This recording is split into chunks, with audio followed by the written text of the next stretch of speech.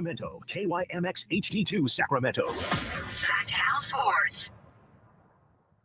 It's time. It is that time. Time for Stiles and Watkins. You can join the show by texting 916-339-1140. Find us on YouTube at Sactown Sports 1140. It's time for Alan Stiles and Chris Watkins. Yes, yes, yes. What better way to celebrate a Friday Eve than a back-to-back beam? That's right.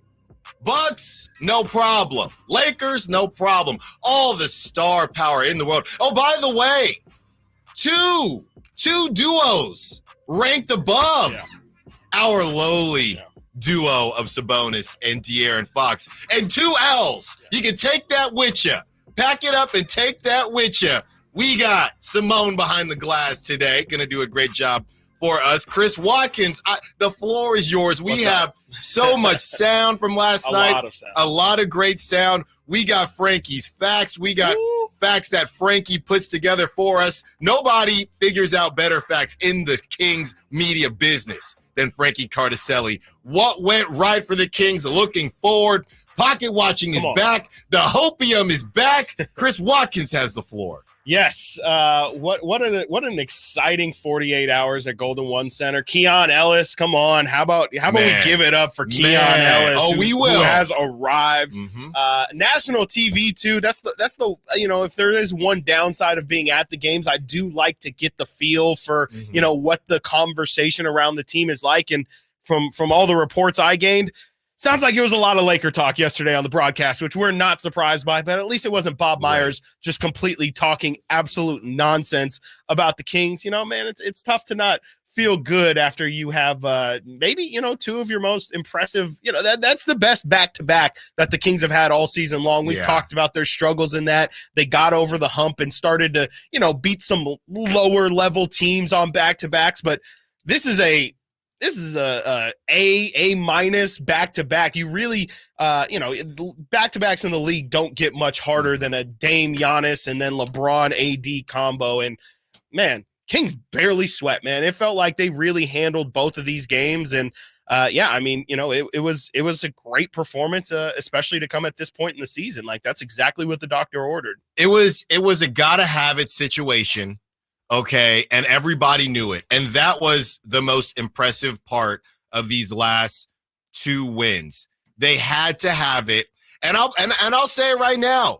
De'Aaron Fox and really De'Aaron is the one that's, hey, when we need to have it, we'll have it. We can tap into this. Malik Monk has said some of the same things. By the way, that strained neck that he suffered, he did return to the game. We talked to Coach Mike Brown in the post-game presser. He was making jokes. Malik was making jokes about, hey, we didn't have shoot around and we won the game. So Mike Brown was joking that Malik should be fine. He should be fine.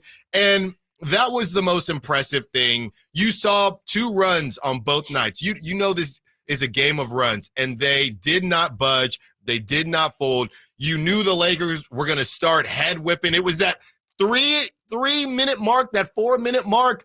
Okay, it's time to grind this out, get to the free throw line, and let the refs make decisions. Well, the refs were letting them play, and we have numbers, some crazy numbers that, and other teams talking about it that show that something. And Chris talked about it last week. I think it might have been about how the refs are letting them play, and for a handsy team like the Kings, this could definitely help. But we do have some Frankie facts. Yes. Chris, why don't you break them down and we can get into them? And, of course, we'll open up the phone lines because we're in a great mood. Of course. On this Thursday, 916-339-1140. All guests and callers, join us from the Folsom Lake Honda hotline. Folsom Lake Honda, your one-stop Honda shop. Let's get into it, Chris. Yes, Frankie's Facts. This is the debut of Frankie's Facts. That's right. Frank Facts, if you want to say that.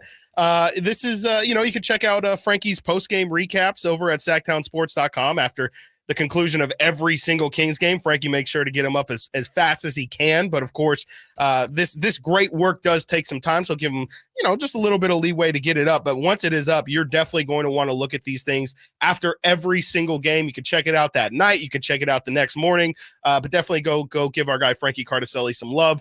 First things first, let's start with the obvious one. The Kings are over 11 games over 500. Thank you, Simone. Great music. For the first time this season, what a hump to finally get over. This team has been at 10 games over 500, I think 2 or 3 different times this year, had the opportunity to get to 11. Yesterday, they finally get over that hump. So that's a great sign for this Kings team. Again, just stacking wins here. And, the Lakers are even, they walked into last night 6 games above 500. So there's just so many good teams in this league. You've got to be able to keep pace. Second Frankie fact here. The Kings completed a 4-game series sweep of the Los Angeles Lakers last night. It is the first time the Kings have done such since the 2015-2016 season. There's a ton of demons that were just exercised in a 48-hour span. Yeah. You get over the Milwaukee Bucks, you just couldn't beat them in general. Rondo. That was 2016, Rondo. That's insane, man. And then, you sweep the season series for the Lakers for the first time since 15-16. Last night, all starters finished in double figures. Love to see that. I mean, it's going to be really tough to lose when you have all 5 guys contributing on the offensive end, and that's with one of your starters out in Kevin Huerter. Keon Ellis steps in for him. Sacramento going into last night had a 32-4 record, now 33-4 when scoring over 120 points. They were also 22, now 23-5 when finishing games with 30-plus assists. Last night, they finished with exactly 120 points and 30 assists. So love to see that. That's clearly a formula for success. That's definitely a big enough sample size to say those are some magic numbers that the Kings need to try and hit every single night. Forget the threes. That'll come with the assist, but it's about moving the ball and playing fast and obviously scoring points. That's the name of the game. So 120 and 30 are the magic numbers that you want to be looking for. And here's the last note. I honestly didn't even realize this was a thing until I saw it in Frankie's article. Again, you can check these out over at SactownSports.com after the conclusion of every Kings game. With his field goal at the 8:31 mark of the third quarter last night, De'Aaron Fox reached 9,500 career points with the Kings, passing Peja Stojakovic for 4th most in the Sacramento era.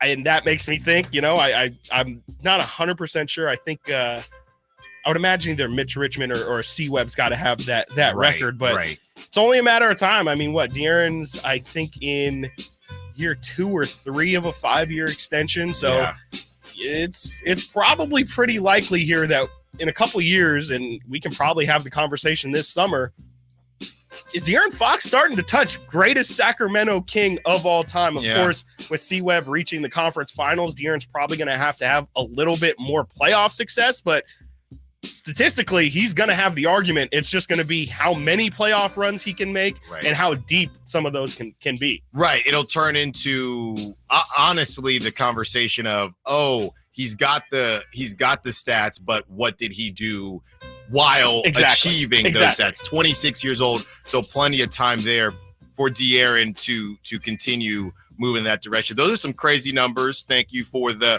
Frank facts. And I gotta say, and I know I was prepared for it, but the amount of bad purple, the amount of yellow and gold in the arena. Gross. Have you no shame? Have you no shame? No, they don't. Go back to your molehills. Go back to wherever you came from, Laker fans. And I know some of you double agents are listening right now. So call in if you have any pride and say, you know what? The Kings owned us this season. You know what? Read off from the 609. Sabonis sunned AD again. Like the 10 previous times, dominating him. The 925. Kings snatched and owned the Fakers once again. 4-0. You're a Laker fan. How you feel? Not only have you probably never been to LA, but you're in Sacramento and you're losing. Yeah. You're losing. Let me know how L Street is these days. Yeah, Lakers with the capital L. That's what it is. And it's bold and underlined. We last year with the Kings Warriors, I remember there was a lot of talk, and even this year, we would talk all the time like, is this a rivalry? You know, you know, this proximity is so close. And you know what? We were told at every single turn, every time Kings fans tried to say Kings Warriors, that's a rivalry. Yeah.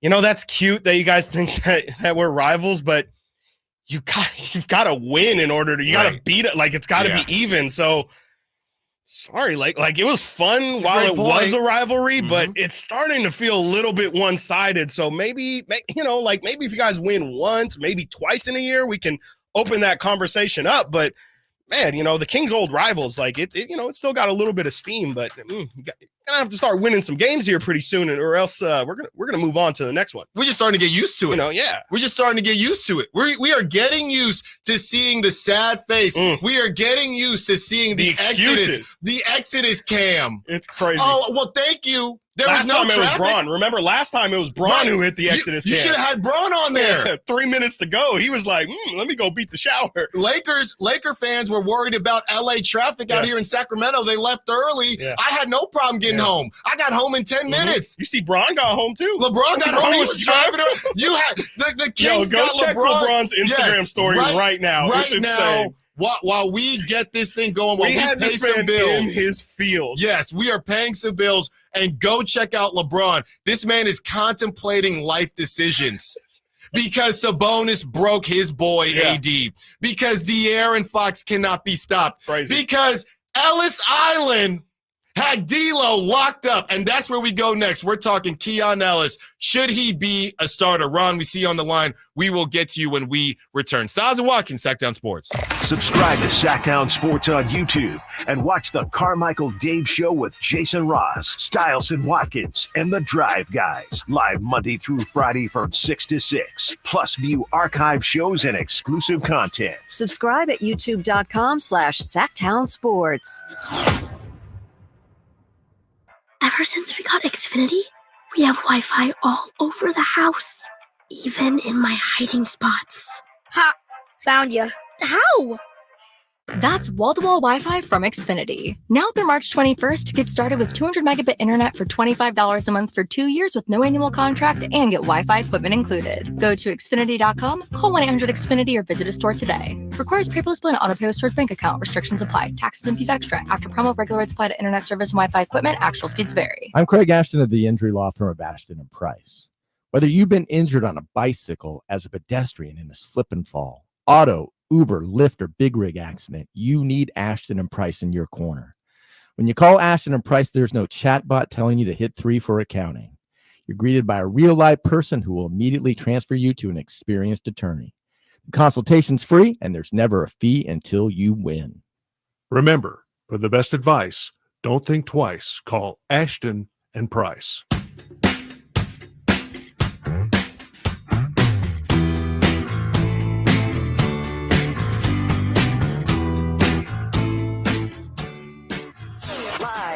Local. Live and local. This is Sactown Sports.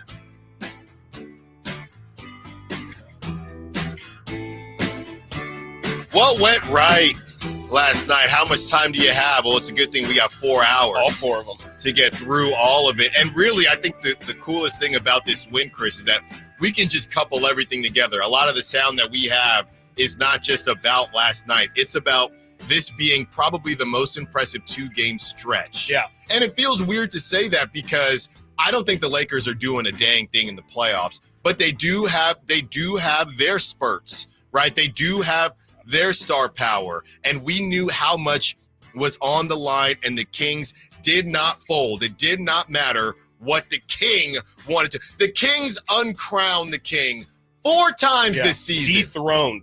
4 times. This season, all 4 of them. And in part, it was due to Keon Ellis, and in part, it was due to Domantas Sabonis, and in part, it was due to De'Aaron Fox. Everybody had a hand in these last 2 victories, especially last night against the Lakers.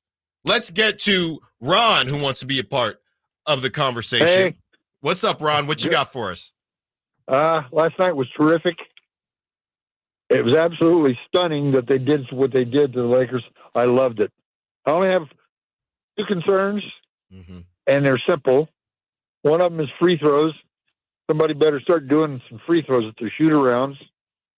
And the other one is if they let Malik Monk get away, somebody should be shot. Well, we don't want to do that, but thank you for the call. Thank you for the call, Ron. Malik Monk, and I was listening to Sean Cunningham was on the Drive Guys yesterday, and Sean was talking about how important Malik is, and they weren't having the starting conversation. But I've said it really depends on, I think money-wise, the Kings are going to make sure that they take care of business, right? But it's really about what Malik Monk wants. If he wants to be a starter and they're saying, we'll give you, and this is all connected to the Keon Ellis conversation because it's just the philosophy that Mike Brown has at this point in time. He just wants good minutes. Yeah. He doesn't care who starts, or I guess technically he does care who starts, but he just cares about who's going to give me the best minutes. And I guess the idea of rocking the boat and having to deal with, I'm be honest with you, this is just my opinion from being in the pressers. And it's not unique to Coach Mike Brown. He does not like talking about the starters thing. No, not at all. He doesn't like it. I don't even think that's a secret. Every single game, Jason Anderson will ask him, hey, Mike, any update on the starters or if there's any injuries? Yeah. And it has now become a joke where I think yesterday actually, or Tuesday, when Jason Anderson asked him, hey, like Keegan's not going to go tonight. Can you maybe give us who you're thinking about in the starting? Or I think he said, is Keon starting today? And Mike Brown just in the funniest tone, he said, yes, Jason. Yes, he is. Yes. Right. So yes, he does not to validate your thought. He absolutely does not like talking about the starting lineup at all. No, and I don't think it's unique. Because he knows, and we'll peel the curtain back a little bit. These press conferences get watched by everyone. Yes. And you can do with that information what you will. Everybody watches. Everybody watches, and he knows that, and he wants to be careful in what he says. To Ron's point about the free throws, though, the Kings have actually been on kind of a heater free throw wise. It dipped a little bit recently, 9 for 12, but we discussed the last four better than their average. The last 4 games prior to last night, they've been 80 or better. Yeah. They've been 80 or better. So you gotta like what they're doing. Have they been high level? The problem has been getting to the free throw line. And Mike Brown talks about that as well. But as far as making the free throws, it's been better. Now, Ron, it's been really bad. Yes. They got to probably still be the worst in the NBA. But it doesn't matter because if you're the worst in the NBA for the season, but you're top 15 come playoff time, we'll take that, baby. That's right. We'll take that all day long. Let's hear from Coach Mike Brown when he was asked about Keon Ellis starting and what goes into that thought process in making a significant change like that. There's a lot that goes into it. It comes down to feel. Kevin gives us a lot too. And, does it make us better with Kevin or Keegan or HB coming off the bench just to start Keon? I don't know. I don't have that feel yet. You can always bring Keon in the game early. Keon can still average 20, 25 minutes a game if need be. And so kind of like Malik, just it can give us the luxury of, obviously finishing the way we want to finish, but playing different lineups based on the flow of the game, because we might go out there and the flow of the game might be in our favor with whoever's starting. Okay, let's ride with that. Okay, they want to make a run or they want to do this. You got Malik, you got Keon, you got Davion coming off the bench, and it just adds to what is already a very, very good bench. You had some thoughts about the comparing of who is it better to start someone over somebody else? And obviously Keon's on a heater right now. It's clear, as we mentioned before we played the sound, and he confirmed it there, his philosophy is good minutes. Yes. I can get somebody good minutes here. I can get somebody good minutes here. I think what he's not saying is I got to deal with a lot more pub and questions about changing the starting lineup and dealing with more emotions from players versus just quietly doing that. We've seen when Harrison Barnes doesn't play well, he plays 20 minutes. Yeah. When Kevin Huerter doesn't play well, he plays 20 minutes. Right. So that's how he wants to do it. Whether you agree with it or not, I think everybody's going to have opinions. Yeah, it's kind of it's a weird. it's a weird discussion point, honestly, because it's the question, everyone will tell you it's become a cliche, but it's not who starts, it's who finishes. But at the same time, that starting lineup does matter. Like, it matters for pride's sake. It matters for getting off to the right foot in games. And I get it. Like, it's a tough conversation to have because, I think it's something we've been talking about on the post-game live streams. It's just like, if Kevin moves to the bench, does that kill his confidence, A? And then B, what are you expecting him to do off of the bench? Like, it's just a little bit easier. Like, if Keon's thing is to be disruptive and hit threes, like he's always going to check in. He's going to be a tenacious defender. He's always he's not going to go out there and look like Chris Duarte pulling for his shot. He's going to always be patient. With Kevin Huerter, if he's coming off the bench and he's losing confidence, he just might press. He might, it makes those first two shots that he takes incredibly important because if he doesn't hit those, he might check in again and not have it kind of ruins his rhythm. So I understand. And, I do think the biggest part of this too is clearly Mike Brown does not want to hurt these guys' confidence. Yes. I think that's the biggest thing with him. Just not even because this is not just Kevin and Keegan or Keon now. It's been the same conversation with Malik Monk entering the starting lineup. It's been the same conversation earlier this season with Chris Duarte entering the starting lineup.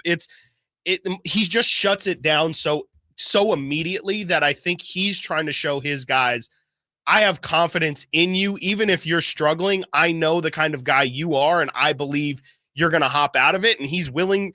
I mean, honestly, it's showing that Mike Brown's willing to sink with the ship. He's going to trust his guys, and he's going to say, look, I just fundamentally believe that this is better for Kevin Huerter, and I think that these guys can survive in the role that they're being given right now. But I'm afraid that if I put Keon or Malik or anyone else in that spot, it might be better for that lineup, but I don't know if it's better for Kevin, which I don't know if you need him. You need Kevin Huerter. You need shooters. You see how last night HB and Keegan hitting 12 threes between the two of them. That's huge, but they're not going to be able to do that every night. It's easier to spread that from Kevin to Keegan and HB. I just think it might be giving Kevin a little bit, I don't want to say too much power, but you might be thinking about Kevin over the entirety of the other guys. But I do think Kevin's role and Kevin being the guy that he was last year is so important to the overall ceiling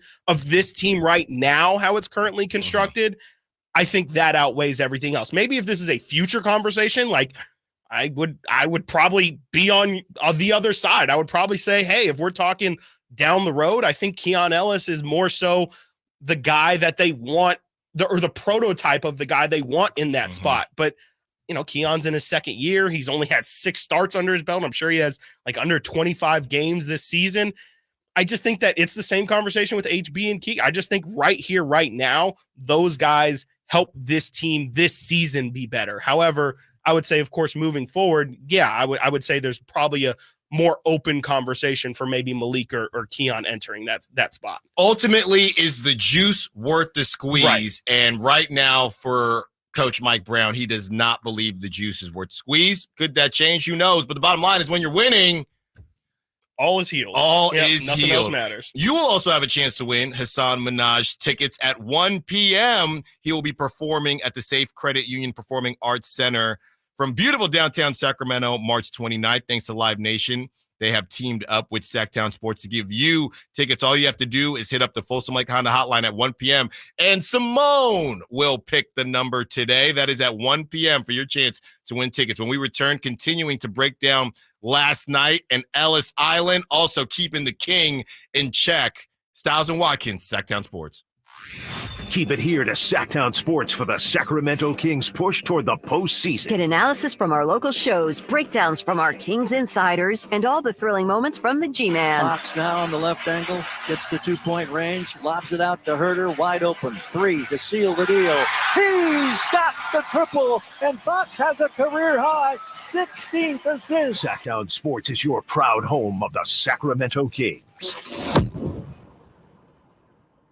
The 2024 Accord is once again a winner of the 2024 Car and Driver's 10 Best Cars, making Honda the winningest brand in Car and Driver Award history. Come drive it. We are Elk Grove Honda in the Elk Grove Auto Mall, Highway 99 at Elk Grove Boulevard. I gotta get an Elk Grove Honda. It's Coach Doug Christie here to remind you, if you want a deal that's a slam dunk, go see the winning team at Folsom Lake Ford.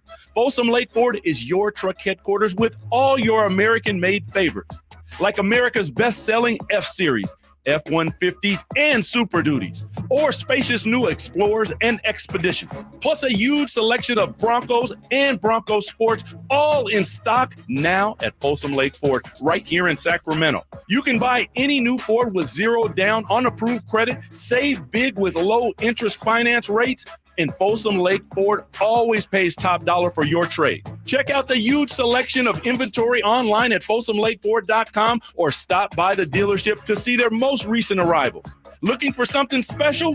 Give them a call and tell them Doug Christie sent you. They'll help you out. Hurry to Folsom Lake Ford in the Folsom Auto Mall, your trusted dealer, my trusted dealer for over 35 years and counting. Ulta Beauty's semi-annual beauty event is happening now. Unleash your love for beauty with 50% off daily beauty steals on hair, skin, makeup, and fragrance. Shop your favorite brands like Tarte and Fenty Beauty by Rihanna. Plus, grab perfect hair care pairs from brands like Redken and Olaplex. And check out new arrivals from brands like Charlotte Tilbury and Dyson. Shop the Ulta Beauty semi-annual beauty event online, in-store, or try pickup today. Now through March 28th. Ulta Beauty. The possibilities are beautiful. Conditions apply.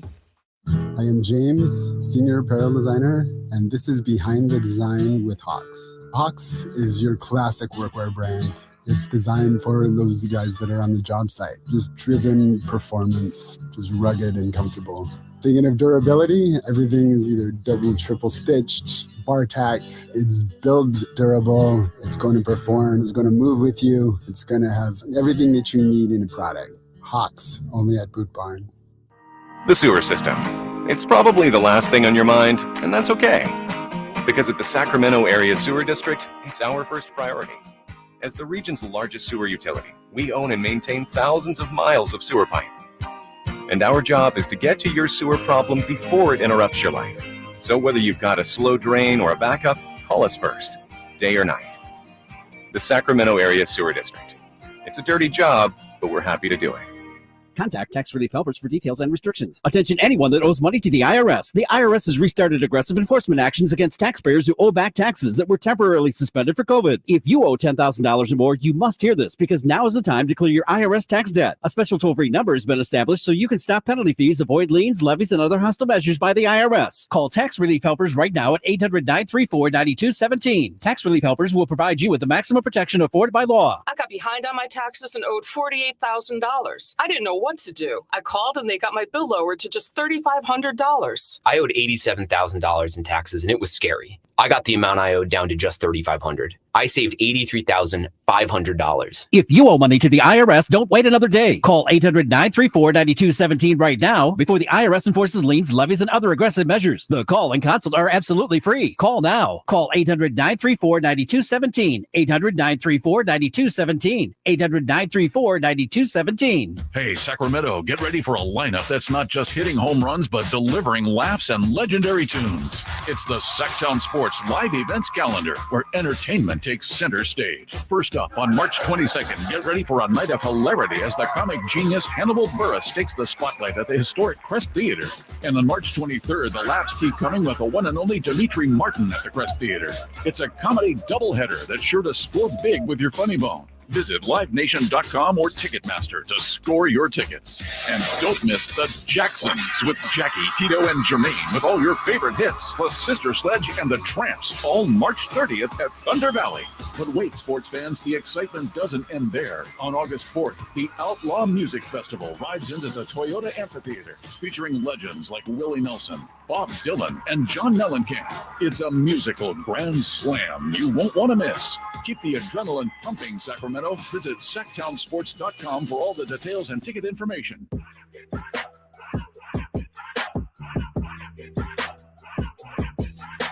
Sacramento has a new tag team in the midday. It's Stiles and Watkins on Sactown Sports. Just seeing this now as some of these, the sound from the Lakers is coming through. This was a reporter Bunch of talking crying. to D'Angelo Russell. Even see, it's actually worse. Knowing what was at stake, does that make this even more frustrating? Talking about the loss.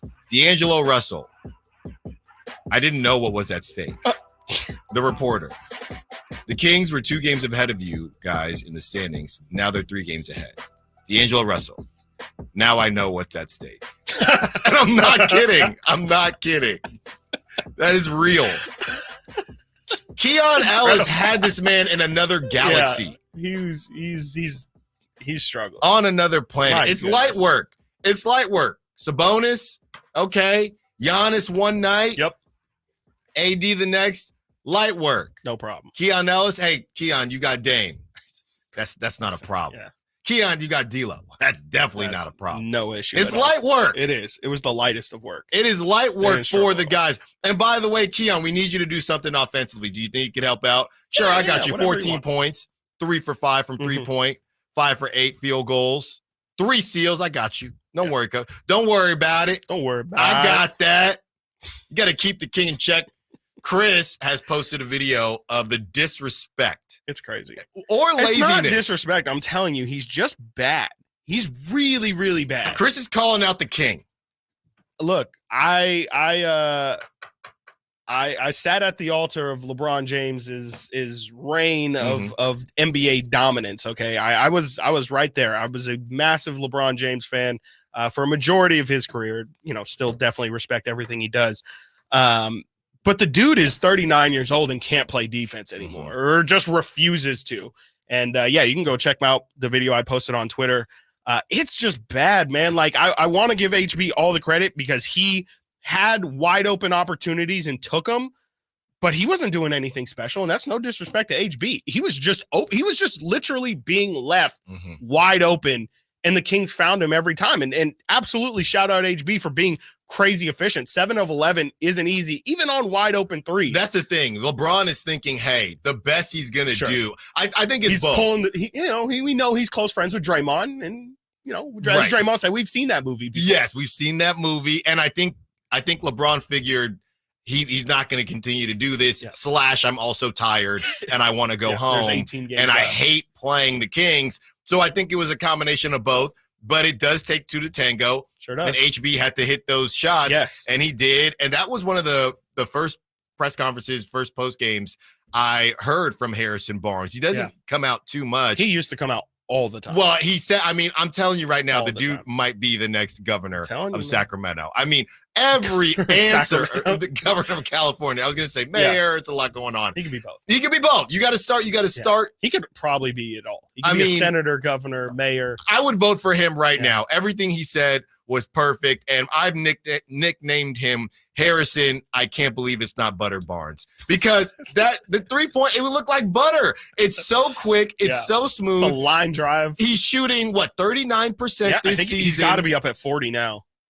Well, I was looking last night and they hadn't put those stats in yet. Right. And after what he did, it's just the flow of the offense, Chris, has been so nice. Later on in the show, we'll discuss, is that because there's been one less option and everybody feels a bit more free? So we'll get into all that as well. But let's continue to talk about the defense and just the contests, the deflections.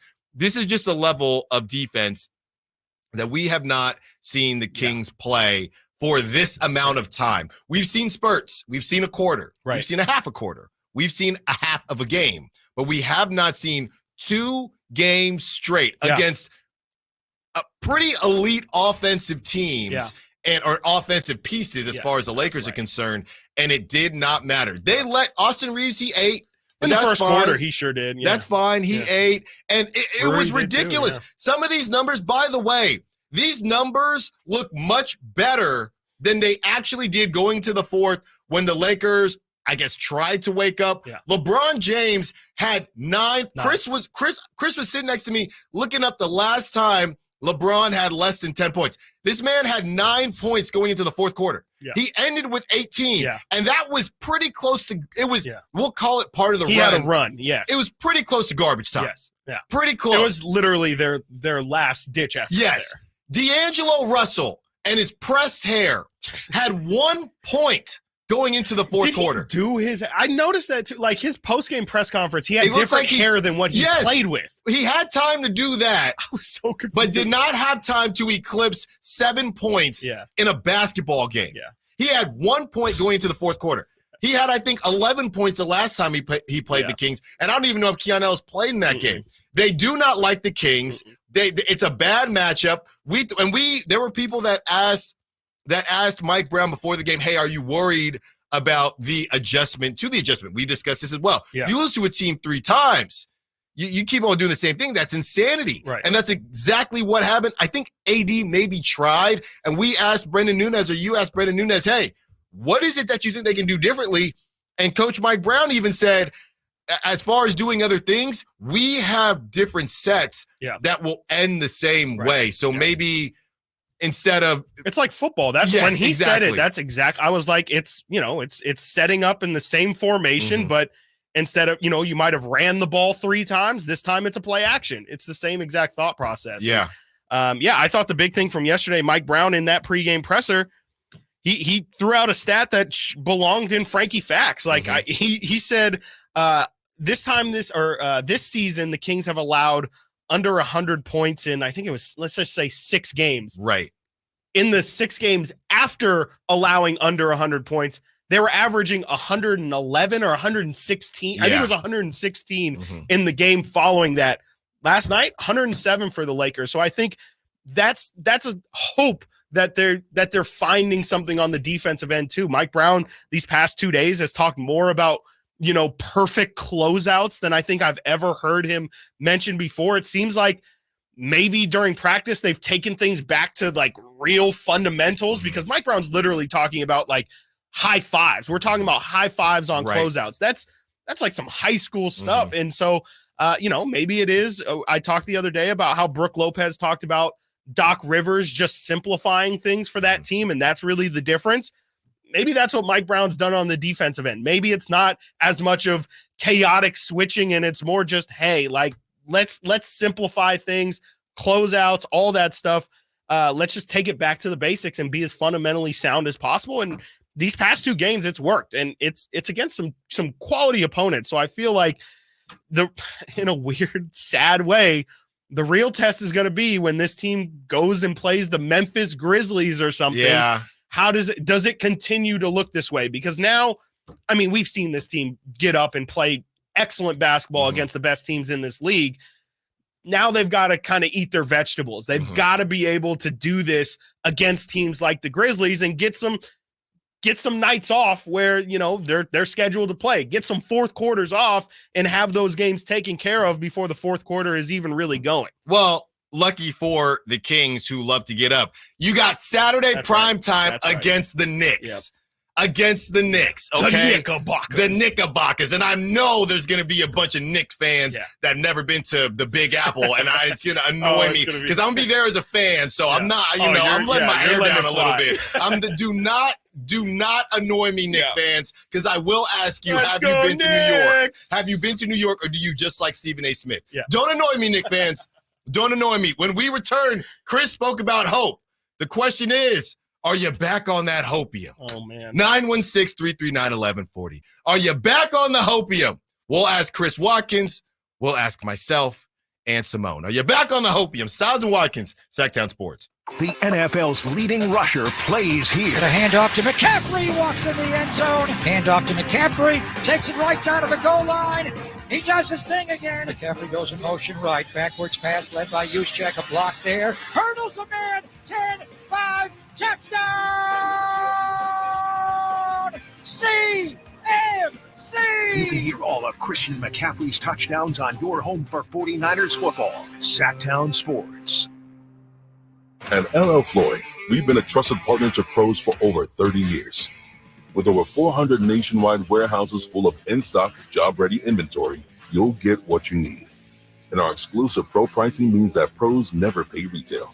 Because at LL Flooring, all we do is floors, so we're going to do it right. Sign up for a free pro account today to start getting pro benefits. Golf to Go is brought to you by the Hagen Oaks Golf Super Shop. Here's Frank LaRosa. For beginning golfers, not getting into bad habits gives you a much better chance of enjoying the game and shooting lower scores. John Howells in Golf Monthly says these mistakes should be avoided. First, know your club distances. Take your yardages not from your best or worst shot, but somewhere in the middle. And no dancing allowed. Swaying in the backswing is a common fault, which forces you to compensate in the downswing. Mastering impact. Trust the loft on the club face and don't try to lift the ball. Club face control. For right-handers, take care to set the perfect grip with 2 V's between thumb and forefinger pointing to your right shoulder. Bunker shots. Many struggle here because they fail to open the club face before hitting the shot. Turn the club before you take your grip. And finally, learn how to read greens and hole more putts. Even on a miss, putts that miss above the hole offer more chance of holding the putt. Now go out and have some fun. That's your Golf to Go. I'm Frank LaRosa.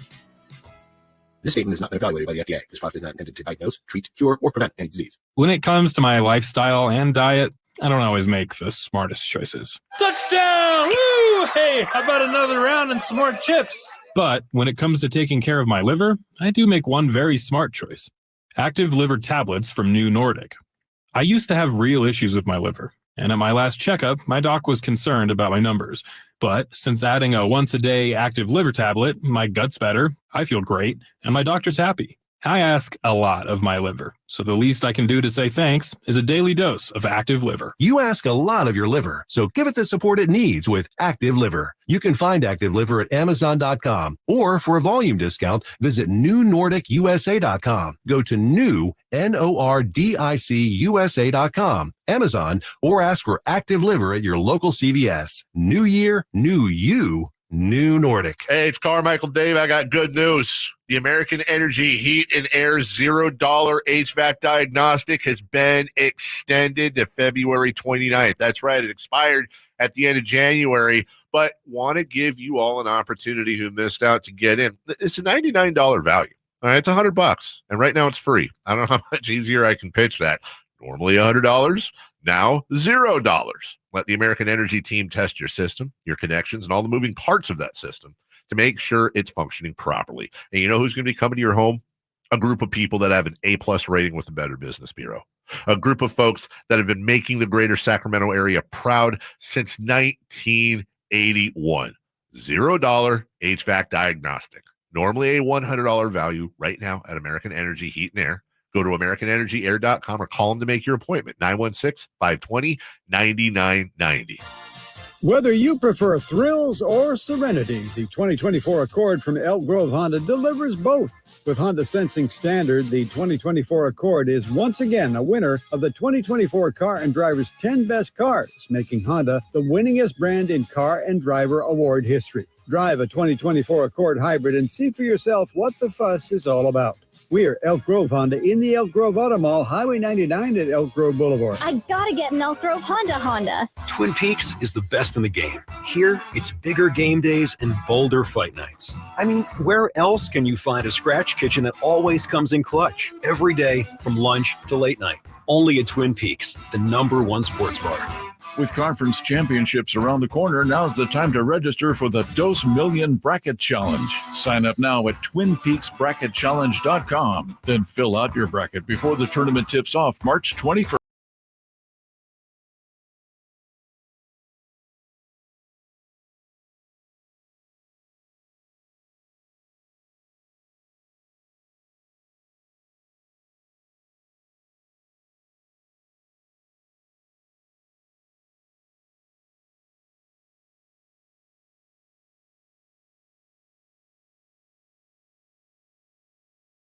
On that good hopium. The 916, our guy. Hey, Johnny K. If the Kings can string together 5 consecutive, you need 5. Hey, Johnny K. Have you seen this Western?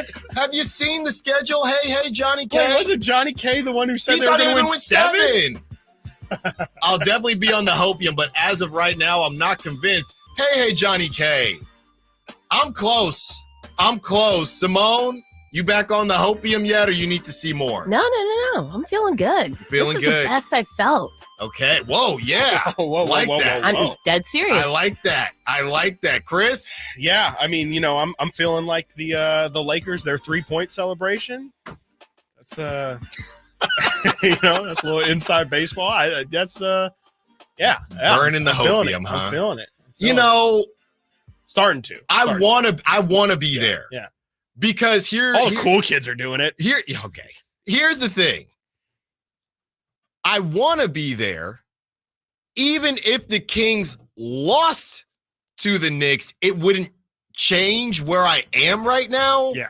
But I would definitely be there if they beat the Kings, if that makes sense. If beat the Knicks. Yeah. So it's not that I'm not there, right? But I can't say, heck yeah. This is the new. This is who they are now. Yeah. That's the thing. I don't even need a win against the Knicks. I need another good showing. I need another good showing. Yeah. And if you win 2 out of 3 against 3 tough opponents, yes, one you own in the Lakers, but just 3 tough opponents, I'll be there. You just need to show up. You don't have to win, but you got to show up. And I will definitely say I'm on the hopium. I'm dipping my toe in the water for sure. I'm not somebody who likes to just jump into pools, and I am. Yeah, I can't. That's big of you to not be all in on this. All right, I'll jump in. You want me to jump? All right, I'm in. All right. I just feel like, I think that I would be in. However, this team this season has just burned us all too many times for me to be all the way in. I mean, I think these 2 wins have been definitely quality enough to. I wouldn't blame anyone for feeling really positively about the direction that this team is going, but all season long, man, it's been 2 or 1 step forward and then another massive step back. And, I mean, it's sad, but I think I'm just kind of waiting for that other shoe to drop. I'm waiting for that step back. I'm waiting to see how far that step back is, because we've seen where it just completely sometimes that step back will just kill all the momentum. Yeah. And I think that, like you said, there's a chance that maybe they lose, maybe they take a minor step back, and we're just like, all right, still got the toe in the water, but not, we're not fully in yet. And there's still time. That's the thing. Like, you don't want to quite be peaking right now. I think it's good to start to build things right now, which we're obviously seeing the Kings do, but there's still a good stretch of time left. I think we're probably sitting right around the 1 month mark left in the season. And, ideally in the next couple weeks is when you'd want to be playing your best basketball. So I'm feeling good about the Kings against good teams, but if we're talking hopium in terms of the standings, and I feel good about the Kings' position in the standings right now, I just can't get there yet. It's just too close. Everything's too fluid. And I just feel like, again, Kings still might go on a 1-2, hopefully not a 3-game losing streak at some point. But to me, that letdown situation had last night written all over. Oh, absolutely. That is why I'm closer all the excuses were to the hopium than off of it. Yeah. Because last night, D'Angelo Russell didn't know this, but the Lakers really needed that game. Yeah. And that's LeBron, bad, right? It is bad. Like, that's real. Like, it's bad. How do you not know that? You've got to have, because it adds like a sense of urgency. Not that that game is. Could all he be or lying? Nothing, but I don't know why you. I don't think he's lying. No, I don't think he's lying. If you're just now joining us, D'Angelo Russell did not know what was at stake about the Kings being 2 games ahead of the Lakers, and you know what? He played like it. That makes a lot more sense. No wonder you went into the fourth quarter at 1 point. Yeah. He thought it was just another game in February, another game in March. He had no clue, and he looked like it. Then he said, "Who is this guy?" And we'll get to the sound, by the way, because Chris doesn't necessarily agree with me, but I'm going to try to convince him. I also haven't heard the entirety of the sound. I just heard a clip. So D'Angelo Russell had some sound when he was asked about the Kings. He did not name one player. He gave all the kudos to Mike Brown, which I think is cool. Sure. But the way it's not what you say. Yeah. It's how you say it. So we'll get to that a little bit later in the show. Let's get to Anthony Davis. This was during the shoot-around where Anthony Davis was asked about being, at that point, 0-9. Now he's 0-10. And again, it didn't really bother him. It doesn't matter to me. I'm all about the team. I want to get a win, obviously, just because of the fact that we're, 2 games, I think? 3, something like that, around there in the standings. So just to be able to close that gap. So, the one-on-one thing, doesn't bother me. Well, again, He played like it. Yeah. He played like it. I guess it was a bit of a better game from Anthony Davis. And I don't expect these guys to know, okay, we need this, and this how many games, and if they win and they lose, they're not pocket watching like us. But I will tell you this. It was asked of Coach Mike Brown in the pregame presser how much they talk about it. He said they talk about it. Mm-hmm. They know. You mean the standings? The standings. Yeah. They know. Yeah. So we say that teams take on their leader. Their leader can be on the court. Their leader can also be their coach. Yeah. And Mike Brown's definitely their leader. And Mike Brown is definitely their leader, and they take on his personality. The Lakers seem to be taking on Darvin Ham's. Well, I'll just show up. We'll try to play a game. Hands in the pockets. Hands in the pockets. Maybe we'll win. Maybe LeBron will play well. If he doesn't play well, I guess we lose. Yeah. It's it's an interesting juxtaposition there between the two teams. It's to go to the AD thing too. I think it's interesting that he says, like, I don't really focus on the one-on-one matchup because it has nothing to do with stats. Like it's not like people are saying like, oh, Domantas Sabonis owns you like 20 points per game, 15 rebounds, 8 assists every time. It's just wins and losses. And so AD, are you like, I get he's trying to say like, oh yeah, I don't think about Sabonis specifically losing to him, but at the same time, the stat is speaking to the fact that you seem to struggle, and it's not just Sabonis. I saw some other numbers floating around. He's lost his last 7 to Nikola Jokic. He's 1-7 career against Joel Embiid. Yeah. I think it kind of Giannis was in there too. Giannis, I think, is in there too. I don't know what that record is off the top of my head, but I think it speaks to a larger. And I saw a lot of Laker fans in some comments of just tweets and videos yesterday. A lot of 80s soft talk happening again. And he did kind of bury it after he won the championship, but I do think that people are just kind of seeing, and we talked about it with Jovan yesterday, like I don't know if AD is because when he was in the bubble, he was shooting like crazy, and that was making defenders like Jokic and in theory Sabonis have to guard him on the perimeter. He had that 3 against the Nuggets to win the game. That's right. Yes, in the I've completely forgot about that. He's not I'm him, because that wasn't a thing back then. Right. I'm really that guy. No, you're really not. AD. Right. I think he said like I live for moments like I'm this like that or something. It was something insane, and he hasn't had a moment like that since or before. But yeah, like I don't know if AD, if he's going to be a post player, I don't know if he's built for it. Like I think he gets out muscled, and that Sabonis shoulder. Here's possibly a AD tried to sell it as a bow to the face. Nose. I really think that play or the image of AD laying on the floor and Sabonis kind of like, I think that's going to live in Laker fan and in national media heads for probably the rest of the season, if not longer than that. Like I think the word's starting to get out there that you push AD around a bit and he'll fold. The Los Angeles Leonardo DiCaprio. That's right. Los Angeles Denzel Washington. They're great actors. Yeah. I mean, LeBron is grabbing his jaw. Did you see him grab his eye? Whatever. Yes, and nothing. He did not get hit. Insane. AD is on the ground. Oh, my nose. I said, oh, there actually might be blood. There was no blood. Nothing. There was nothing. No, the Oscars already happened, Lakers. Yep. Figure it out. Crazy. Figure it out. From Nick K, the Kings just beat a Giannis Dame-led Bucks team by 30+.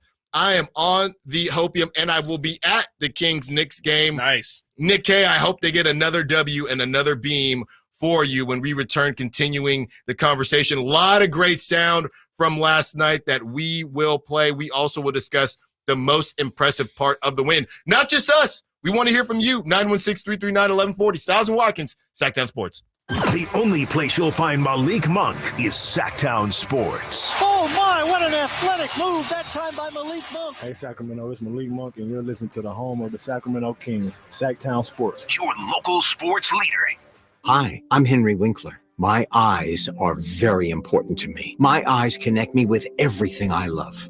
I loved my late father-in-law dearly. He always lit up a room, but his vision dimmed with age. He had age-related macular degeneration, or AMD. And since partnering with Apellis, I've learned there's an advanced form of dry AMD called geographic atrophy, or GA. His struggle with vision loss made me want to help others know about GA's warning signs. For some, colors appear dull or washed out. For others, hazy or blurred vision make it hard to see details, like fine print on price tags. Many have trouble seeing in the dark, making driving at night difficult. GA gets worse over time and cannot be reversed.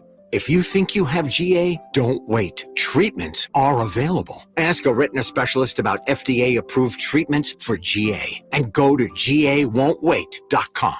Dr. Ken Howachek and kinesiologist Kelsey Graham discuss the Good Feet store. The foot has a lot of detail. It has a lot of complexity. There's a lot that can go wrong. A lot of problems start in the foot and end up elsewhere. Knee pain, hip pain, back pain. When aligning the feet properly, we can see relief elsewhere. And that's the beauty of the Good Feet arch support. It can place the feet into their ideal position and gives them the balance, the support, the comfort, and the relief of the pain. The bottom line is that the Good Feet arch support can be a highly effective pain relief solution when nothing else has worked. The feet have a really big impact on how the rest of the body moves. The knees, the hips, the lower back especially. If the foot isn't properly aligned, all of these joints are going to function incorrectly. That results in a lot of muscle tension and chronic pain. What I really like about the Good Feet system is that the right arch supports can put the foot in its proper alignment. So all the joints up the rest of the body will be aligned properly as well. And when the body's aligned, we can reduce the risk of injury and chronic pain. Visit the Good Feet store in Sacramento, Roseville, Modesto, Stockton, and Vacaville for a free fitting and test walk.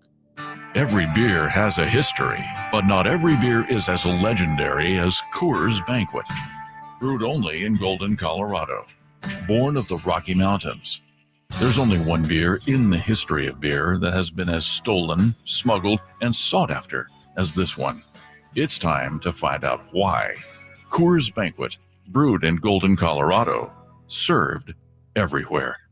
2022 Coors Brewing Company, Golden, Colorado. Celebrate responsibly. Contact Tax Relief Helpers for details and restrictions. Attention anyone that owes money to the IRS. The IRS has restarted aggressive enforcement actions against taxpayers who owe back taxes that were temporarily suspended for COVID. If you owe $10,000 or more, you must hear this because now is the time to clear your IRS tax debt. A special toll-free number has been established so you can stop penalty fees, avoid liens, levies, and other hostile measures by the IRS. Call Tax Relief Helpers right now at 800-934-9217. Tax Relief Helpers will provide you with the maximum protection afforded by law. I got behind on my taxes and owed $48,000. I didn't know what to do. I called and they got my bill lowered to just $3,500. I owed $87,000 in taxes and it was scary. I got the amount I owed down to just $3,500. I saved $83,500. If you owe money to the IRS, don't wait another day. Call 800-934-9217 right now before the IRS enforces liens, levies, and other aggressive measures. The call and consult are absolutely free. Call now. Call 800-934-9217. 800-934-9217. 800-934-9217. The Amish have a reputation for craftsmanship, determination, and quality. Hi, this is Frank LaRosa with a word about Naturewood Home Furnishings. You know, those virtues sound quite similar to the Keys family and the day-to-day values on display at Naturewood. The Amish furniture craftsmanship begins with the finest hardwood, shaping and molding the raw materials into one-of-a-kind art. In addition to the classic styles long sought and revered by discriminating furniture lovers, Naturewood Home Furnishings offers a vast selection that includes transitional, modern, farmhouse, arts and crafts, and other stunning styles, all available in the ultimate Amish standard of excellence built over centuries. All Naturewood Amish furniture is on sale right now for a limited time. Let the Naturewood team guide you through their selection of Amish furniture that will be with you forever. Naturewood Home Furnishings, off Highway 50 at Hazel. Look for the water wheel. Right now, Meda Chevy saves you $8,000 off MSRP on new 2024 half-ton Silverado LT Crew Cab four-wheel drives after rebate. It's a Meda Chevy exclusive. See dealer for details. Ends 3/31/24. See all the savings at MedaChevy.com. Together, let's drive. All guests come to you from the Folsom Lake Honda Hotline. Folsom Lake Honda, your one-stop Honda shop. KHTKAM Sacramento, KYMX HD2 Sacramento.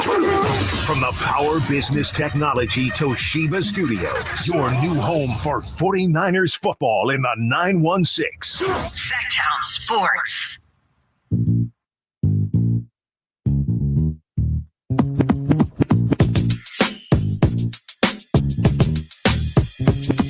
Live and local, it's Stiles and Watkins. Watch the show on youtube.com/Sactown Sports 1140.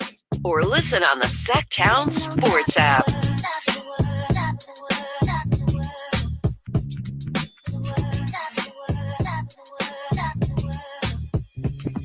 Chris, the Kings have set the tone before. We've seen this, and there are a lot of demons exercised throughout these last 2 nights. We've seen them set the tone, and then the tone goes away. That was not the case these last 2 nights. Was that because of Keon Ellis? Depends on who you ask. I think a lot of us think it is. I mean, we discuss a lot on this show taking the identity of someone. Yeah. And is there something to be said about, and maybe this is what Coach Mike Brown is also alluding to, right? That spark plug. And you have an offensive spark plug with Malik Monk. Well, here go a defensive spark plug. And everybody is going to embody what Keon Ellis is doing. And that could be part of it as well, because you can't convince me that Keon Ellis and the energy that he's bringing isn't just pulling everybody in and making everybody feel like, you know what, I'm going to step up on defense too. If Keon can play like that, then I'm going to do it too. He's attracting everybody to his energy. And the man has aura. Okay, don't think, Keon, if you're listening, don't think we don't see your little 3-point celebrations. He's got some swagoo going, and I love everything about that. Let's hear from the man himself as he was asked about defensive assignments and what he wants to bring to the table every time he's on the floor. I mean, I just know when I'm out there to pressure guys, make it tough on them. They have guys like D'Lo. I mean, in the last game with Dame, just want to make it tough on them as you can, because, they can obviously get it rolling. So you don't want to let them or take a possession off, where you're not pressuring them or doing what you're supposed to do. And, those guys, if they see the ball go in a couple of times, that can ignite them or the team. So I definitely take it upon myself to when I'm on guys to make sure that I'm as locked in as I can to not let that happen with me being on them, So that's definitely my mindset and approach on it when I'm guarding guys like that. And everything else is just found money. Yeah. No, I have a little bit of a bone to pick with NBA.com too. I posted this video on my Twitter earlier. Keon Ellis on NBA.com. You look at his defensive numbers from the box score yesterday. 1 of 8 when players defended by Keon Ellis were 1 of 8 yesterday. 1 of 6 from 3. Posted the video. If you can go look at it on my social. That one isn't even on Keon Ellis. It was wrongly described. And so actually Keon Ellis yesterday, people when defended by Keon Ellis, in actuality were 0 of 7, 0 of 5 from 3, 0 of 4 from D'Lo, 0 of 2 from Austin Reeves, 0 of 1 from Rui. Put him on Ellis Island, and it was all shut down. And it's back-to-back nights of him just completely negating somebody. I mean, what he did against Dame on Tuesday was incredible. And for him to back that up with, D'Angelo Russell is not anywhere near Dame's level, but he's still a guy who can get buckets and is on a heater right now, especially. So for them to initially put Keon on D'Lo, and then I think after Austin Reeves kind of started getting cooking in that first quarter, they decided to put Keon on him, and Austin Reeves really didn't do much the rest of that first half. So, I mean, Keon he's a weapon, man. He is somebody that you can just throw out there. And, we talk about dogs on this show, and that's somebody you take the leash off of him, and you just let him go. You let him go to work. Yeah, he had 8 deflections last night, and he did that in, 20? And Coach Mike Brown even spoke to it and said that not only did Keon Ellis do that in 28 minutes, he went on to say that would be impressive if he did it in 48 minutes. Wow. So that's how active he is. Yeah. That's how much he's changing the game. And Weapon is right. And I think he is the kind of the yin to Malik Monk's yang. If he's going to go back on the bench when Kevin Huerter and the team is fully healthy, then that's something you got to deal with. And ultimately, fine. You want to stick to your guns, coach, and not start him. And he's saying he can still get 25 minutes. He can still get those minutes, because when he's out there, it has been a problem. Yeah. And he is the type of guy that we've seen. And this is probably part of the reason that Coach Mike Brown isn't worried about starting him, because he's already proven that he just stays ready. He's a basketball player. So he doesn't have to worry about, hey, he's got to get lathered. He's got to get a rhythm. No. I know I can call on Keon. He's going to be ready to go. Yeah, he said it yesterday, right? Stay ready so you don't have to get ready. Now, could that maybe affect his three-point shooting? Possibly. Right. But if I'm not mistaken, didn't he make the first 3 he took against the Bucks? Yep. after not starting. He's 3 of 5 yesterday. 3 of 5 yesterday, and I know let's be honest here. We're honest on this show. He missed that first 3. We thought, okay, national game, got to get used to it, and he was good. He was fine. He was good after that, and good is probably an understatement as we break down everything from the game last night. Sabonis actually discussed as well the importance of every game, and this is obviously these guys have said these things before, but now that we are up against it and it is really money time, it seems like they're starting to understand the importance. Here's Sabonis. Since the All-Star break was finished, that first game, we know that every game is like a playoff game. There's 3-4 teams that are fighting for that 5th, 6th spot, and any kind of game that we just lay an egg or something is going to cost us a lot at the end. What's the situation again? Yeah, excuse me? Wait. Well, now I know. So, how different is that? So, Sabonis is literally since the All-Star break, we knew every single game is pretty much a gotta have it. And D'Lo's here saying what? Wait, we're in the play-in right now? Yeah. D'Lo thought they were the 4 seed. He said, hold on. Wait, but we were in the conference finals last year. Wait, I just thought, no, I mean, it's you love to hear that. I mean, first and foremost, I think that it's, to tie it in with that D'Lo thing, to tie it in with Sabonis's audio, it's great to hear that they're treating every game like that. I just hope that they still have another level to go to in the playoffs. And that's a problem for the future. But, just in general, I mean, them ramping it up here as of late, it's been necessary. I mean, I think with how loose they were playing, or at least with the inconsistency at which they were playing, there was no way you were going to go into the playoffs and feel positively about it. So the fact that,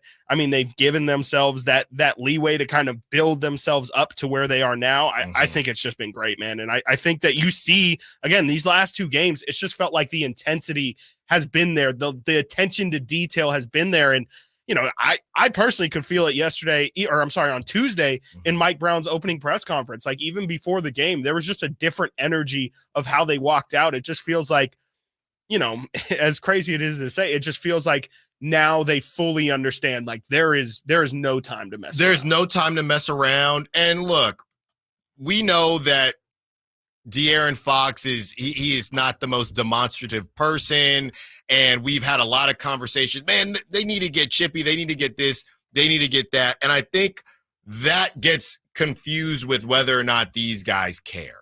And the later we get into the season, I don't think there is a Kings fan with any question at this point in time whether or not these guys care. Yeah. They would blow a game to the Blazers. You say, how could that happen? They blow a game to the Hornets. How could that happen?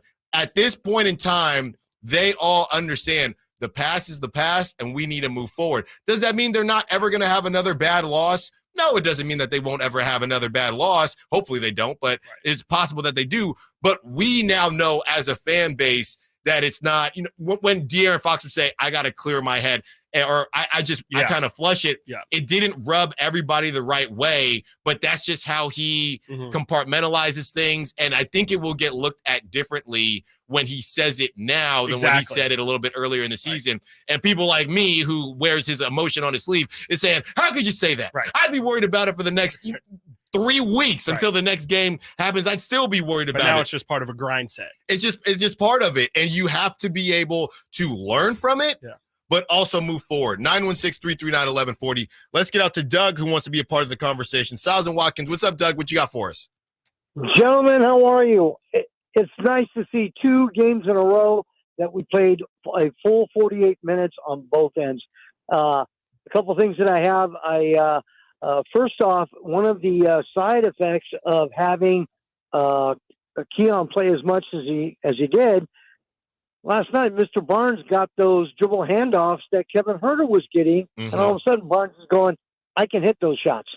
But he was getting the touches. So for me, that was really, really important. We're going, uh-oh, and he was on. So that was good.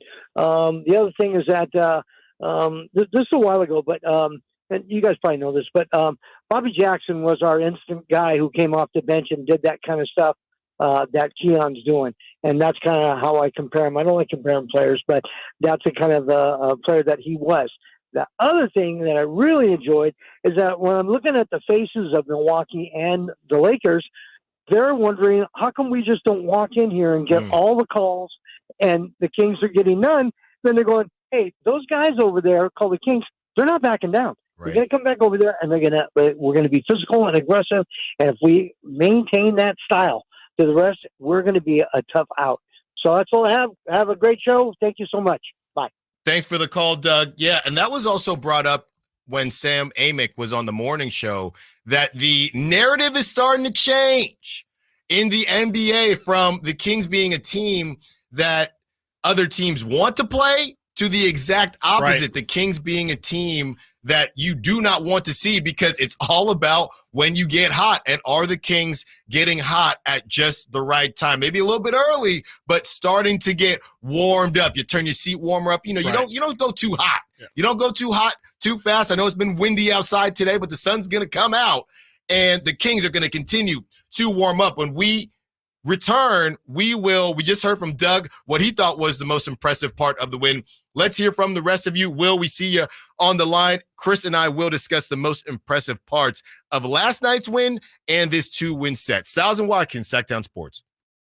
Last season, the Sacramento Kings gave us a little bit of everything. A Pacific Division type GM of the Year, Coach of the Year, Clutch Player of the Year, All-Stars and All-NBA performers. Plus, we got to light the beam. Here's a steal by Fox, the breakaway. He's got the rip with the left hand. What does this season have in store? Find out. Each and every Sacramento Kings game can be heard right here on your proud home of the Beam team, Sactown Sports at SactownSports.com.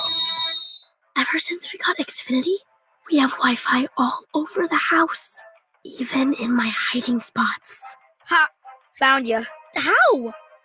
That's wall-to-wall Wi-Fi from Xfinity. Now through March 21st, get started with 200 megabit internet for $25 a month for 2 years with no annual contract and get Wi-Fi equipment included. Go to Xfinity.com, call 1-800-XFINITY or visit a store today. Requires paperless bill and auto-pay with stored bank account. Restrictions apply. Taxes and fees extra. After promo, regular rates apply to internet service and Wi-Fi equipment. Actual speeds vary. Power Business Technology is proud to be 100% independent, locally owned, and managed Toshiba copier dealer. Local ownership cuts out the red tape, allowing ourselves to never be too busy to personally answer the call when our clients need us. Recognized for excellence in service execution, training, and customer service, we're proud to be named a 2022 Toshiba ProMasters Elite Dealer. Contact us today for all of your business printing needs at 844-POWER-BZ. That's 844-769-3729, or visit us at powercopiers.com.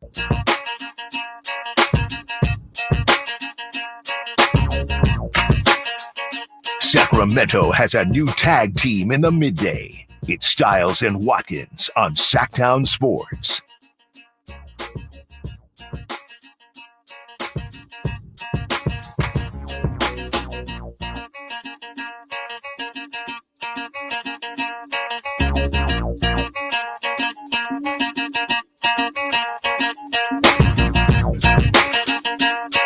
Coming up soon at 1 p.m., Live Nation has teamed up with Sactown Sports for your chance to see local legend Hassan Minhaj at the Safe Credit Union Performing Arts Center from beautiful downtown Sacramento, March 29th. And that will be at 1 p.m. You will have your chance. All you have to do is hit up the Folsom Lake Honda hotline, 916-339-1140. I saw something on the Sac Chat. Shout out to the Sac Chat, by the way. Going crazy today. Everybody excited about the 2 wins.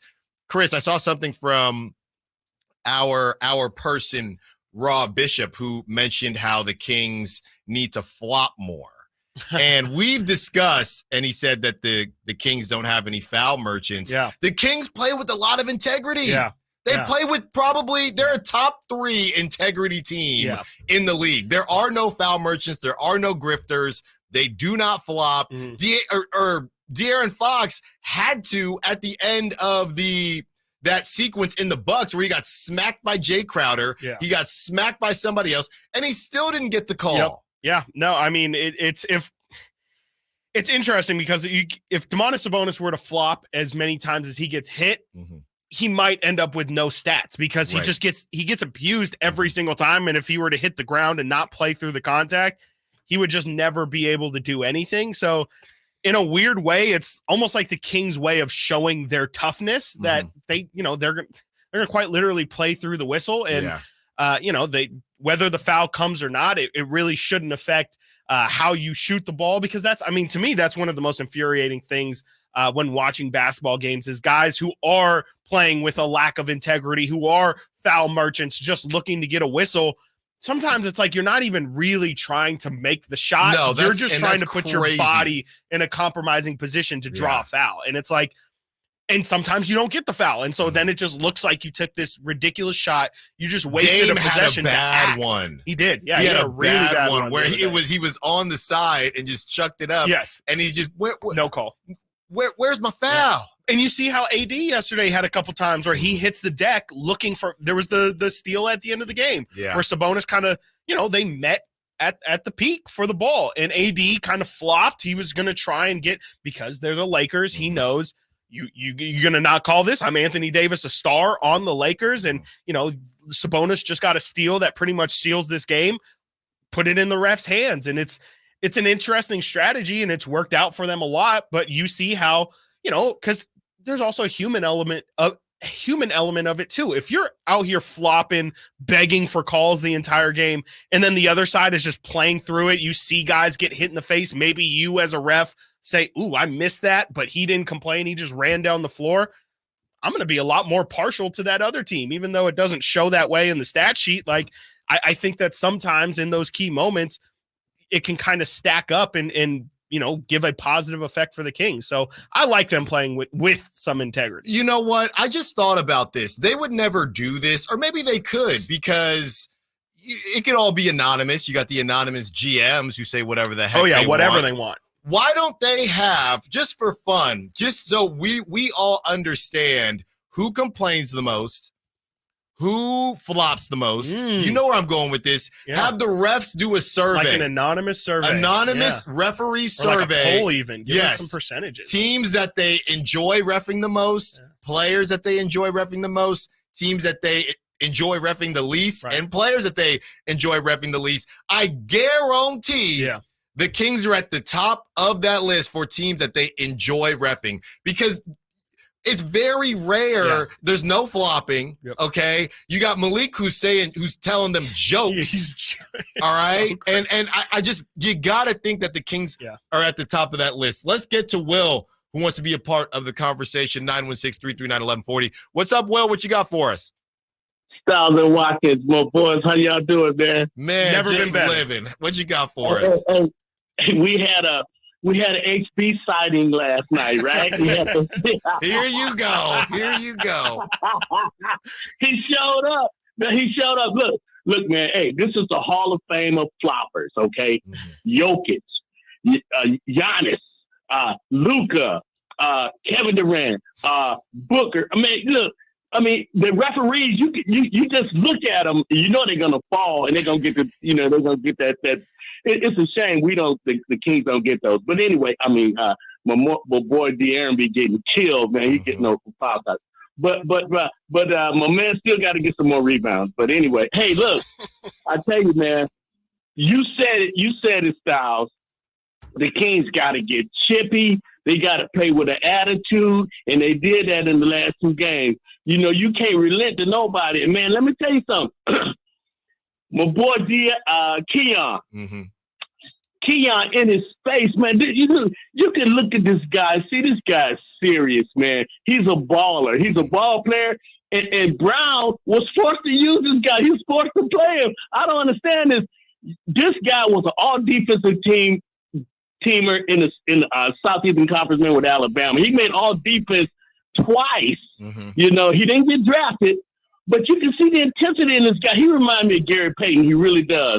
And I think it's rubbing off on some of the other players. He getting extra time, and he's balling and being guys up. Even if he don't, he's gonna always get his hand on the ball. You see how many deflections he got last night, man? It's just awesome in the way to play. And see, now people understand why we've been so frustrated, man. We can beat anybody in the league anytime, but then we let them chumps come in here and beat us. We can't. But the rest of the schedule looks good. The rest of the schedule looks good. And I just hope we keep going, man, because that game last night, the Lakers were so frustrated. You could see Bron. He was so frustrated, man. He couldn't. And when we dropped into the zone, it was nothing they could do when we dropped into the zone. But the game against Milwaukee, man, we killed them. We killed them. But anyway, I'm glad Keon is playing. And even when Herter come back, man, Keon has to get most of those minutes, man, because he plays D. No disrespect to Herter. I love Herter, but he can't play D, man. That's the problem. If he's hitting his shots, cool. Leave him in there. But, he got to play some defense. Thanks for the call, Will. As always, Will always has a lot to say, so I'm just going to break down, I guess, the middle of all of that, which is Keon Ellis and the hunger that he has, right? And I posted a meme yesterday, or a clip from Batman, right? When he's climbing out of the cave, and they said no man has ever climbed out of the cave. Keon to go from the SEC, undrafted, the G League, and Keon climbing out of the cave. The two-way. And a two-way. Nobody thought he's going to get out of the cave, and he gets out of the cave. Yep. And I think that hunger is translating, and the rest of the team, you got to say, is feeding off of that hunger. Because every time he goes out there, I'm not sitting here. I don't have any expectations. I'm not entitled. I don't have any entitlement. Right. I got to get it out the mud every time that I step on that court, because I don't know when I'm getting back on the court. Right. Especially with Coach Brown, I definitely don't know when I'm getting back on the court. So I need to make me feel me, dog. Right. I got to be a dog so they can feel me, dog. You don't feel me, dog.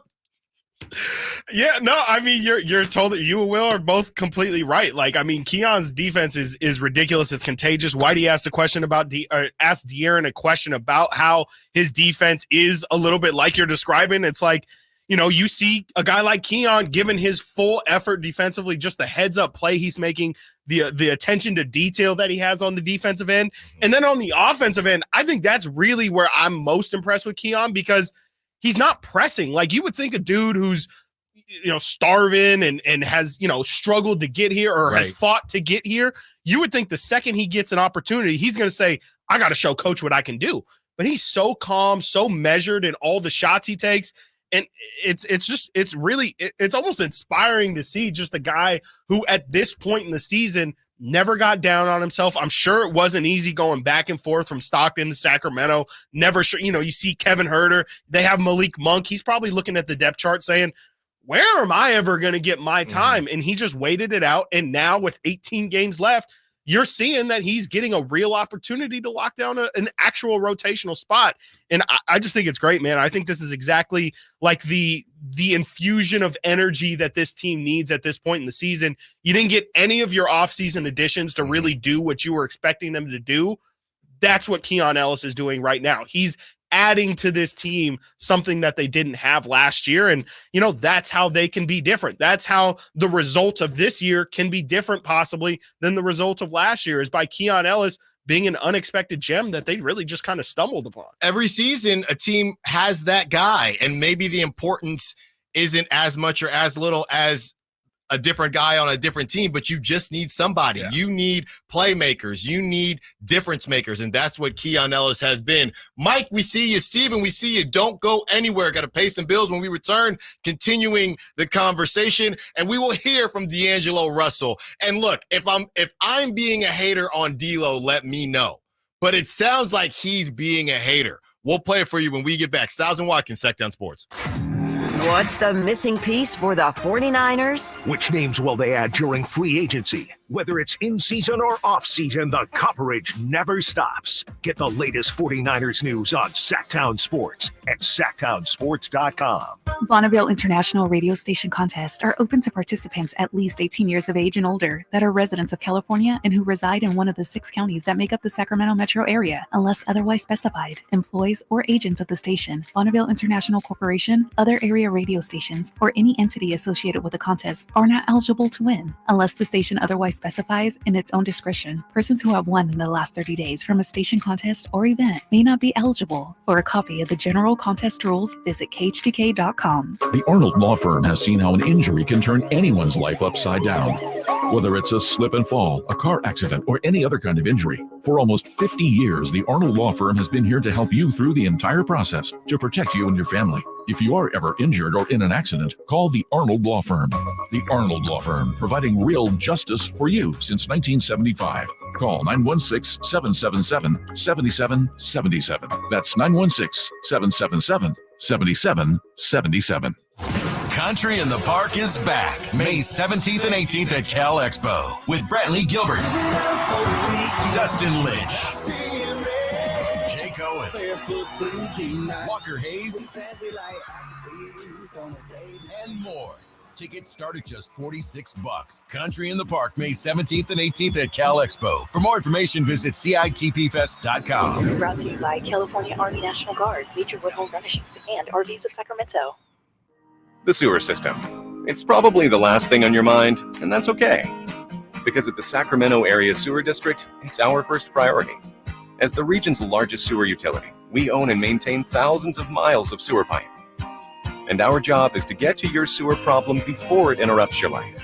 So whether you've got a slow drain or a backup, call us first, day or night. The Sacramento Area Sewer District. It's a dirty job, but we're happy to do it.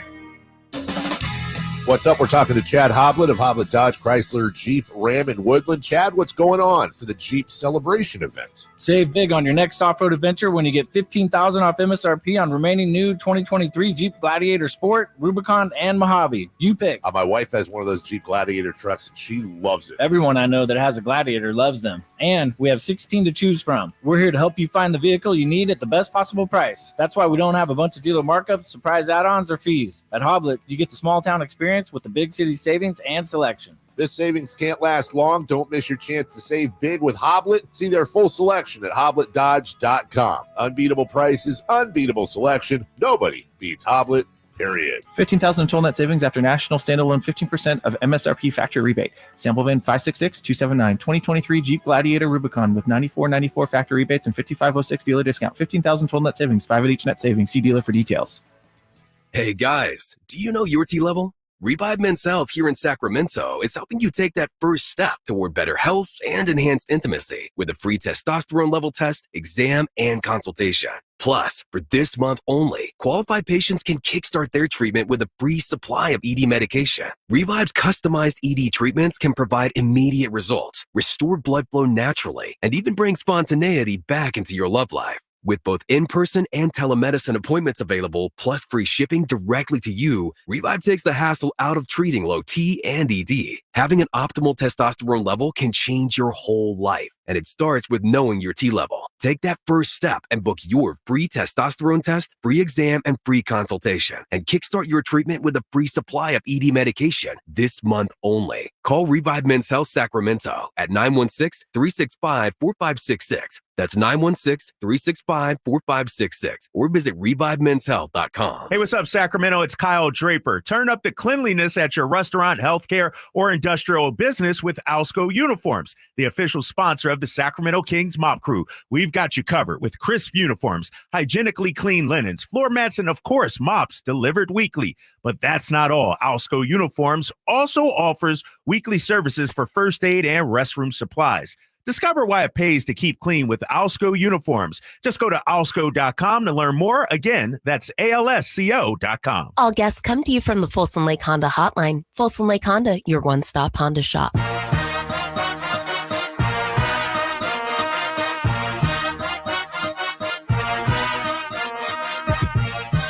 Sacramento has a new tag team in the midday. It's Stiles and Watkins on Sactown Sports.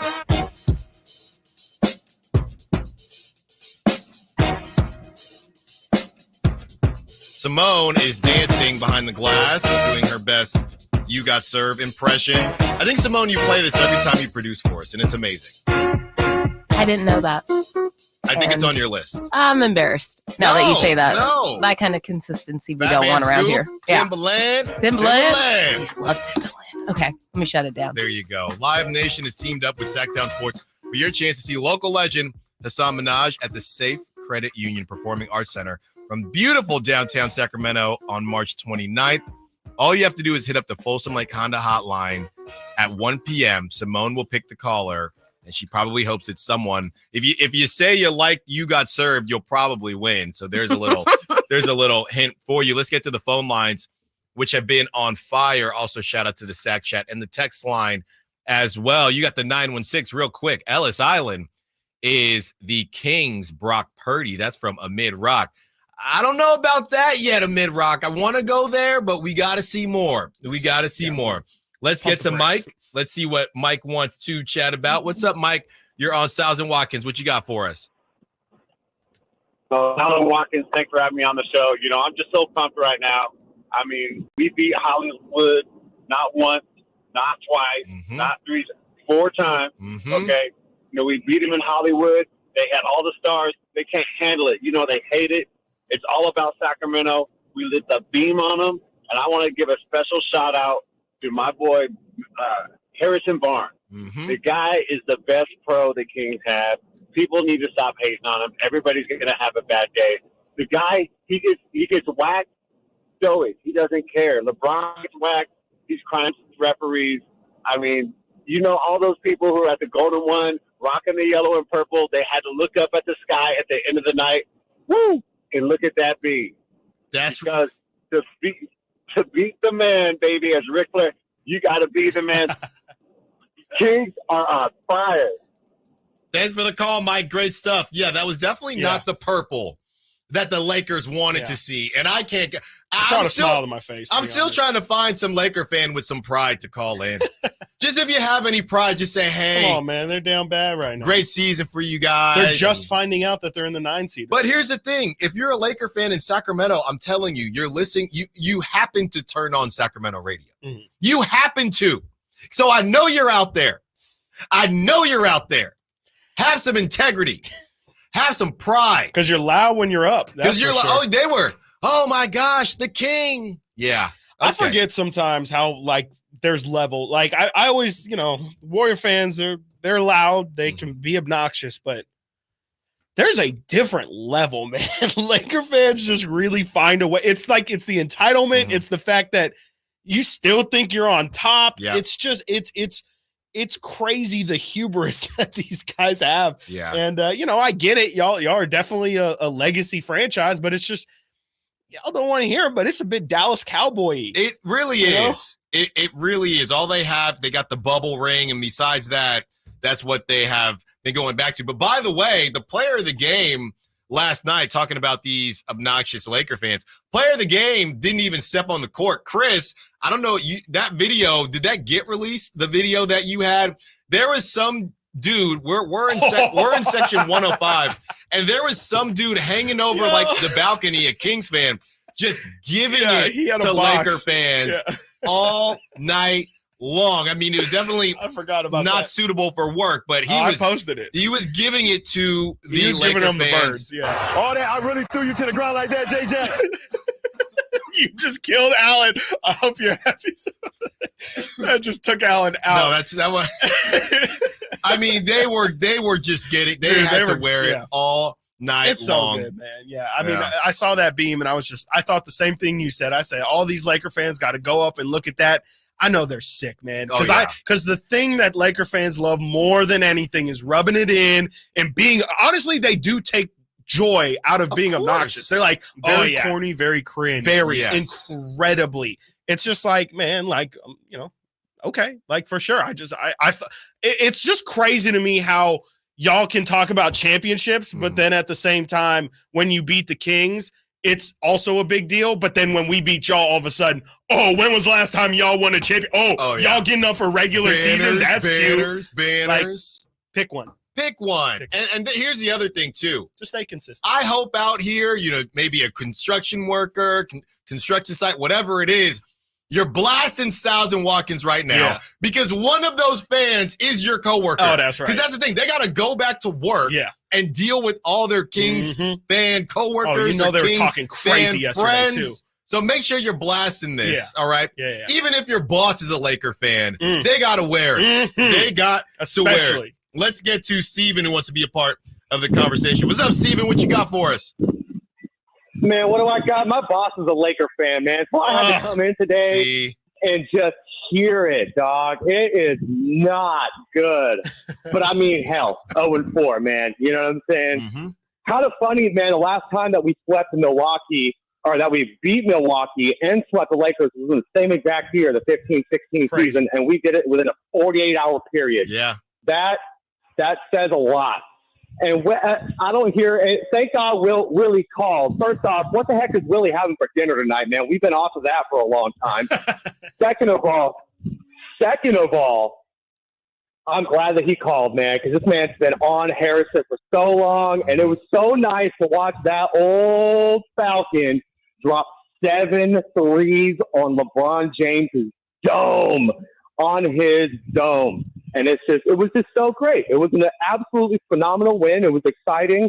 I'm still not letting this team get me. You know what I'm saying? Mm-hmm.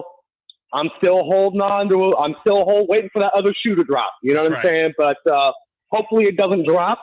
What a great game, boys. What a great game. Fantastic. By the way, Watkins, your post game, man, you be getting some numbers, my guy. Man. You be getting some big time numbers on that. So I see you, my friend. You guys have a good day. Thank you for letting me talk, man. Always. Thanks for the call, Steven. Yeah, and if you have not been on Chris's post game, that comes on right after the games on YouTube. Make sure you check that out. Yes. Sacktown Sports. It's a great time. Same place you find this show. So make sure you check out Chris. He's been doing a great job rocking out. I actually crashed the party yesterday. You showed up late. And Chris ended the stream when I showed up. You literally showed up as I was wrapping up. I said, hey, I'm in here. Because I said, hey, Chris, I don't want to bother you. He said, hey, come in for a cameo. Then I come in and Chris says, gotta go. I mean, I was literally like wrapping up as you were walking up, and I was like, I'm not like, because with the live streams too, it snowballs. Like if I don't cut it off, I'm gonna go for I think on Tuesday I went for like an hour. Yesterday I went for like 40 minutes, and it just becomes like I could be on here all night just talking to you guys in the comments. It's a great time. I mean, yeah, if you're not doing anything after the game, even if it's just casual listening, it's super chill. Interact with the chat. Definitely hop in there. The more people that are in there, the more engagement, the longer those things will go. And yeah, the more fun we can have. So definitely hop on in there. Steven said on LeBron's head, we have not talked about Harrison Barnes throwing it down on AD's dome. Oh, yeah. And that set the tone as well. That set the tone as well. Because he got down there, and a lot of times you think, okay, HB's going to pump just fake. Up and under, maybe. What's he going to do? He said, no, I'm with it. Yeah. I'm with it. You have Shortcake 182 saying it's the best post game with a couple emojis. Manny Tula just saying always tuning in to Chris's recaps. And Dwayne also saying I'm there until bedtime. Pike 916, keep it going till they kick you out. Yeah. When we return, continuing the conversation, has one less scoring option actually helped the Kings? We also have some pocket watching to do and more of your calls, more of your texts, more of your Sack Chat. Stiles and Watkins, Sactown Sports. Did you miss any part of our live local shows? Don't worry, you never have to miss them again. Check out SactownSports.com and search our podcast page and play our shows when you want. The Carmichael Dave Show with Jason Ross, Stiles and Watkins, and The Drive Guys. Plus, other podcasts like Return of the Empire, Return of the Roar, The Stingers Up podcast, and Golf to Go with Frank LaRosa. They're all available right now on SactownSports.com. Hey, it's Carmichael Dave for American Energy Heating and Air with a question. Have you recently had a technician diagnose your HVAC system and you were a bit surprised at how much it cost? Or did something seem off about their quote? Because at American Energy, they take pride in giving you honest, straightforward solutions to get that system up and running. Have their qualified technicians come out and give you a free second opinion. It's free. You got nothing to lose but some dollars off of that original quote. They're making the uncomfortable comfortable. They've been doing it since 1981, serving the greater Sacramento area. A+ with the Better Business Bureau. That's why they keep having customers coming back for more and more and more. You can call them and set that appointment at 916-520-9990. That's 916-520-9990 or AmericanEnergyAir.com. Call 916-520-9990 now. Pizza's here. Oh, great. I'd love some, but I'm worried about my stomach issues. If you're worried about having diarrhea, gas, bloating, stomach pain, or loose, oily stools, it may not just be stomach issues. It could be a condition called exocrine pancreatic insufficiency, or EPI. With EPI, the pancreas doesn't release enough enzymes to break down food, but EPI is manageable. Use the symptom checker on identifyepi.com and talk to your doctor. That's identifyepi.com. Sponsored by AbbVie. Ooma. What was that? That is business phone bliss with the Ooma Cloud Phone System. It handles all our voice, video, and messaging needs. You sound very calm. I am. Ooma has everything I need to run my business more efficiently, like virtual receptionist, call routing, and video conferencing. And it starts at just $19.95 per month per user, plus taxes and fees. Ooma. Nice. Find your business comm at ooma.com/radio. Go for it. Take your base. The only thing worse than a pitcher running out of gas on the mound is your old phone running out of storage for your photos in the stands. Goodbye, home run. Switch to Verizon and get a great deal on a new iPhone 15 Pro with tons of storage for all the ballpark pics you want. Just trade in your iPhone, any model, in any condition, so you'll feel like you're winning, even when your team's not. Trade in any iPhone in any condition for a great deal on iPhone 15 Pro with Unlimited Ultimate and get iPad and Apple Watch SE with eligible service plan. Only on Verizon. To thank you for 40 unforgettable years, Dell Technologies is celebrating with anniversary savings on their most popular tech. For a limited time only, save on select next-gen PCs like the XPS 13 Plus, powered by Intel Core processors and more. Plus, curate your dream setup with great deals on select monitors, mice, and more must-have electronics and accessories. When you shop online at Dell.com/deals, you'll have access to leading-edge technology and free shipping on everything. Again, that's Dell.com/deals. Twin Peaks is the best in the game. Here, it's bigger game days and bolder fight nights. I mean, where else can you find a scratch kitchen that always comes in clutch? Every day, from lunch to late night. Only at Twin Peaks, the #1 sports bar. With conference championships around the corner, now's the time to register for the Dos Million Bracket Challenge. Sign up now at TwinPeaksBracketChallenge.com. Then fill out your bracket before the tournament tips off March 21st. Kevin Lewis of National Garage Door. Whether you need to repair a broken spring, install a new opener, or buy a quality Rainer door, National Garage Door is here for you. Call us today to see how we can transform your house with a new garage door. 638-4554 National Garage Door.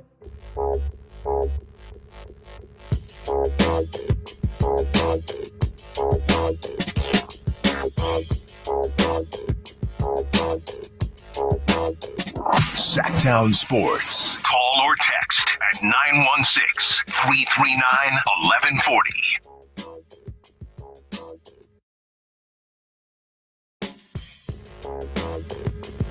A little bit of pocket watching here.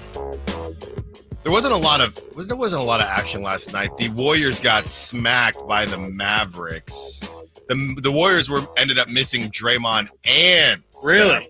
Yeah, so they didn't help out. The one time I convinced Chris Watkins to root for the Warriors, they were good for nothing as they always are usual. So another good reason for the Kings to win, because the Mavericks are right on their heels, and the Mavericks did win last night. That was really the only important, besides the game itself. That's right. Cavs, for what it's worth, look, we heard Sabonis mention the 5 seed. Mm-hmm. For what it's worth, the Cavs got Donovan Mitchell back, and they did beat the Pelicans last night. So not to get ahead of ourselves, but the Cavs, they beat the Pelicans, so that helps. It sure does. So that Kings helps. are only a game back right now of the Pelicans. They're only one game back.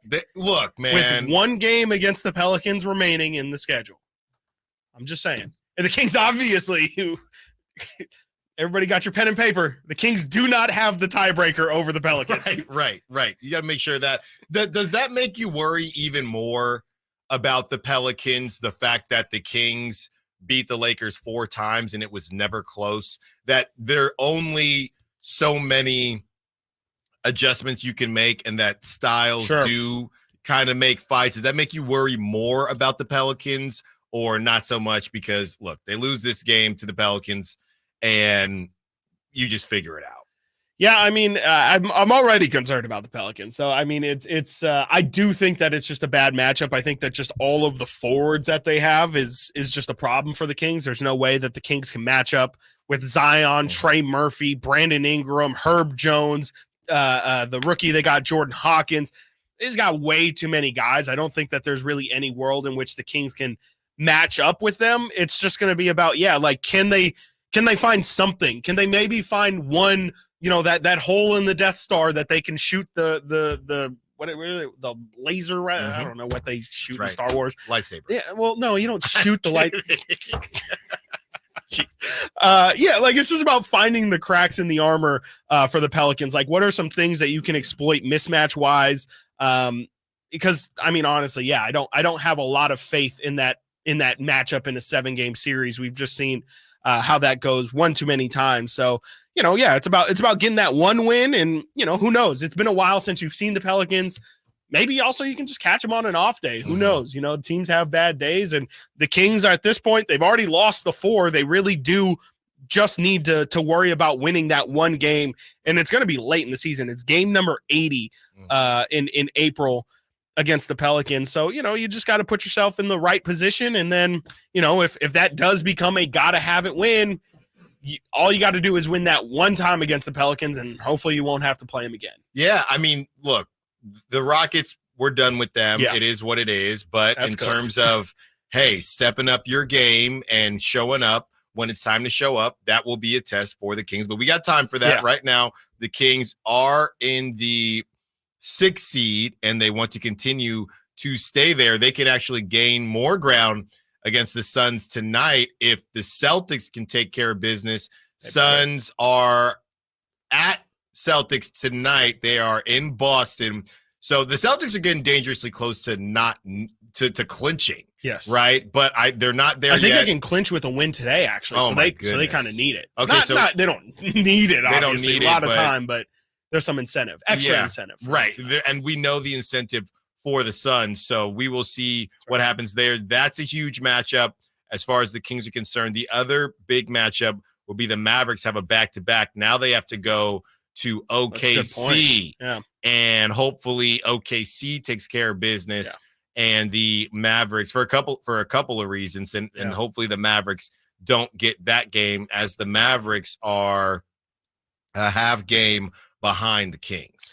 Yeah, and OKC is in their own battle as well, so they're going to be incentivized, obviously, to win these games. They're a half game back of the Denver Nuggets. We've got a new, I guess you can't say champion because they were the champions last year, but you have a new king amongst the Western Conference now. Denver has snuck back into number 1, I believe, for the first time this season, if not like really, really early in the year. So yeah, I mean, that's as tight of a race as any in the Western Conference is that those top 3 seeds are only separated by 1 game. So OKC is definitely going to bring it tonight against Dallas. And, I feel like I've mentioned that Dallas 2-game mini series that the Kings have later this month. The Kings need Dallas to lose as many games as possible leading into those, because those games they count as double. Both of those games can really determine really where the Kings are going to finish, because if Dallas wins both of those, they're going to leapfrog them more than likely, and it's going to be tough for the Kings to get the advantage over them. And then also not having the tiebreaker over the Pelicans, it just would really make it hard for the Kings to make it out of the play-in. So really, you want Phoenix and Dallas to be losing as many games as possible these days. And I actually just looked at it too. I know I said it earlier, but we are officially 1 month away from the end of the season. The final Kings regular season game is April 14th, as we sit here on March 14th. Money time. This is money time. Money time. Let's hear from D'Angelo Russell, who probably doesn't know that there's only 1 month left in the season. D'Angelo Russell had some things to say in his All-Star break when he was asked about what the Kings have been able to do. And the question that I want to pose is whether or not it sounds like D'Lo is being a hater. He has a ton of good things to say about Coach Mike Brown, but it's the lack of what he has to say about any players and not naming players that makes me feel like maybe there's a little bit of salt. Let's hear from him. I think Mike Brown, honestly, I know how good of a coach he is. I know what he's done to that team.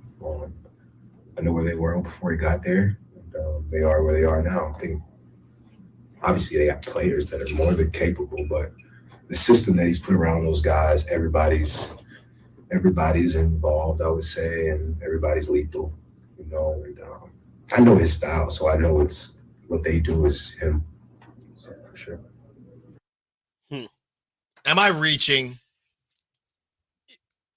It depends what exactly the question was, but I think maybe a little bit, because to me that's more just him saying, like, you know, and I also don't think D'Lo's got a lot of insight on this Kings team. Like, you know, maybe he could have said, that's not exactly. Surprise.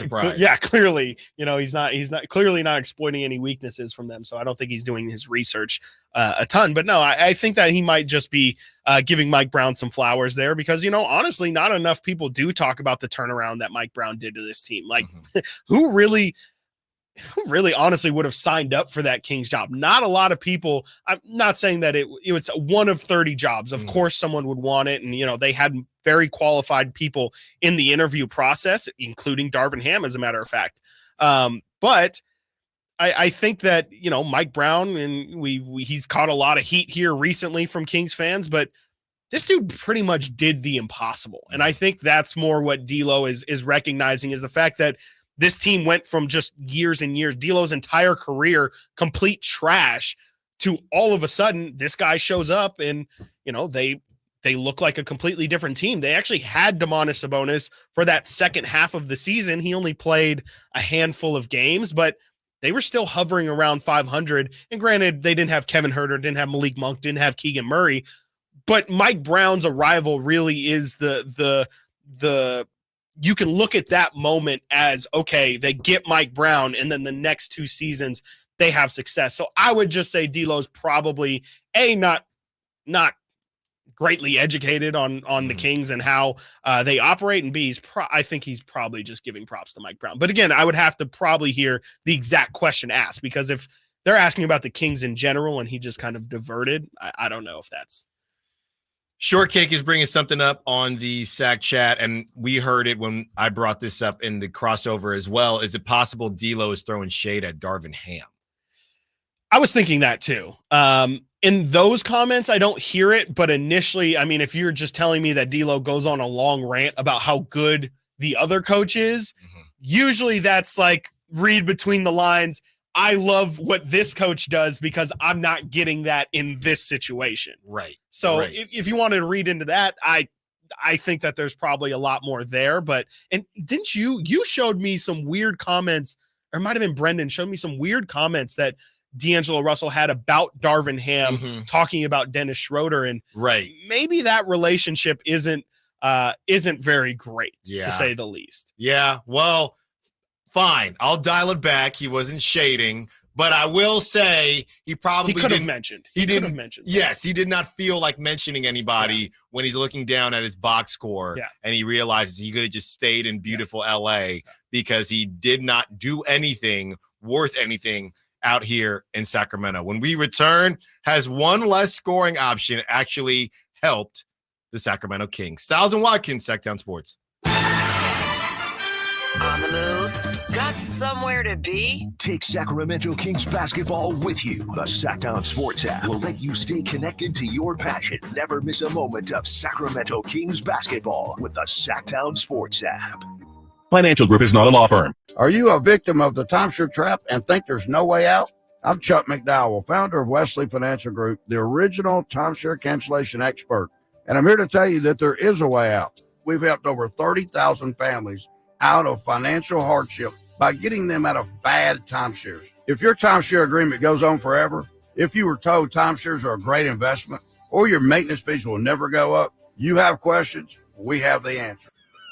We're recording this Progressive commercial on a real boat to let people know that when you bundle your home, boat, and other vehicles... What was that, boat? Progressive saves you money, Jamie! Why are we doing this on a boat? We were going for authenticity! We're going to the city? Authenticity! You mean Atlantic City? But we're not in the Atlantic! Are we? Bundle your home and other vehicles with Progressive. Progressive Casualty Insurance Company, affiliates, and other insurers. Not available in all states or situations. There are any number of reasons you might consider selling your home. To move closer to family, live within a smaller budget, or just wanting a change of scenery. Whatever your reasons, having to figure out all the various housing market trends in your area may not be what you signed up for. That's where an agent who is a realtor comes in. Realtors have the expertise to help you find the right price and navigate the process to sell your home in a way that's right for you. That's who we are. Realtors are members of the National Association of Realtors. The Amish have a reputation for craftsmanship, determination, and quality. Hi, this is Frank LaRosa with a word about Naturewood Home Furnishings. You know, those virtues sound quite similar to the Keys family and the day-to-day values on display at Naturewood. The Amish furniture craftsmanship begins with the finest hardwood, shaping and molding the raw materials into one-of-a-kind art.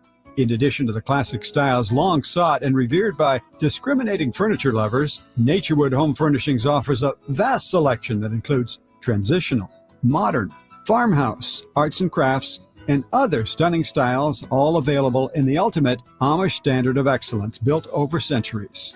All Naturewood Amish furniture is on sale right now for a limited time. Let the Naturewood team guide you through their selection of Amish furniture that will be with you forever. Naturewood Home Furnishings, off Highway 50 at Hazel. Look for the water wheel.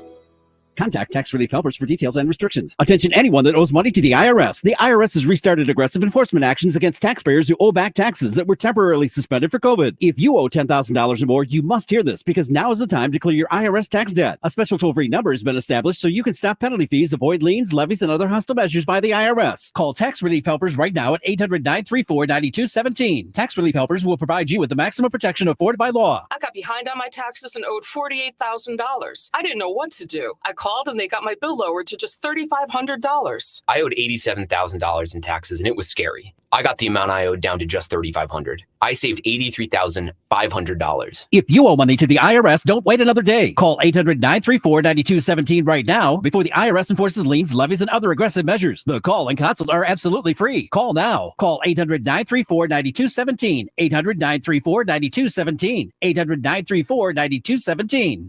Dr. Ken Howachek and kinesiologist Kelsey Graham discuss the Good Feet store. The foot has a lot of detail. It has a lot of complexity. There's a lot that can go wrong. A lot of problems start in the foot and end up elsewhere. Knee pain, hip pain, back pain. When aligning the feet properly, we can see relief elsewhere. And that's the beauty of the Good Feet Arch support. It can place the feet into their ideal position and gives them the balance, the support, the comfort, and the relief of the pain. The bottom line is that the Good Feet Arch support can be a highly effective pain relief solution when nothing else has worked. The feet have a really big impact on how the rest of the body moves. The knees, the hips, the lower back especially. If the foot isn't properly aligned, all of these joints are going to function incorrectly. That results in a lot of muscle tension and chronic pain. What I really like about the Good Feet system is that the right arch supports can put the foot in its proper alignment. So all the joints of the rest of the body will be aligned properly as well. And when the body's aligned, we can reduce the risk of injury and chronic pain. Visit the Good Feet store in Sacramento, Roseville, Modesto, Stockton, and Vacaville for a free fitting and test walk.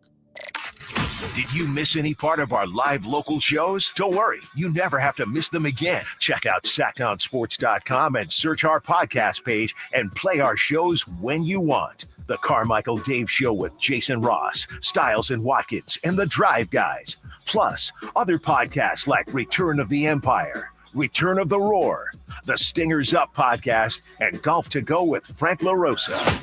They're all available right now on SactownSports.com. KHTKAM HD1 Sacramento, KYMX HD2 Sacramento. From the Power Business Technology Toshiba Studios. This is Sacktown Sports. All guests come to you from the Folsom Lake Honda Hotline. Folsom Lake Honda, your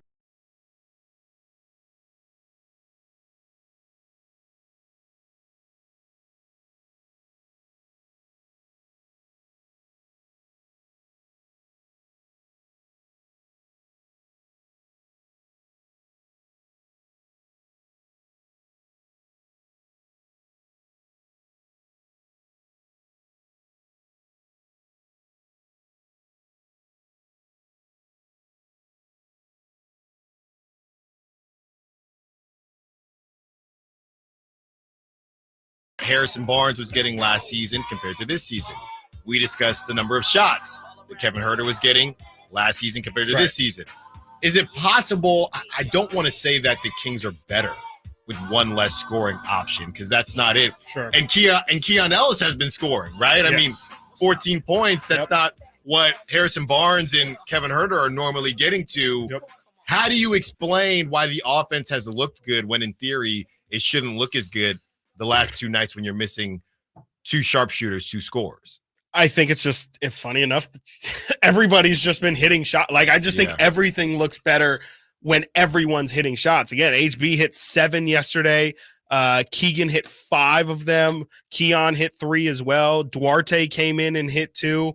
It really, to me, is as simple as if not just, Kevin or Keegan, but if the collection of the guys are hitting from the perimeter, things are going to look better. It's really about, hey, maybe on a game where they're shooting 32 to 35%, how do they look in those games? How does the offense look in those games? Are they hitting timely threes, or is it just going ice cold and just missing after missing after missing?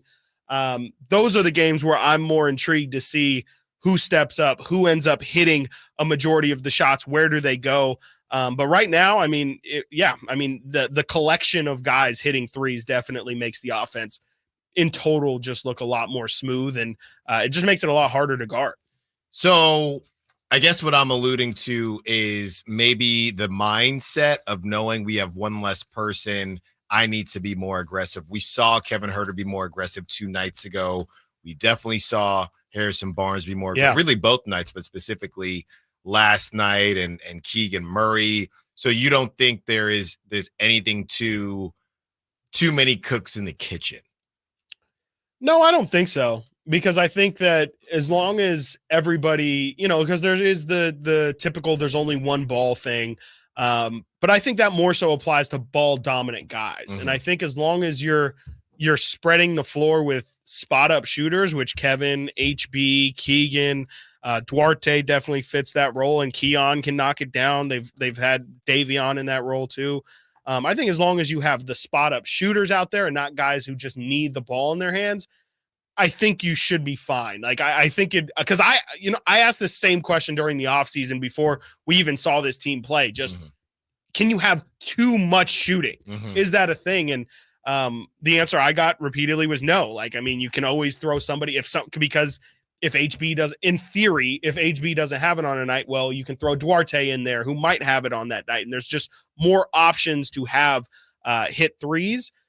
So no, I would say that they probably don't have a disease of more kind of thing where there's almost too many mouths to feed. I think somebody naturally is going to have to take a step back, but no, I wouldn't say that there's too many cooks in the kitchen. Yeah, and really, if you look at the actual team, and if you put in there's nobody, and Coach will tell you this, there's nobody that they would really say we need to get so-and-so going. It's always flow of the offense. It is what it is.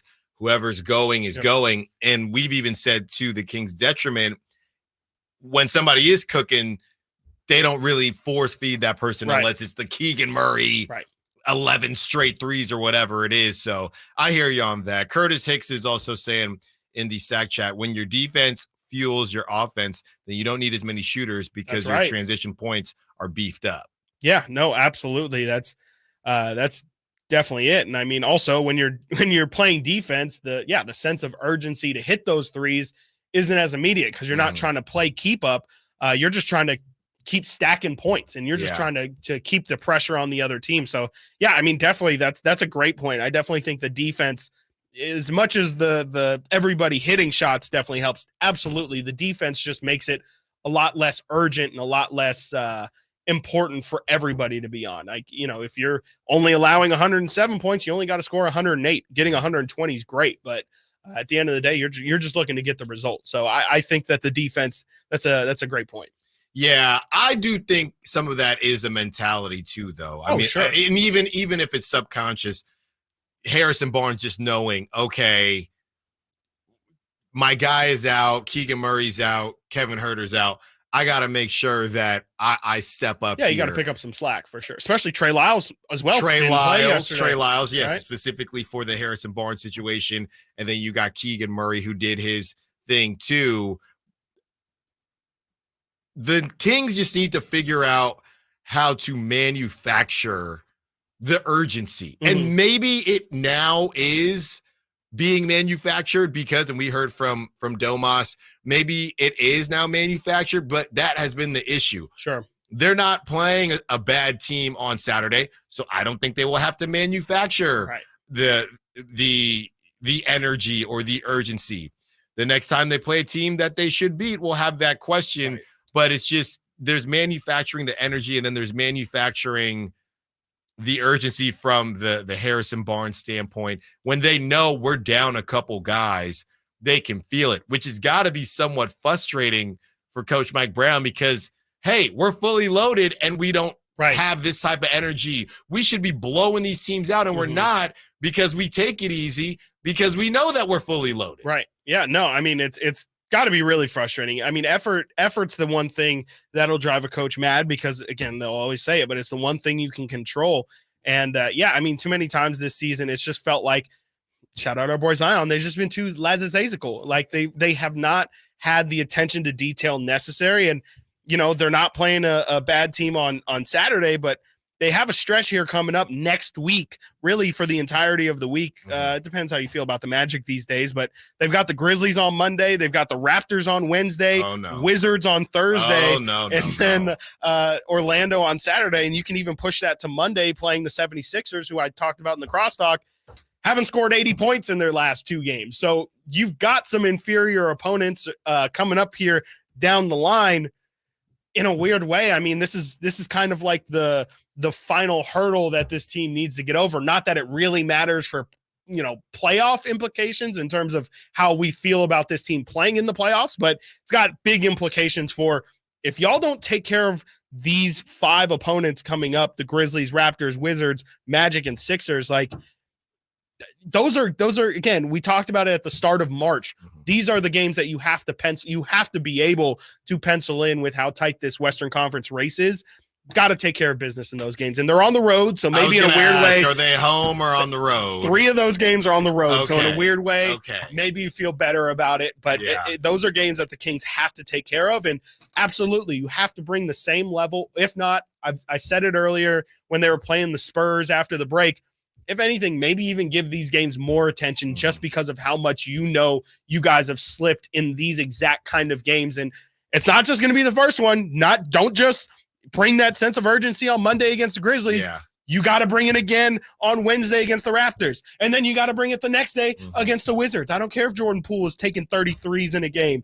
You've got to bring it every single night. And this little 5-game stretch here is really the last easy pocket that the Kings have. Then after that Sixers game, they've got the Dallas 2-game series. Then they have Utah, but then it's the brutal stretch of April, man. It's Clippers, Knicks, Celtics, Nets, Thunder, Pelicans, Suns, and then last game Blazers. You've the hurdle, the last hurdle is coming up, and they need to be able to clear it with ease because they have a brutal stretch of games to end this season. And you like I said, you got to eat your veggies right now. Yeah, you have to, and that's what they have been doing. The thing about the Kings right now is, you know, we try on this show to not get too up or too down, which can be very tough. Yeah, emphasis on try. Yes, we try. I'm not saying we're successful at all, but I think the Kings have actually done a great job of that. When I look at look at being even keeled, and that's what they tell you in high school. Hey guys, you got to be even keeled. Don't get too high. Don't get too low. When these kids are going through puberty, there's a lot of stuff going on. They are not. They are not going to just be able to chill. That is not it. But that's what the coaches want them to do. And with the Kings, we see them do that, and kind of like what I was discussing earlier as far as, man, where is the passion? Where is this? Where is that? We're starting to see it now, but you have a Laker team. The Lakers, they are the opposite of even keel. You got D'Lo doing merengue and salsa dances on the sideline. They're the most front runner energy I think I've ever seen. Front runner energy ever. Yeah. And if you look, because when things are bad, man, you see like last night. They just didn't want to be there. And when I look at the teams at the top of the West, one of the things they're all really good at, to be honest, the Nuggets even keel. Yeah. The Thunder, for how young they are wise beyond their years. We'll see in the playoffs, but they are very even keeled. Right. The Timberwolves are a team that maybe not so much. Sure. That's a lot of Karl they're a Anthony bit Towns emotional. and Gobert. Clippers, I mean, they're just no personality unless you're on podcast P. So they don't have that much either. And I would say similar with the Pelicans. All these teams are very even keeled. Yeah. Now let's get to the bottom of the West. The Suns, not even keeled. A lot of flaunt, yeah. The Mavericks, definitely not even keeled. You got Luka, who's ready to destroy a referee every He's time already it happens. complaining about fouls. The Lakers, we just discussed. The Warriors, you got Steph doing golf poses when they're winning and just getting memed when they're losing. And Draymond obviously leads that charge. And you got Pajemski, don't get me started on him. There are stories coming out about that dude every day. And they're trying to put lipstick on a pig. I'm telling you right now, Jordan Poole got punched so Brandon Pajemski could run. That's what happened. So you look at the bottom of the West, these are all teams that cannot just stay even keeled, and that type of stuff matters. Yeah, no, absolutely, especially down the stretch here. Especially down the stretch. Every single game counts. Like you can't let one game spiral in the same way you can't let a loss let your team spiral in the same way. You know, you get one win, you still got to go out and earn the win the next day. So I definitely agree with you, especially, you know, again, with how tight everything is. I don't need these guys getting down on themselves. I think that's why Mike Brown, we talked about it earlier, he's not trying to kill anyone's confidence right now down the stretch. Maybe if this were earlier in the season where you could say, oh, you know, there's some time for, you know, these guys that I can put them down now, but there's time for them to kind of recoup. Not the time. Right now, you need everybody feeling good. You need everybody playing good. And, you know, for the most part, it feels like you're getting a lot of really good performances out of guys.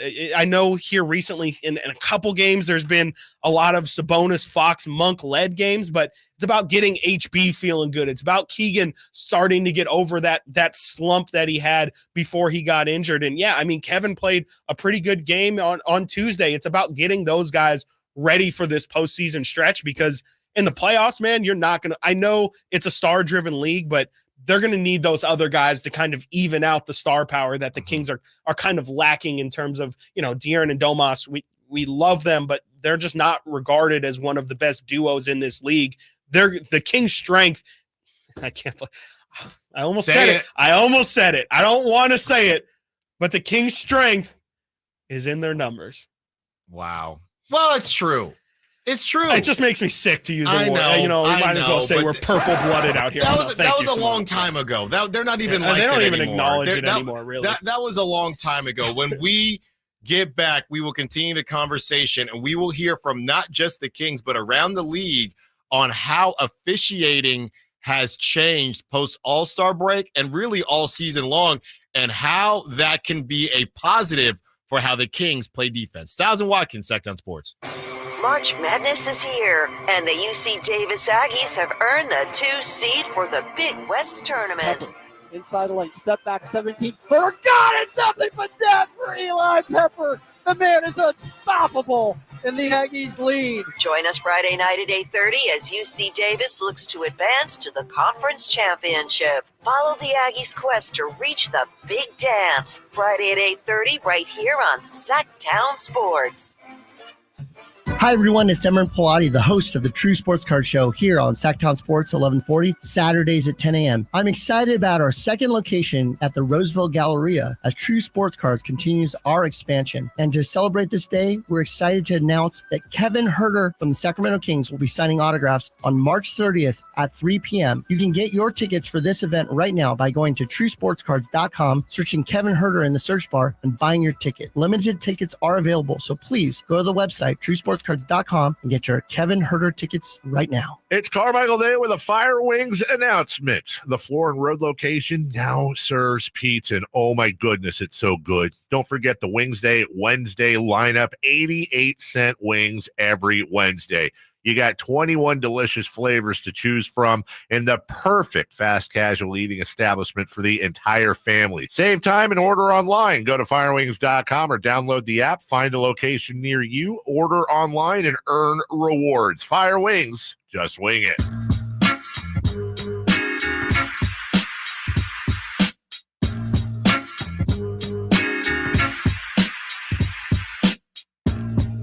Live and local, it's Stiles and Watkins. Watch the show on youtube.com/Sactown Sports 1140.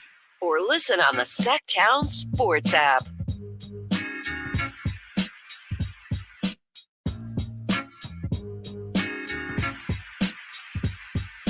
Defense wins championships. That's what they say. Or maybe it's a really good offense. Depends on the year and depends on that offense. As De'Aaron Fox, very open during his post-game pressers, as per usual. He can be very open about certain things. Other things, you'll get athlete speak. Yeah. And in other situations, he will be very open. And one thing, Chris, and we were hanging out, or I was hanging out with our guy, Scott Marsh, and Whitey Gleason during the post-game presser. And Scott Marsh brought something to our attention, and really just doubling down on what you had mentioned last week as far as the fouls. Did you know that the NBA this season is on pace for the least amount of fouls since the 1950 season? 1950? That is correct.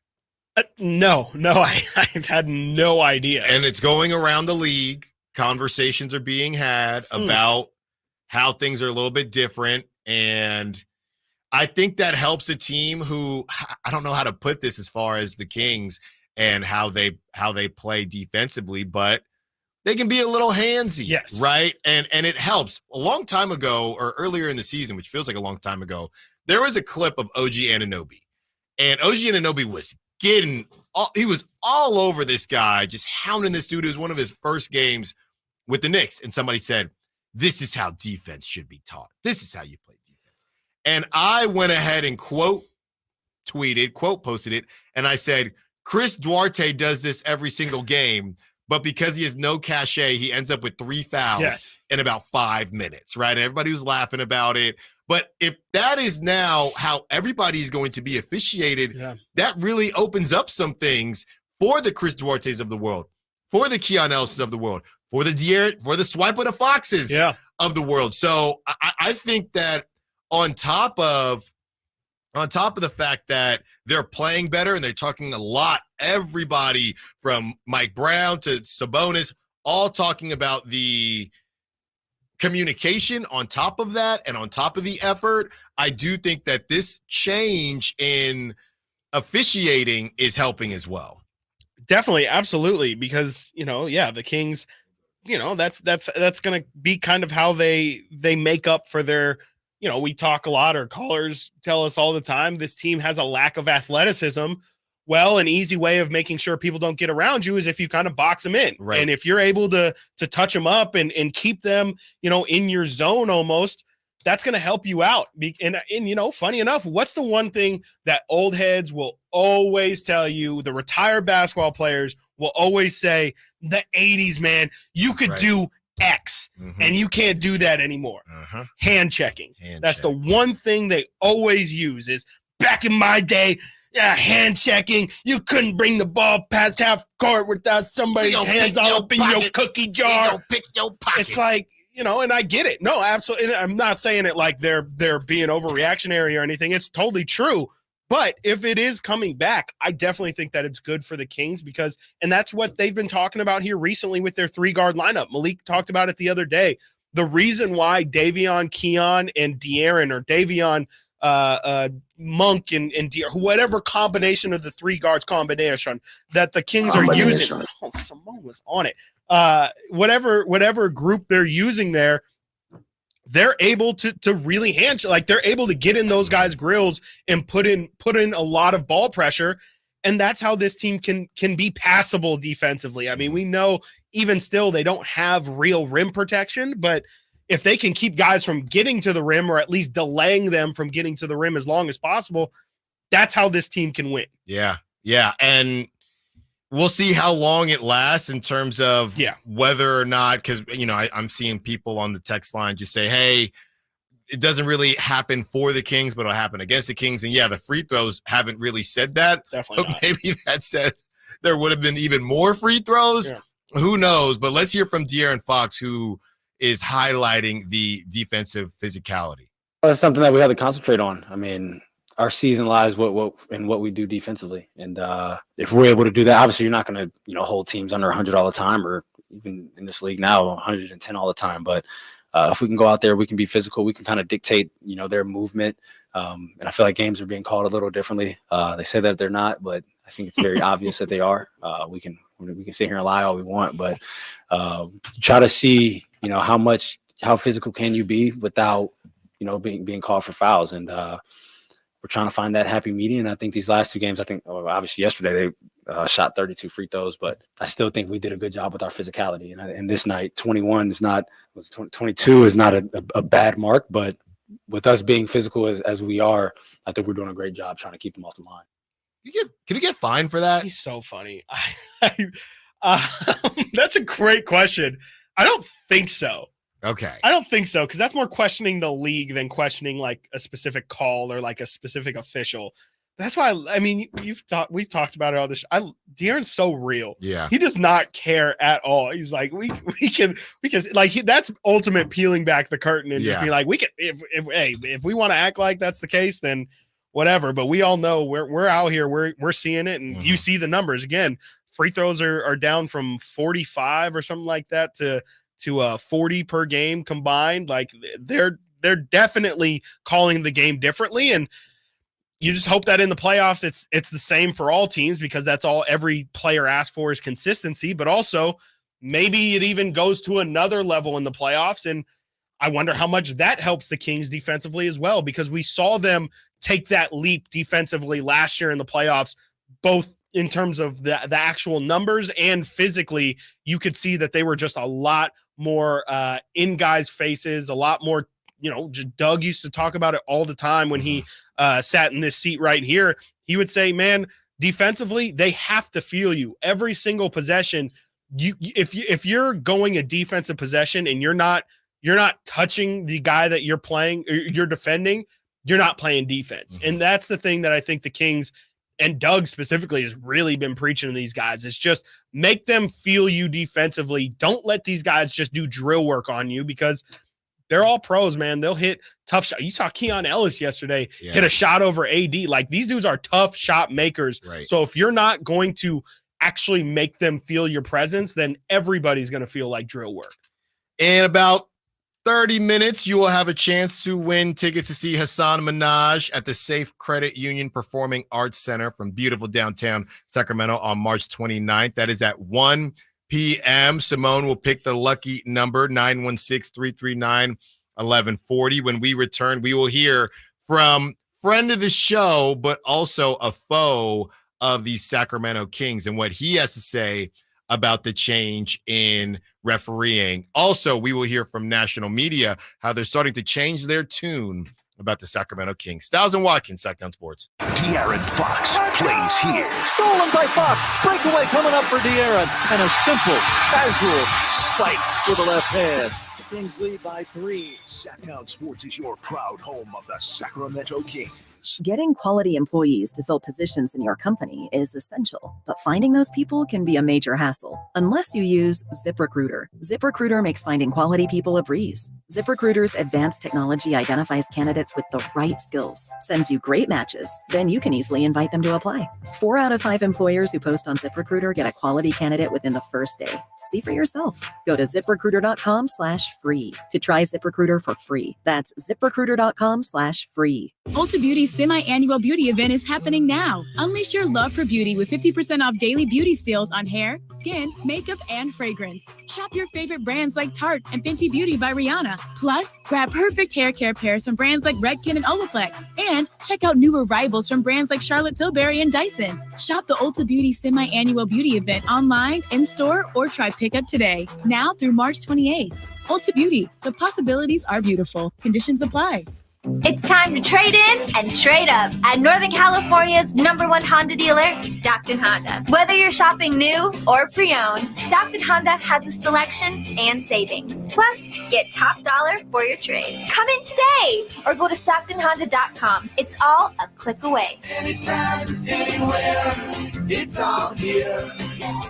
StocktonHonda.com. #1 claim based on 2022 total new and Honda certified pre-owned vehicle car sales from American Honda Motor Company's own one report. National Ping Club Fitter of the Year, Hagen Oaks Golf Super Shop, is introducing the straightest, most forgiving Ping driver ever with the new Ping G430 Max 10K driver. A fixed back weight, Ping's largest head profile, and a carbon fly wrap crown help G430 Max 10K launch the ball higher with less spin for consistently longer and straighter results. Schedule your fitting and see for yourself at the Hagen Oaks Golf Super Shop, Fulton Avenue at the Cap City Freeway, or online at hagenoaks.com. Country in the Park is back May 17th and 18th at Cal Expo with Brantley Gilbert, Dustin Lynch, Jake Owen, Walker Hayes, and more. Tickets start at just $46. Country in the Park May 17th and 18th at Cal Expo. For more information, visit CITPFest.com. Brought to you by California Army National Guard, Naturewood Home Furnishings, and RVs of Sacramento. National Ping Club Fitter of the Year, Hagen Oaks Golf Super Shop is introducing the straightest, most forgiving Ping driver ever with the new Ping G430 Max 10K driver. A fixed back weight, Ping's largest head profile, and a carbon fly wrap crown help G430 Max 10K launch the ball higher with less spin for consistently longer and straighter results. Schedule your fitting and see for yourself at the Hagen Oaks Golf Super Shop, Fulton Avenue at the Cap City Freeway, or online at hagenoaks.com.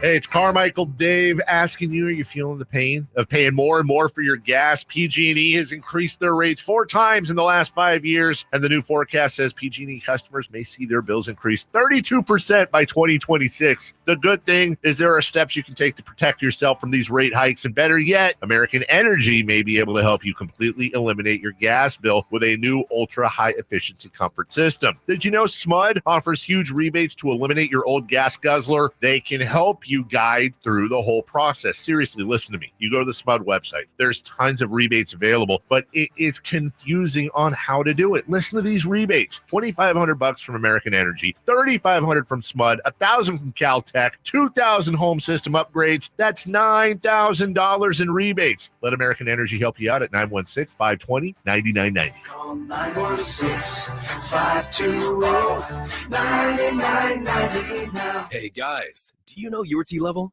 Revive Men's Health here in Sacramento is helping you take that first step toward better health and enhanced intimacy with a free testosterone level test, exam, and consultation. Plus, for this month only, qualified patients can kickstart their treatment with a free supply of ED medication. Call Revive Men's Health Sacramento at 916-365-4566. That's 916-365-4566. Or visit ReviveMen'sHealth.com.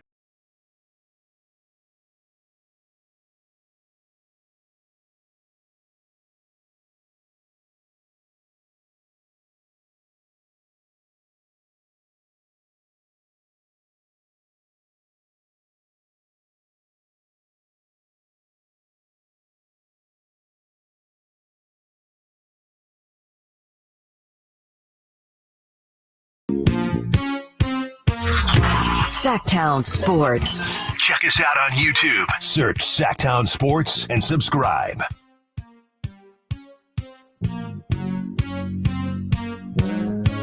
We are 30 minutes away from your chance to win tickets to see Hassan Minhaj at the Safe Credit Union Performing Arts Center, March 29th.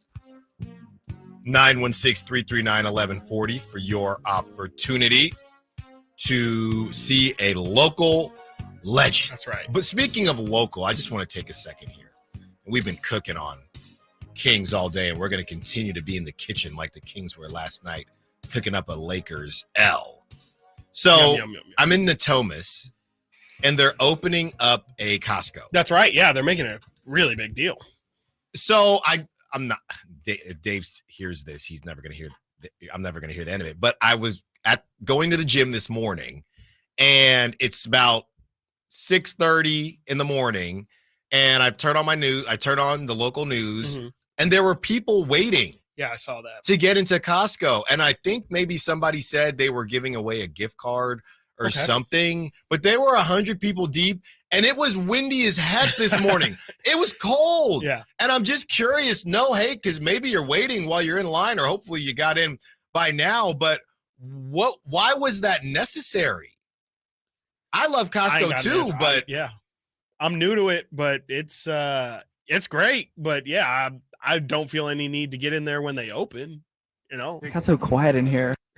I don't know. I don't know. If you went to the Costco grand opening this morning, can you explain to us why? I'm just curious. Is it just to say you did? Like, and if it was a gift card, what's the number of gift cards to make you stand in line? It was windy this morning. I would have to get 6:30 in the morning. And I know it's got 6:30 in the morning for Chris. With wind? Chris needs 3 100. digits. Let me start at 100. Chris, you in at 100?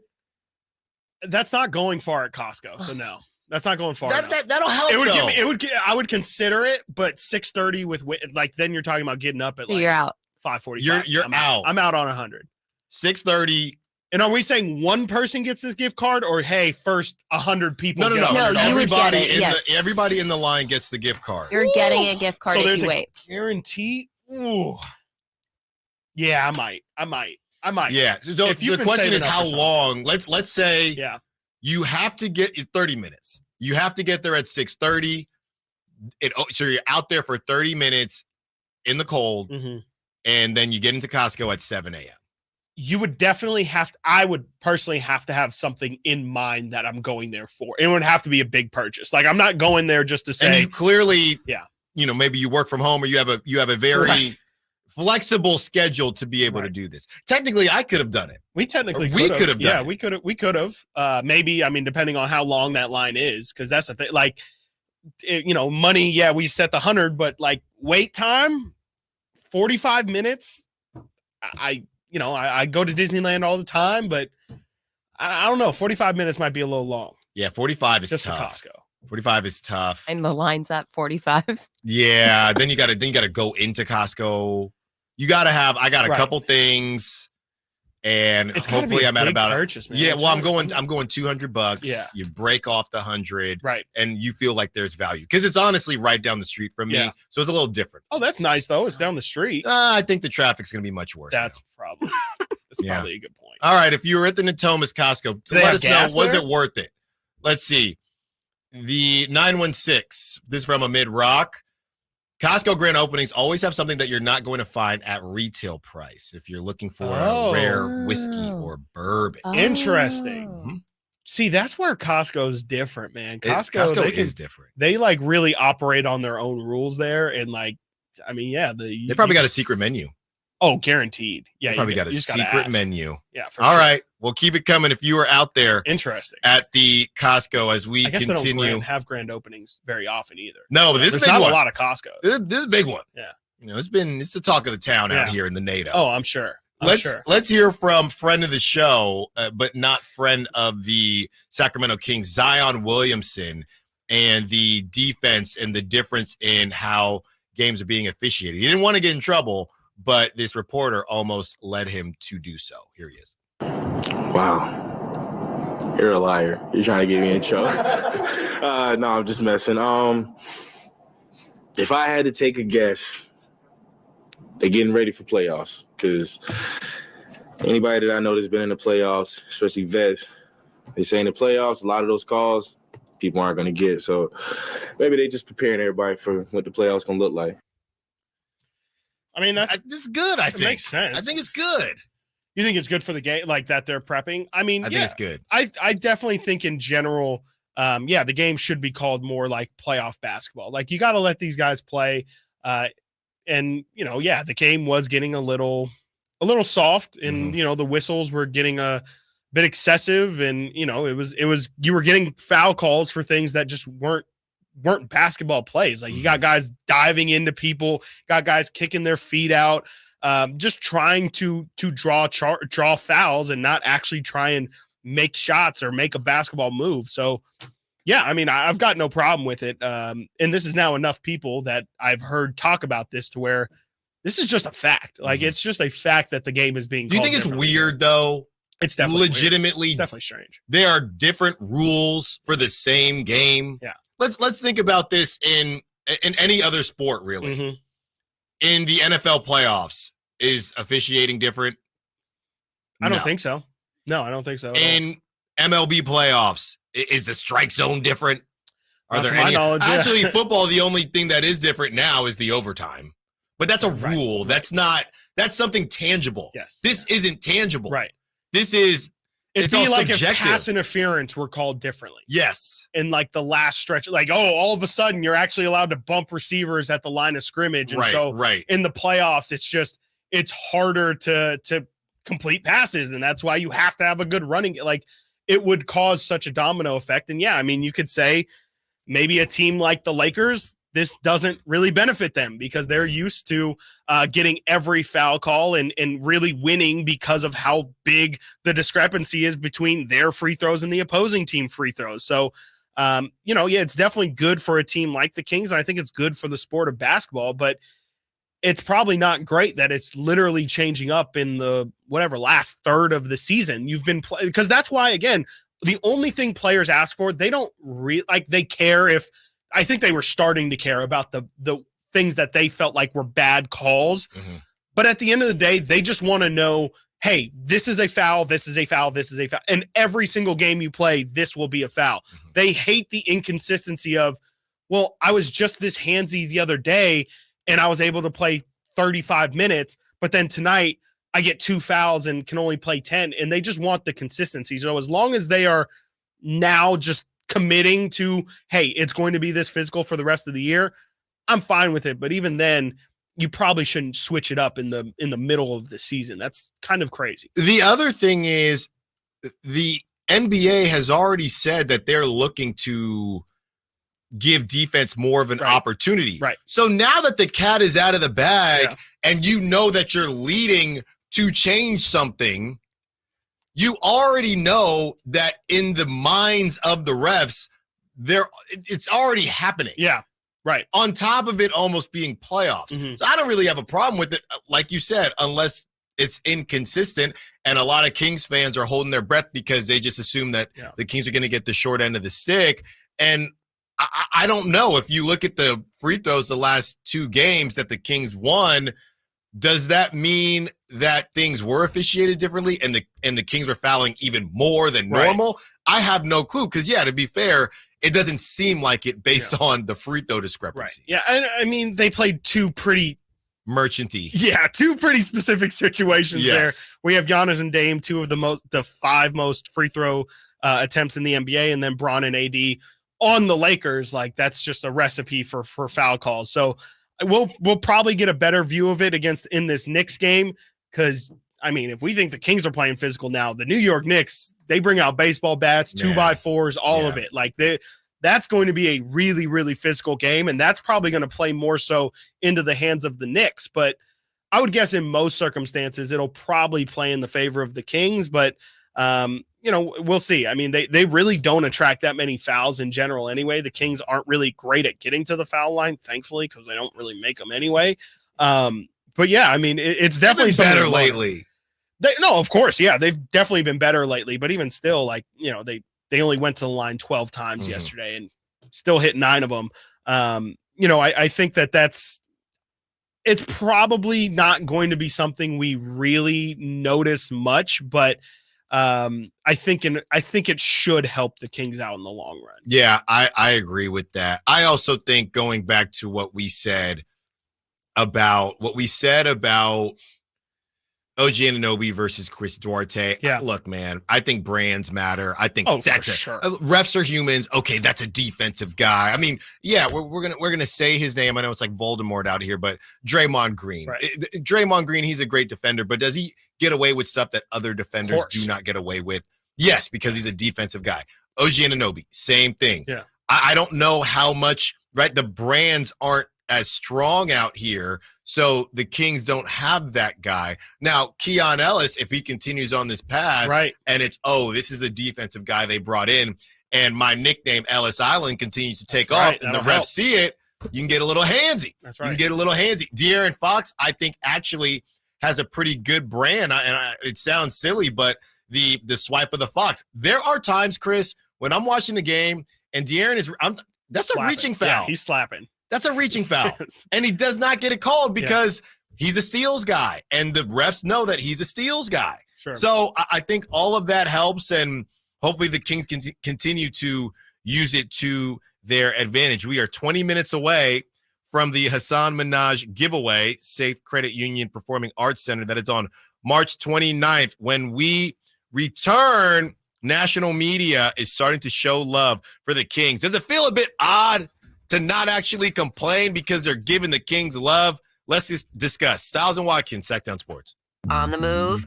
Got somewhere to be? Take Sacramento Kings basketball with you. The Sactown Sports app will let you stay connected to your passion. Never miss a moment of Sacramento Kings basketball with the Sactown Sports app. Ever since we got Xfinity, we have Wi-Fi all over the house, even in my hiding spots. Ha! Found you. How?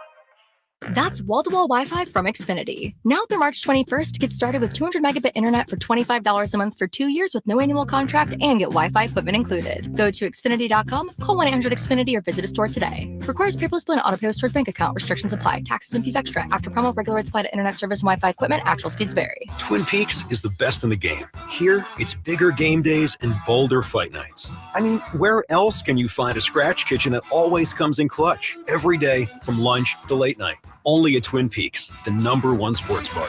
With conference championships around the corner, now's the time to register for the Dos Million Bracket Challenge. Sign up now at TwinPeaksBracketChallenge.com. Then fill out your bracket before the tournament tips off March 21st.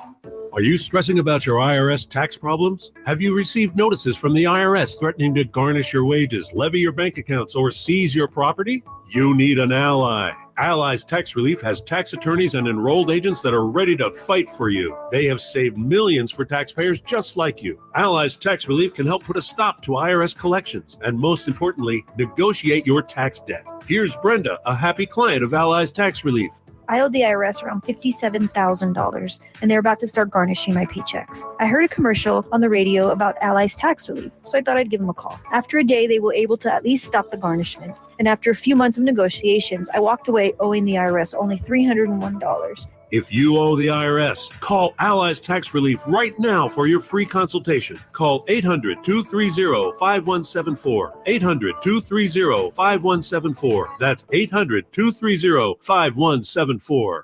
Dr. Ken Howachek and kinesiologist Kelsey Graham discuss the Good Feet store. The foot has a lot of detail. It has a lot of complexity. There's a lot that can go wrong. A lot of problems start in the foot and end up elsewhere. Knee pain, hip pain, back pain. When aligning the feet properly, we can see relief elsewhere. And that's the beauty of the Good Feet Arch support. It can place the feet into their ideal position and gives them the balance, the support, the comfort, and the relief of the pain. The bottom line is that the Good Feet Arch support can be a highly effective pain relief solution when nothing else has worked. The feet have a really big impact on how the rest of the body moves. The knees, the hips, the lower back especially. If the foot isn't properly aligned, all of these joints are going to function incorrectly. That results in a lot of muscle tension and chronic pain. What I really like about the Good Feet system is that the right arch supports can put the foot in its proper alignment. So all the joints of the rest of the body will be aligned properly as well. And when the body's aligned, we can reduce the risk of injury and chronic pain. Visit the Good Feet store in Sacramento, Roseville, Modesto, Stockton, and Vacaville for a free fitting and test walk.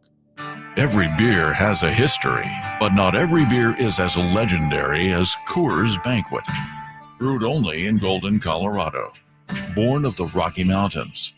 There's only one beer in the history of beer that has been as stolen, smuggled, and sought after as this one. It's time to find out why. Coors Banquet, brewed in Golden, Colorado, served everywhere.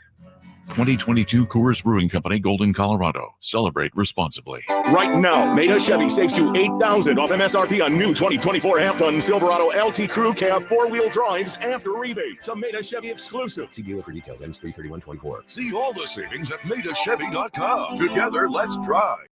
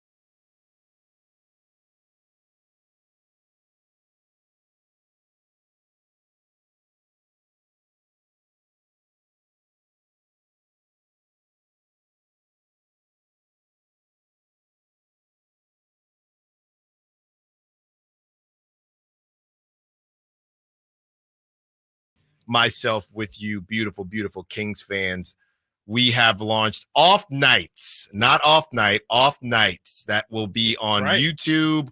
Essentially, most nights the Kings don't play. When they don't play for 2 days straight, most of the time I will, unless it's on a weekend, and I'm counting Friday as a weekend.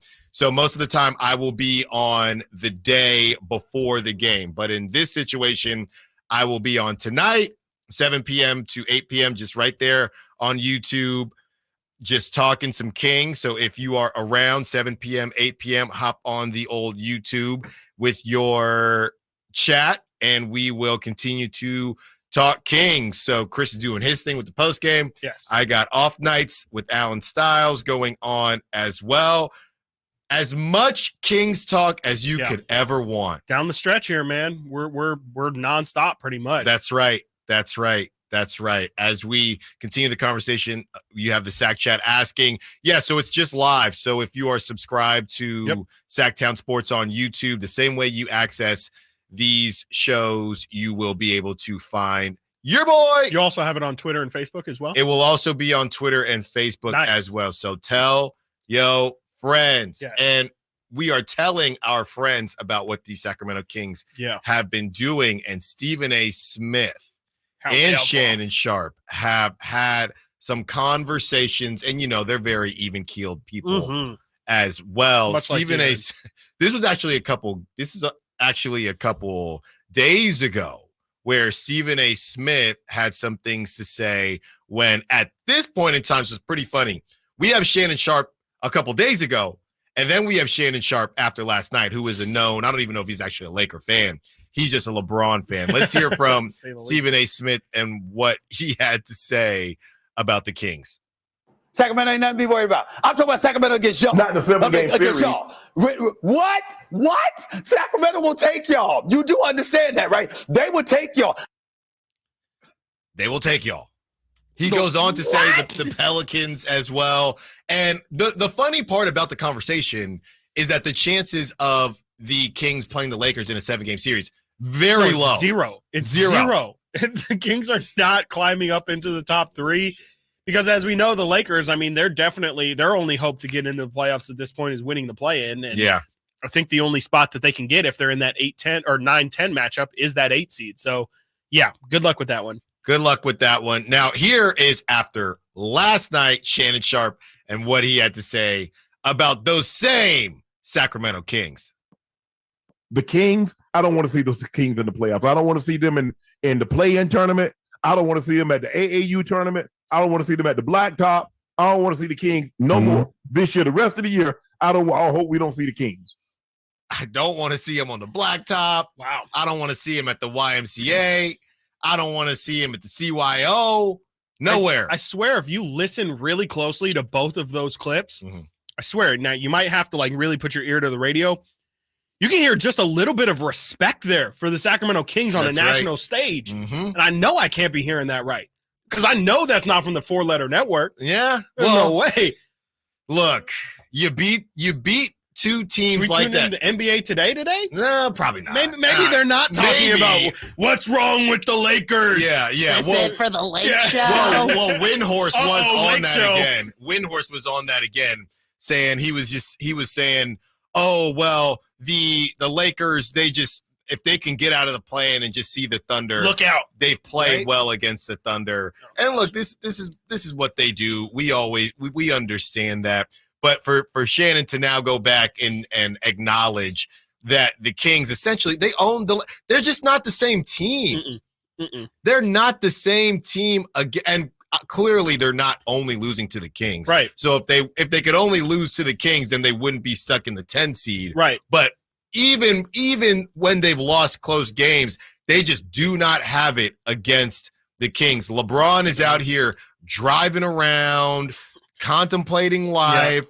You have D'Lo with his driving glove on. D'Lo had to take his braids out. There's just a lot going on. It's just they don't like, and it doesn't matter. No.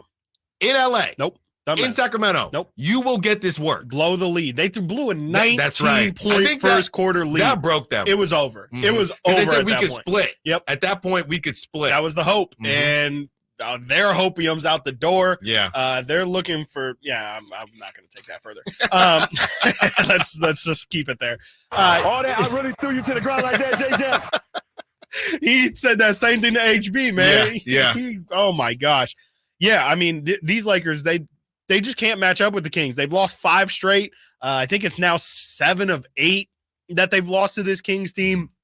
They cannot figure them out. AD and LeBron. I think it is really, and you pointed it out before the last time these two teams met. I think it was Jason Timpf pointed out this team's speed. I just think that LeBron is at an advanced age. AD is, I mean, there was a possession in the fourth quarter where AD was literally on the floor on their offensive side for the entirety of the Kings' offensive possession. Those guys do not want to run at all. And I think, the fact that the Kings really seem to push the pace or make sure to make an emphasis to push the pace against the Lakers, I just think that's a match made in heaven for the Kings. But the Lakers just, they don't want to play the Kings style of play. They want to slow things down. They want to get you in half court. They want LeBron to dissect your zone, and they want AD and LeBron to get to the foul line. That's not how the Kings want to play at all. Mm-hmm. And the Kings have just been better at dictating the pace and dictating the play. Yeah, and they will not see each other again unless somehow it happens in the playoffs, and they will see what happens at that point. As we see different texts and calls come in, Chris, one thing I wanted to get back to as we discuss the Kevin Huerter thing, you have coaches that deal with players differently, right? And part of that, and it's not to make an excuse or to give somebody a longer leash, but if we believe that Coach Mike Brown knows this team better than anybody else, right? And don't forget, he said they are the most connected, right? That's right. We have to believe that he knows best, and he knows whether or not starting or sitting somebody can negatively or positively affect the team, right? If the juice is worth the squeeze.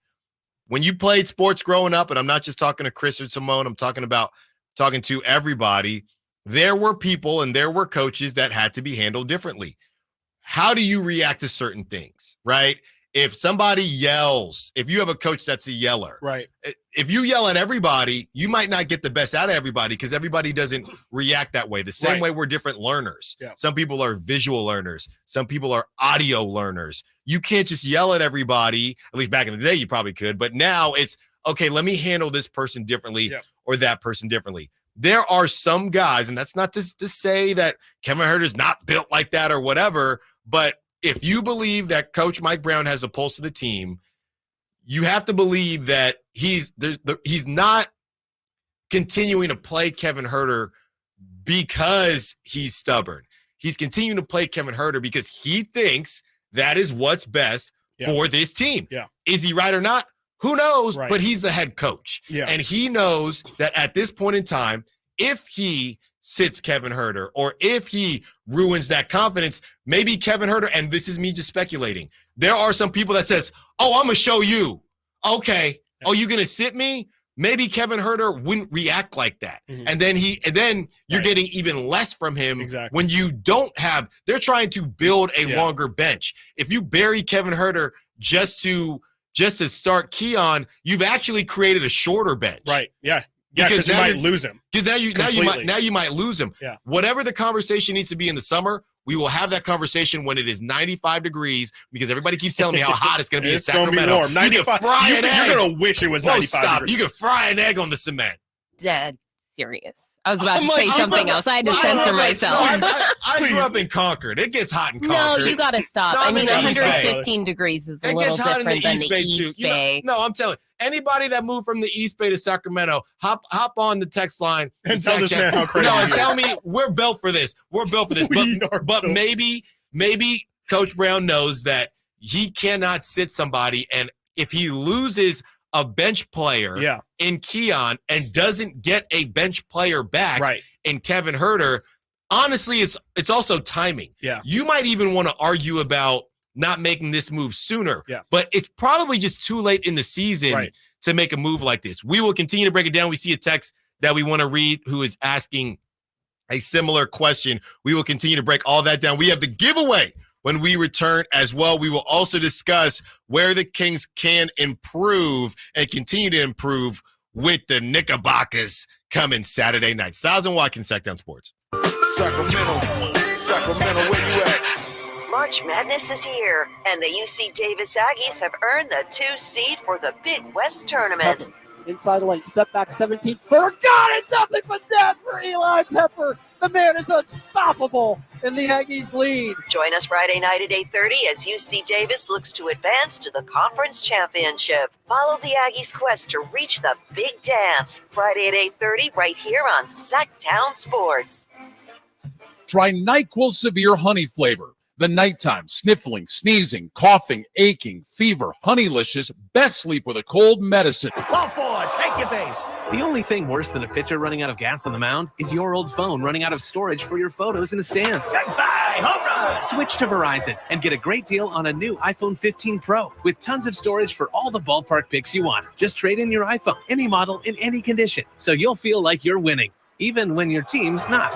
Trade in any iPhone in any condition for a great deal on iPhone 15 Pro with unlimited Ultimate and get iPad and Apple Watch SE with eligible service plan. Only on Verizon. Psst. Hey, I have a secret. I use Secret Whole Body Deodorant because more than just my armpits stink. Oh, can I use it where my bra rubs under my... Oh, yeah. And what about down there? You know, my... Totally. 4 out of 5 gynecologists would recommend it. So I tried it, and now I get 72 hours of freshness. From my pits to my... Ooh, I love that it's a spray. Me too. And it comes in sticks and creams too. Go get your Secret Whole Body Deodorant. The sewer system. It's probably the last thing on your mind, and that's okay. Because at the Sacramento Area Sewer District, it's our first priority. As the region's largest sewer utility, we own and maintain thousands of miles of sewer pipe. And our job is to get to your sewer problem before it interrupts your life. So whether you've got a slow drain or a backup, call us first, day or night. The Sacramento Area Sewer District. It's a dirty job, but we're happy to do it. Contact Tax Relief Helpers for details and restrictions. Attention anyone that owes money to the IRS. The IRS has restarted aggressive enforcement actions against taxpayers who owe back taxes that were temporarily suspended for COVID. If you owe $10,000 or more, you must hear this because now is the time to clear your IRS tax debt. A special toll-free number has been established so you can stop penalty fees, avoid liens, levies, and other hostile measures by the IRS. Call Tax Relief Helpers right now at 800-934-9217. Tax Relief Helpers will provide you with the maximum protection afforded by law. I got behind on my taxes and owed $48,000. I didn't know what to do. I called and they got my bill lowered to just $3,500. I owed $87,000 in taxes and it was scary. I got the amount I owed down to just $3,500. I saved $83,500. If you owe money to the IRS, don't wait another day. Call 800-934-9217 right now before the IRS enforces liens, levies, and other aggressive measures. The call and consult are absolutely free. Call now. Call 800-934-9217. 800-934-9217. 800-934-9217. Hey, Sacramento, get ready for a lineup that's not just hitting home runs, but delivering laughs and legendary tunes. It's the Sactown Sports live events calendar, where entertainment takes center stage. First up, on March 22nd, get ready for a night of hilarity as the comic genius Hannibal Buress takes the spotlight at the historic Crest Theater. And on March 23rd, the laughs keep coming with the one and only Dimitri Martin at the Crest Theater. It's a comedy doubleheader that's sure to score big with your funny bone. Visit livenation.com or Ticketmaster to score your tickets. And don't miss the Jacksons with Jackie, Tito, and Jermaine with all your favorite hits, plus Sister Sledge and the Tramps, all March 30th at Thunder Valley. But wait, sports fans, the excitement doesn't end there. On August 4th, the Outlaw Music Festival rides into the Toyota Amphitheater, featuring legends like Willie Nelson, Bob Dylan, and John Mellencamp. It's a musical grand slam you won't want to miss. Keep the adrenaline pumping, Sacramento. Visit SactownSports.com for all the details and ticket information. At Ashton & Price, over the last 25 years, we've won just about every injury case you can think of. Slip and fall, falling merchandise, fell through rotted decking, we won those. Dangerous stairs, falls into holes, dog bites, won them. Injured while pedestrian or on a bicycle, auto, motorcycle, big rig, company vehicle, Uber, or Lyft accident, we've won them all. And the best news is there's no fee until you win.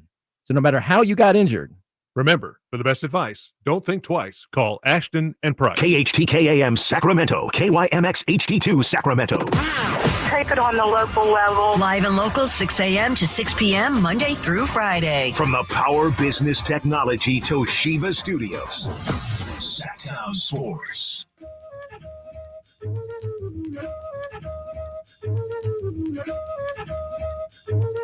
Bounce pass entry to Sabonis on the wing. Moves to the top of the circle. Hands to Malik. Slips it back to Sabonis. He kicks to Fox. Sidesteps the defender Reeves. Launches. Scores the three. That could be absolutely huge. We're in the final minute of the fourth quarter, and Fox makes it 118-105. It's the 19th three-pointer the Kings have made tonight. Live and local, it's Stiles and Watkins. Watch the show on youtube.com/Sactown Sports 1140. Or listen on the Sactown Sports app.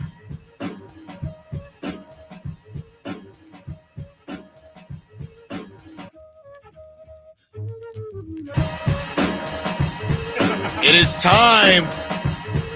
Live Nation has teamed up with Sactown Sports for your chance to see local legend Hassan Minhaj at the Safe Credit Union Performing Arts Center from beautiful downtown Sacramento on March 29th.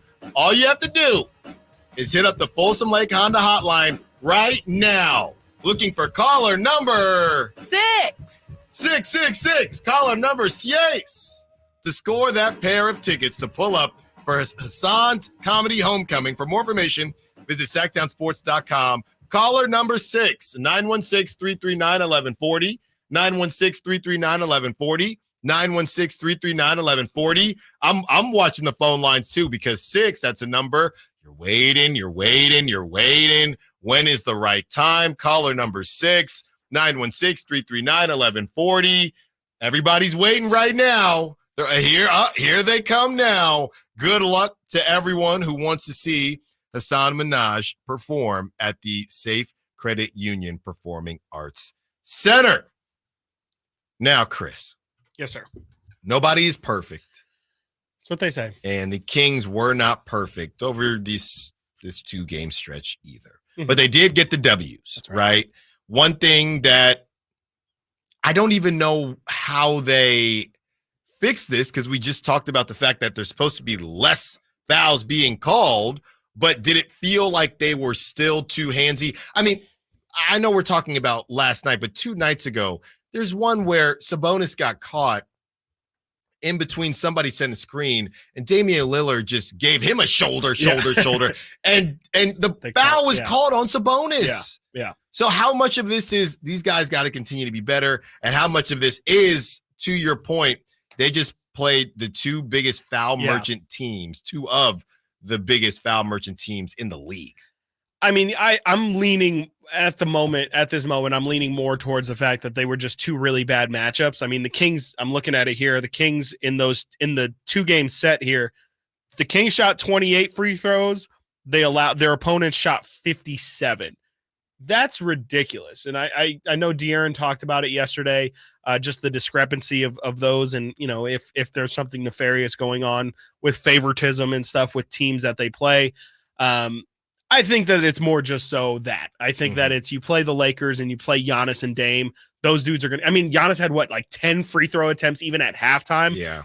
You're not going to play many teams. Like when they play the Knicks on Saturday, I have a tough time seeing – Josh Hart or even Jalen. If Jalen Brunson goes to the line 8 times, maybe then we can have a conversation about maybe the Kings are too physical at the point of attack. But even then, I think it's important. I think that it might just have to be a trade-off of, okay, would you rather foul too much but be handsy and maybe it lead to overall better defense because, you set the tone early and maybe you almost, you got to set a precedent, right? Like at the start of the game, if you're handsy, by the end of the game, they're probably going to let a lot slip because you set the tone of, well, this is how we've been playing defense all day. So how was it not a foul at the start of the game? It's the consistency thing.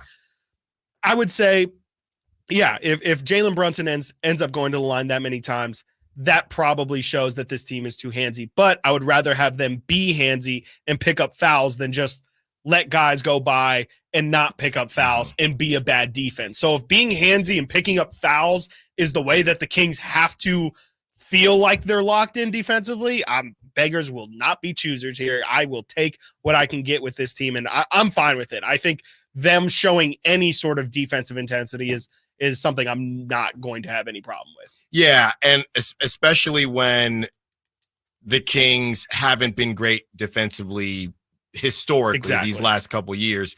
You have to choose from something. And if you're riding the wave of this pace of free throws being the least amount of free throws since 1950 or 1951, you just have to take advantage of that and just use it to propel your team in maybe a way that you weren't normally able to propel in the past. And you got the guys to do it. The quick hands of De'Aaron Fox, the big body of Keegan Murray, even a guy like Harrison Barnes being able to be a little bit physical to make up for what he may lack in stature with some of those matchups. Yeah. I mean, AD, he was doing his best against AD last night. Harrison Barnes is, I don't really know if tweener is the correct word, but he is the closest thing the Kings have to that longer defender for the guys that are just a little bit bigger than Keegan Murray. He's just not there yet. The same way Keegan Murray can guard guys that are a little bit quicker than what Harrison Barnes can guard. Right. So if you can take advantage of that, I mean, the sky is really the limit. Yeah, I mean, I feel like this team is definitely getting over a hump here. I mean, the fact that against the Lakers and the Bucks, I think the fact that they hold both of those teams to under 107 points, both of those opponents, like I definitely feel like, you know, that's one of those where if you can hold these two teams, why can't you hold the Raptors to under 110 points? I feel like 110, De'Aaron talked about it in his press conference there. I think that's the number that the Kings have to try and eye to say, if we can hold our opponents under this, we just really have to feel good about our chances. And if we don't win those games, it's probably more on our offense then. And that would be a welcome loss almost is, hey, the Kings didn't win this game because of their offense. Well, I would probably say that's not going to be the case most nights. So I can live with that. Right. Yeah. There haven't been, well, I don't want to jinx anything, but those ice cold nights where they did everything right, but they just can't buy a basket. Yeah. They're always going to find a way to manufacture a basket. It's about manufacturing a stop. That's right. That's what they've had to try to do. From the 916, does Mike Brown strongly consider letting Keon start in place of Huerter going forward? Kevin Huerter may or may not have his shot, but Keon Ellis will always have that defensive intensity. Yeah. So straight up, right after the game, you know, this is what happens when Keon plays well. It's I guess pick your poison if you're Coach Mike Brown. He was asked about it prior to the game against the Bucks. He was asked about it in the post game. He was asked about it in the pregame against the Lakers, where essentially he took the question the rest of the way to say, essentially the question was leading to, is this a pseudo tryout? Yes. With Kevin Huerter being out as opposed to Keegan, where you're clearly filling in. Mike Brown said, no. Okay, he almost hit him with the Nick Saban. Yes. So he's quit asking. He's probably close to that. He is. So here he is again during the post game when he was basically asked about what goes into making a decision like that. I mean, there's a lot that goes into it. It comes down to feel. Kevin gives us a lot too, and does it make us better with Kevin or Keegan or HB coming off the bench just to start Keon? I don't know. I don't have that feel yet. You can always bring Keon in the game early. Keon can still average 20, 25 minutes a game if need be. And so kind of like Malik, just it can give us the luxury of, obviously finishing the way we want to finish, but playing different lineups based on the flow of the game, because we might go out there and the flow of the game might be in our favor with whoever's starting. Okay, let's ride with that.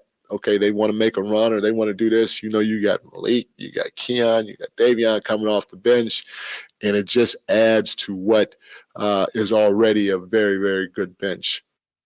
It's the depth thing. It's the depth thing. Right. He doesn't want to lose. Maybe you're assuming what Kevin Huerter can do on the bench or coming off the bench. You don't have to assume what Keon Ellis is going to give you off the bench. Right. And I also think that it is a bit of, we saw how it can look if the Kings are clicking offensively at the start of the game on Tuesday. If, how quickly we might forget.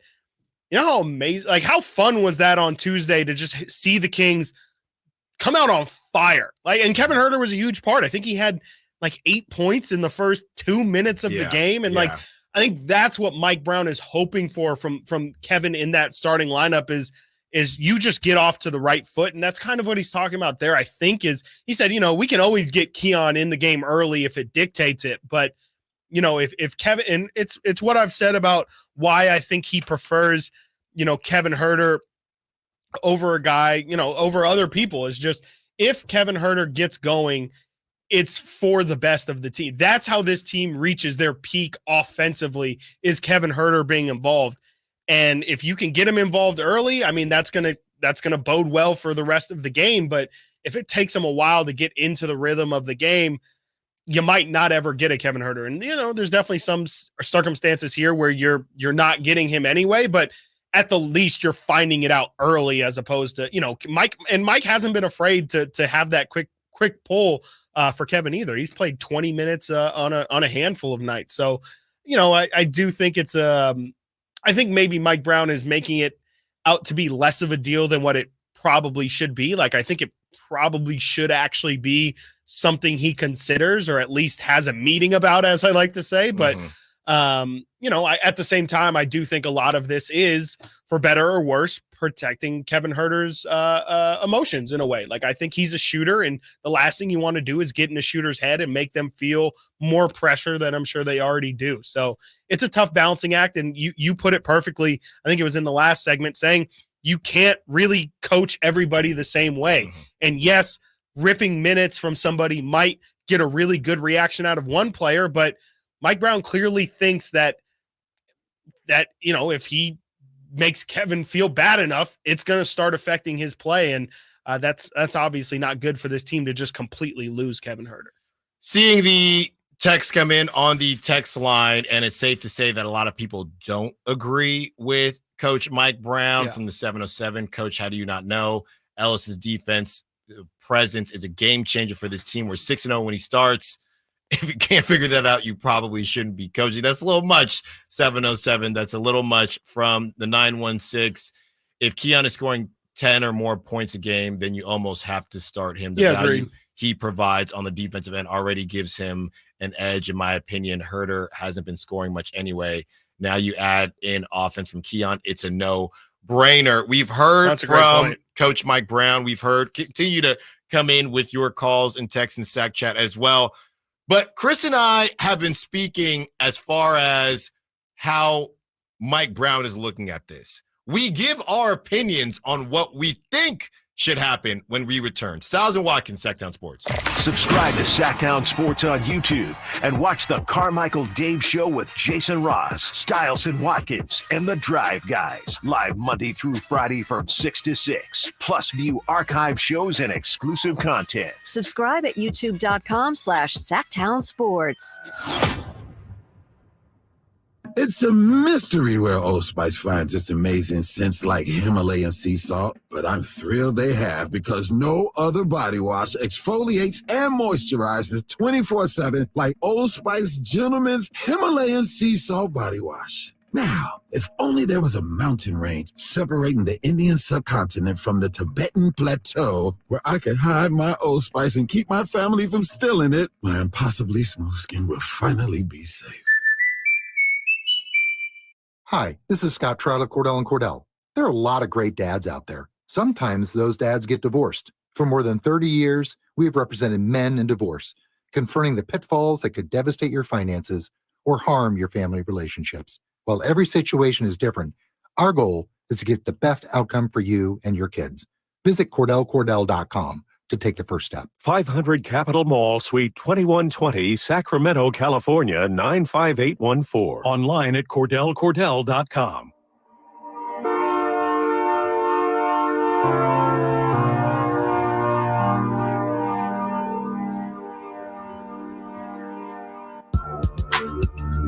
Sacramento has a new tag team in the midday. It's Stiles and Watkins on Sactown Sports.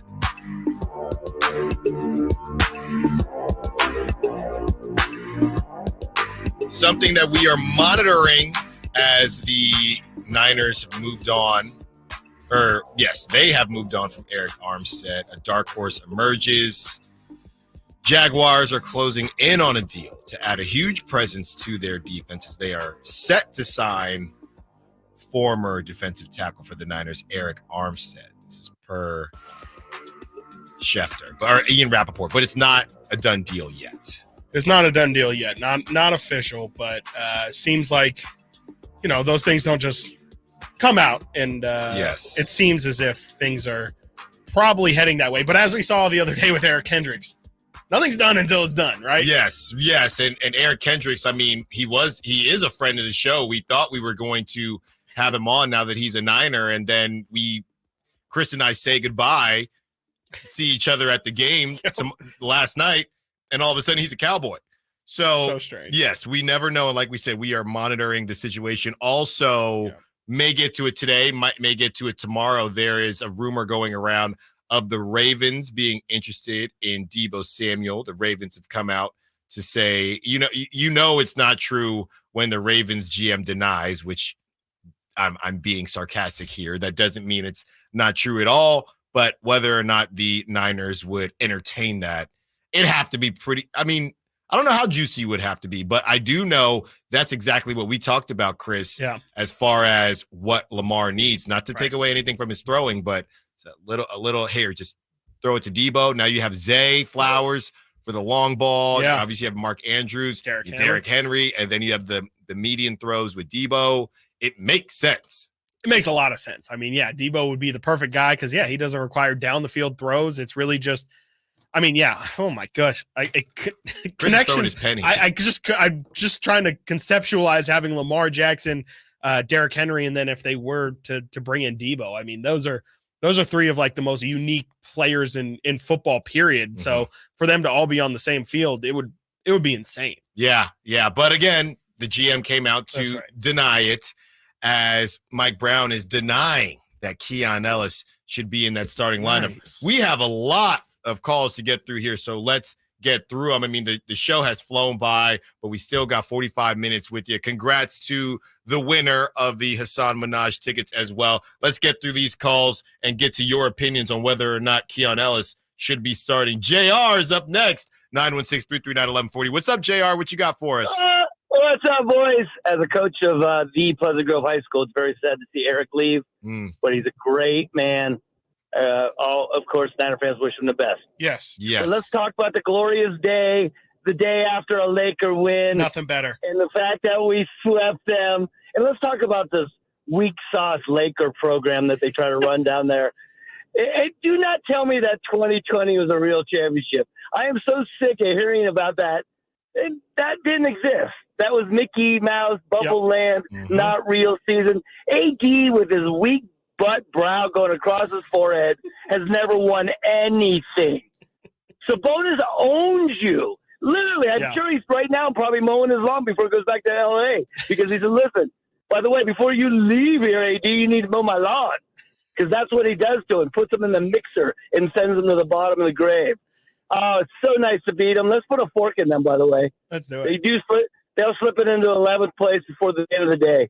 They're not even going to make the play-in. We should have a funeral for them. Regulated to the G League. That's what we do with them. Bye-bye. Bye, JR. Thanks for the call, as always. I mean, it is pretty nuts to sweep a team. I say that, but the Pelicans have not yet. Well, the Pelicans, and that'd be 5. Technically, they've already been swept. Yeah, that would be. Yeah, that's true. In every other season, this would count as. But the in season had different stakes, and that's right. The Kings aren't there yet. No. You can still avoid it. I guess technically the Rockets did sweep them, but that was only 3. Yeah. Or was that 4? That was 3. That was 3. So still not quite the same. But the Kings still have an opportunity. But it doesn't matter because they did sweep Tinseltown. That's right. They swept those. I saw that earlier on the text line. Kings, this is from the 5-3-4. Wow. Kings punking the Fakers and now just need to finish the 6th seed or higher to stay out of the play-in. That is right, 5-3-4. Let's hear from Ken, who wants to be a part of the conversation. What's up, Ken? You're on Stiles and Watkins. What you got for us? Yeah, what it do, gentlemen? What it do? How you feeling this afternoon? Man, never better. What you got for us, Ken? Ain't never better, man. Milwaukee and the Lakers, man. I just want to shout out real quick. I just want to say this to the fans out there who's calling in or texting in. You got to trust Mike Brown. Yeah. You don't trust him yet? Hey, man, we got to the 3rd seed last year, man, and our team is consistently winning and balling and competing. You got to trust Mike Brown's decision. Guess what? He's in the locker room. He's at practice. He knows these guys' personalities. He knows these guys' skill set. And like you mentioned earlier, sometimes the starting squad, they start going off. We ain't going to change nothing because it looks good because that's his process. That's how he processes the game. I'm near the coaching. I'm near the team every game. And I'm hearing the camaraderie. I'm hearing the togetherness. And I'm hearing the positivity in his coaching style. Man, they trust Mike Brown. And Sacramento, listen, we have to trust the process. Keon Ellis might start sometimes. He might not start. It's just the process. Trusting Mike Brown. And guess what? Man, Western Conference, I ain't going to say, I just want to say Western Conference. I want to say champions, but I just want to say Western Conference. You got to get there. Go Kings. Thanks for the call. Call. Ken got them good seats. I know, man. Ken got them good seats. You know what, though? That's where you find out all the good stuff, man. Yeah. That's what I found out. I going down to some of the Stockton Kings games. It's like legitimately, I don't think there's a better value, honestly. It might look, the sticker shock might be a little scary, but getting next to the team benches or just being near the floor in general, completely different viewing experience. Being able to hear those guys and also like just see how big they are, how crazy some of the moves, you can really see how fast De'Aaron Fox is. Those people have honestly the best perspective of what really goes on because you get to hear those the huddles, you get to hear the guys on the bench, you get to see how everyone reacts. So I love to hear, someone who is actually sitting next to the bench talking about how, in the huddles, it's always positive and you could see that those guys really do have each other's back. That's awesome. Last but not least, let's get to TC. Our guy TC wants to be a part of the conversation. I know TC enjoyed these last 2 nights and these W's. What you got for us, TC? Yeah, man, you're right. Hey, first and foremost, though, man, what's up, Alan, Chris? Not too much, man. Just enjoying the day, honestly. Just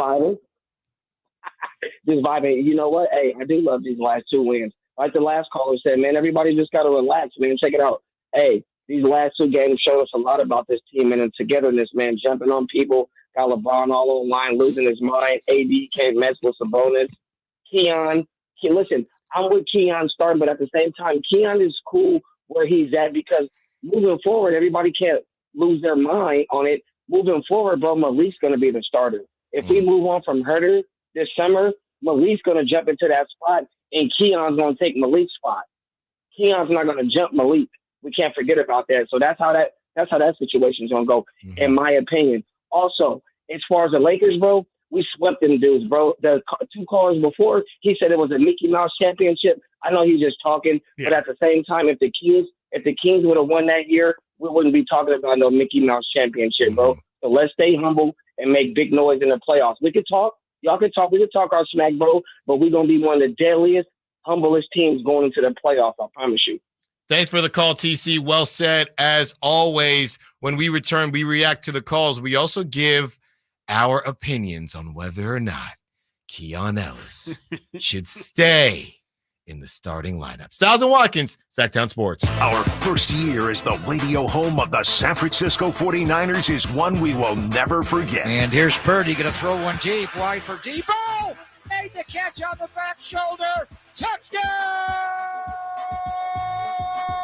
San Francisco! And a back shoulder banger for Deebo Samuel. Congratulations to the 49ers on a terrific year.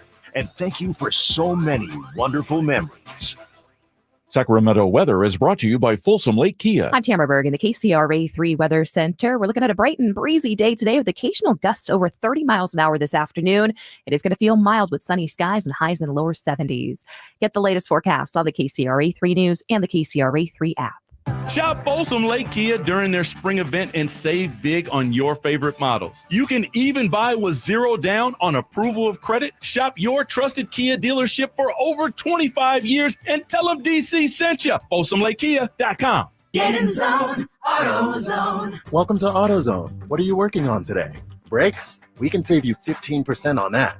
We have OE quality Duralast brake pads and rotors in stock, ready for pickup or delivery.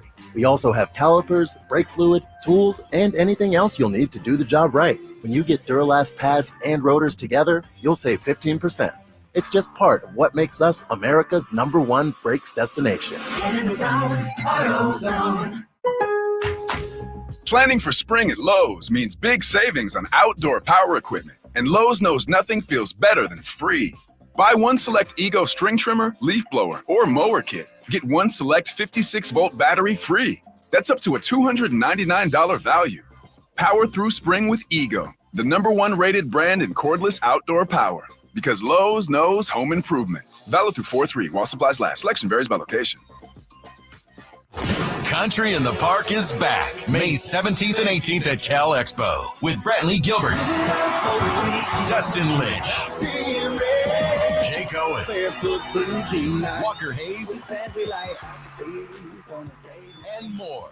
Tickets start at just $46. Country in the Park May 17th and 18th at Cal Expo. For more information, visit CITPFest.com. Brought to you by California Army National Guard, Naturewood Home Furnishings, and RVs of Sacramento.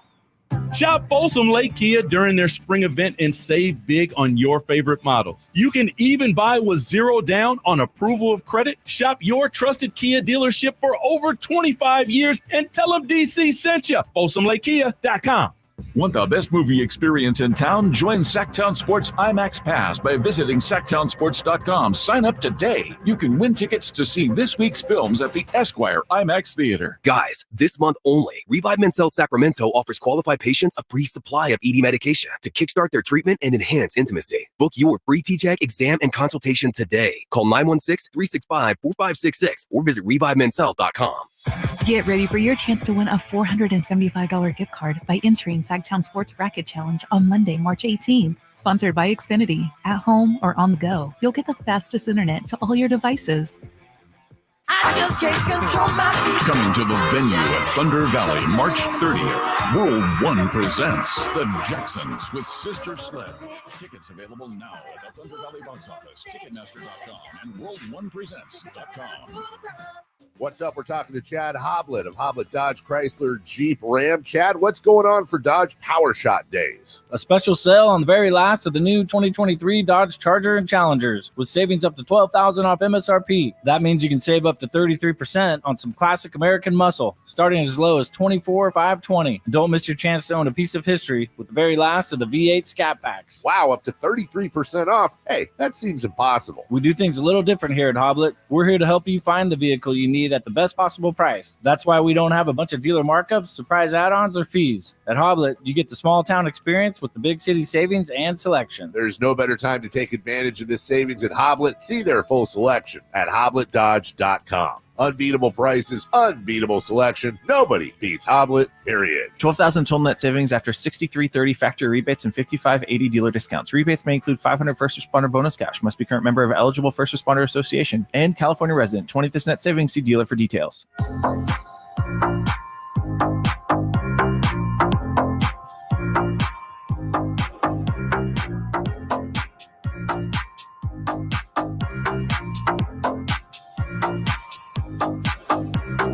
Sactown Sports. Call or text at 916-339-1140. All right, Chris, no more ducking and dodging. Dip, duck, dive. If you can dodge a wrench, you can dodge a question. And we're not dodging anymore. I'll give you the choice. You can go first or I'll go first. Whether or not I'll go you first. believe or you think Keon Ellis should be in the starting lineup. Yeah. And no fence sitting No either. fence sitting, no. I'm trying to think how I want to phrase it, but I think ultimately I fall on the side of no. And I'm trying not to fence it. I'm going to fall on the side of no. And I'll just say this, and it's not much different than what I said before, but I just think that this Kings team, when they're at their best, they're a dynamite offense.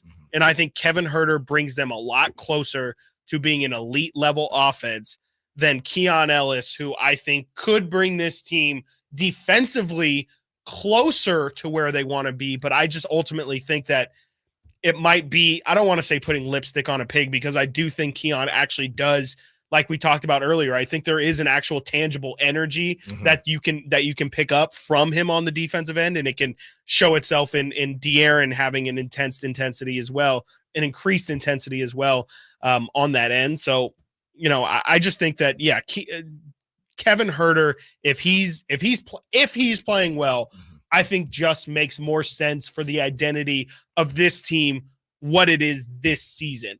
Moving forward, that might be a different conversation. Not moving forward. But right here, right now. You're not saying moving forward this season. You're saying next season. Next season, past that. So there's nothing that Keon Ellis could do, or it doesn't matter how cold Kevin Huerter could get or hot Keon Ellis can be, you're sticking to that. And you can change your opinion. I wouldn't say that. I mean, obviously, if Keon starts dropping 15 and hitting multiple threes every single night, boogieing on people, as a different conversation completely. But this is more so me projecting what I think Keon can do on a consistent basis. I think that, right now it really shows when he's having good games. It so far it's been all good. That's not the reality of situations. At some point, Keon Ellis is going to be in a starting lineup and it's going to go bad. We just don't know what that looks like. Like, we don't know how, and, some might say, hey, you're 6-0. Like, it's about minimizing the times when you're going to be bad. But I just think, everything looks good when everything's going well. But if the Kings are struggling in a playoff matchup, I don't know how much Keon Ellis is going to help them. And I feel like Kevin Huerter, again, ideally, if he's hitting his shots, that's a guy where he can bring you back in. He can win you a game. Kevin Huerter can straight up win you a game if he scores 20-plus points. Keon, I definitely think, contributed greatly to yesterday. Absolutely. And this isn't even about a either-or thing, because Keon's going to get minutes. But I just think in an ideal world, if you can get the best version out of Kevin Huerter in the same way right now, I think we're seeing the best version of Keon Ellis this season. Like, I think Keon still has a lot of room for development, but with where he's going to be at this year, I just think Kevin gives you a bit of a higher ceiling offensively. And I think that's just a little bit more important to this team right now. I respect that. Yeah. I respect that. I really do. Yeah. And you're not going to lean the same way.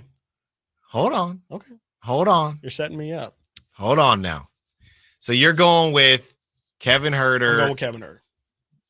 Based on how this team is presently constructed. Yes, presently constructed. So, where I'm at with this,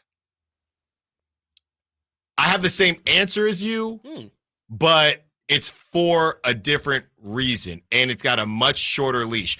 By the way, one thing we haven't even discussed is that Kevin Huerter is questionable. This whole thing might take care of itself. Right. If Keon goes 3, let's say Kevin Huerter, I think he'll be able to play on Saturday. That's a good amount of rest, right? But if he can't go and Keon puts Brunson on Ellis Island and drops 10+ again, now Mike Brown honestly has an out. Now he has an out. If that's the best ball that they've been playing, okay, but I'm not trying to avoid the question. Right. Did you see when De'Aaron Fox, he boogied and he went behind the back? Okay. All right. Fair enough. My answer is that if Kevin Huerter comes back on Saturday, he should start. But if it doesn't look good, I don't even really care what Keon does, because you're moving Keon around a lot. If Kevin Huerter doesn't look right, and let's say it results in a loss or it's a near loss because Kevin hasn't been able to do much, then I'm starting Keon Ellis next game. Kevin Huerter has one more game for me. But then is it on a game-to-game basis then? Or is it Keon is the starter until he loses that spot? I would rock with Keon until it looks really bad. That's kind of big. Yeah, I think that's bold. It could look really bad in, 3-4 games. But sure. I feel like I'm of the type of person, that wants to reward people. Yeah, absolutely. And I feel like Kevin Huerter has had opportunities time and time again. If you want to convince me that maybe, okay, because now he's coming off the injury. I'm just going back to the Kings schedule. And I get where they're at in the season. I get all that. If you want to convince me that you got to give Kevin, the problem is there's just not enough time. Because if you don't do it now, then you're not going to do it. Exactly. So to me, if you give Kevin, okay, give him 3 games, now you're down to dang near under 20 games. So you don't want to premiere something. Right. You need to do it now. Yeah. So I would say it's a cold world. Kevin, let's see what you do against the Knicks. It's a Saturday night game, bright lights. We're still believing in you. If he does not play well on Saturday, I have that team meeting like Coach Mike Brown does, and I say, I'm riding with Keon. Now, I can be swayed on how long you ride. Now, to Chris's point, if you go with Keon, you can't go back because there's not enough time. Right. Because you got to now give Keon 3 to 5 games. So Kevin Huerter and would you got to now let be on the bench. Kevin adjust to being on the bench now. So you got to rock with it the rest of the time. I give him one more game. I will also say, I mean, I feel like I've been protecting Kevin a lot on today's show, but I will say that I do think to that side of the argument, you know, how much do the needs of Kevin Huerter outweigh the needs of the team? Like I've been saying all day, like, you know, you're going to kill Kevin. What if you kill Kevin Huerter's confidence? What if, you know, you end up losing him completely instead of just putting him in a reduced role? Well, you know what? Like, and again, I don't know how much I actually feel this way or if this is just kind of the hard reality of sports. It sounds like a Kevin Huerter problem. Yeah. Right? Like, I mean, if you feel like Keon Ellis is making your team better in total and it's at the detriment of Kevin Huerter, who just can't figure it out in that new role. Hey man, like what did LeBron say to Kevin Love? Fit in or fit out. Yeah. And you know, that's sometimes the harsh reality of it is, you know, this man just kind of came in and took your job. And if you're not willing to adjust to this new role that you're being given, well, then we'll find somebody else who is better in that role. It's and, the offense, you know, to me. It's tough. So yeah. Yeah, I mean, that's kind of the harsh reality of it. And I don't know how much I personally feel that way, but I also just think that is something that does need to be thrown out there with this conversation is, you know, if Kevin gets benched, that's on Kevin to figure out, because Mike Brown's just got to, he can't have Kevin's feelings over the wellness of the team. That's being selfish. That's playing favorites. And I don't think that's what Mike Brown's doing right now. I think he's in damage control. He's trying to figure out, how can I save this situation before it gets to that point? But I do think, you know, if things do get bad enough, to your point, if Kevin has a couple more stinkers, I don't know how you can look in that walk into that locker room and say, hey guys, I know we lost tonight, but like, you know, we just gotta try harder. Like, everyone's going to look around and say, how about you play this dude who's clearly earning the time over giving this guy the benefit of the doubt? Maybe it's because of money. Maybe it's because you like Kevin the person. Whatever your reason is, you can't really play favorites, because in a locker room, especially in competition like they are right now, those guys are going to weed that. They're going to smell it out, and they're going to say, does Mike Brown have my best interest in mind, or does he just have Kevin's interest in mind? Because it feels like he's picking and choosing there. So I do think that's a part of this conversation that might need to be brought up too. Yeah, and to me, it's not about the stat line, because I think Kevin Huerter's stat line will reflect the minutes. It's about the minutes. If Kevin Huerter gets pseudo benched as he has before, and he's under, what do we say, under 25 minutes? 20? Definitely under 20 for sure. Under 20, of course. Yeah. So let's go with under 23 minutes. Sure. If you are not able to be out there for 23 minutes, you do not need to be starting that game. And like I said, we'll see what happens. It's plenty of opportunity. I just think if you are going to make a change, which honestly, we've spent majority of this show through the lens of Coach Mike Brown. This is just me and Chris breaking it down before crosstalk and what we would do if we had to stand at that podium and make those decisions. We do not. We just get to sit here and talk about it. Yep. I don't think a change is going to happen. I do not think. Let me repeat. I do not think a change is going to happen. Yeah. If this is what I would do, I would give Kevin another game And if it's under 23 minutes, I would say, all right, Keon, it's go time.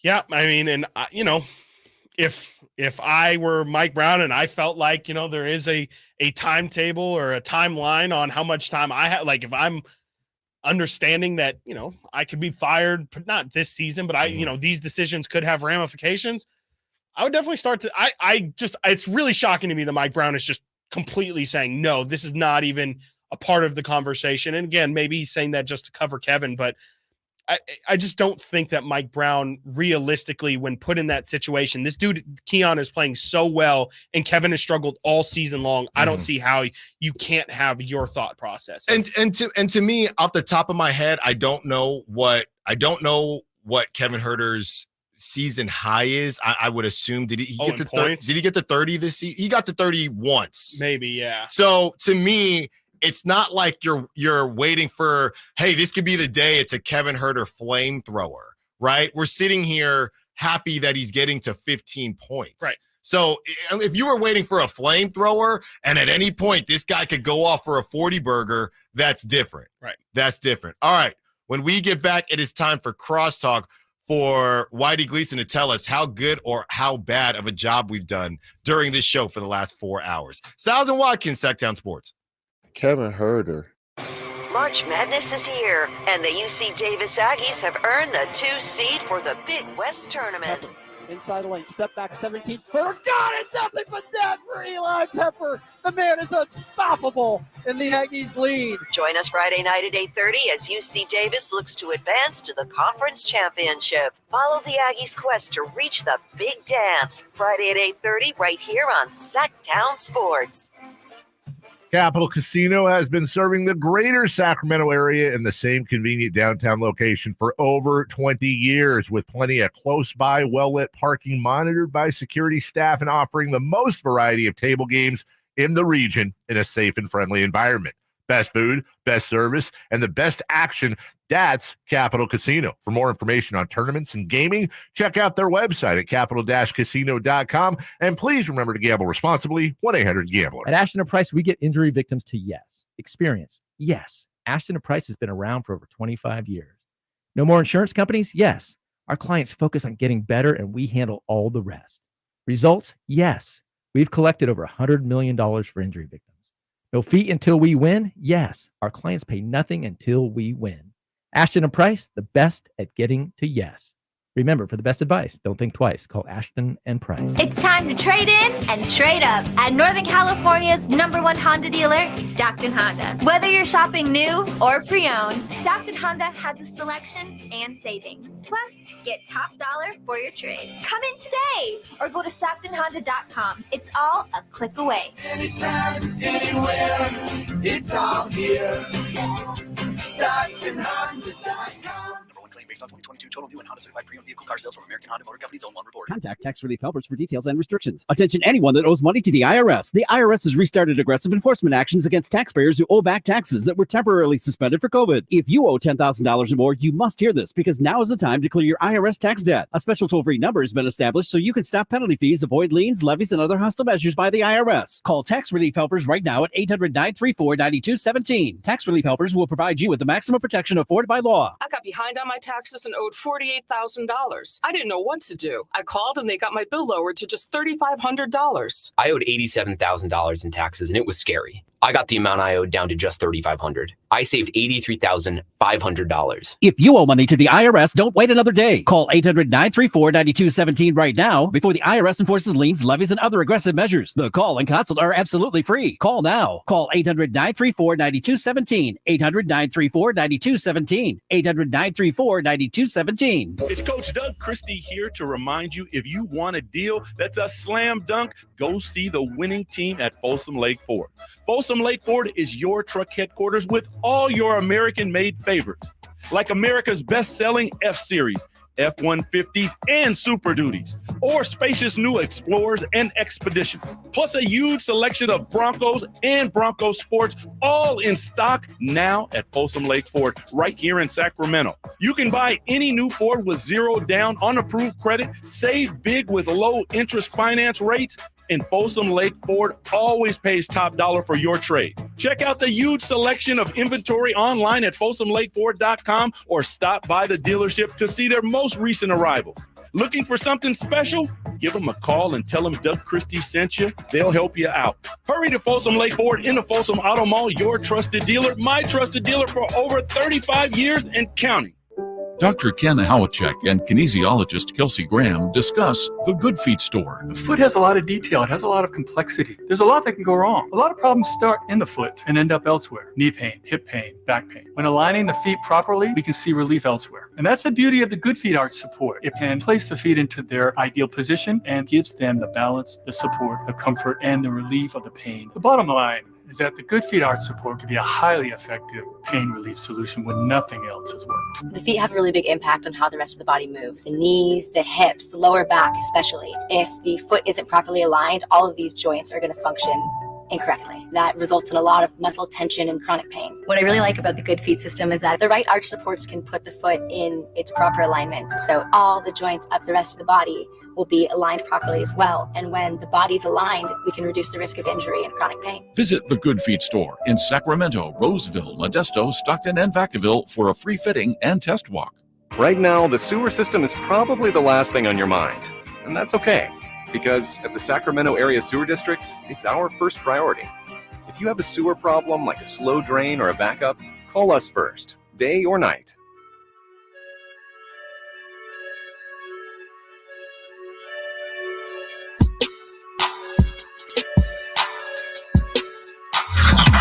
Sactown Sports. Check us out on YouTube. Search Sactown Sports and subscribe.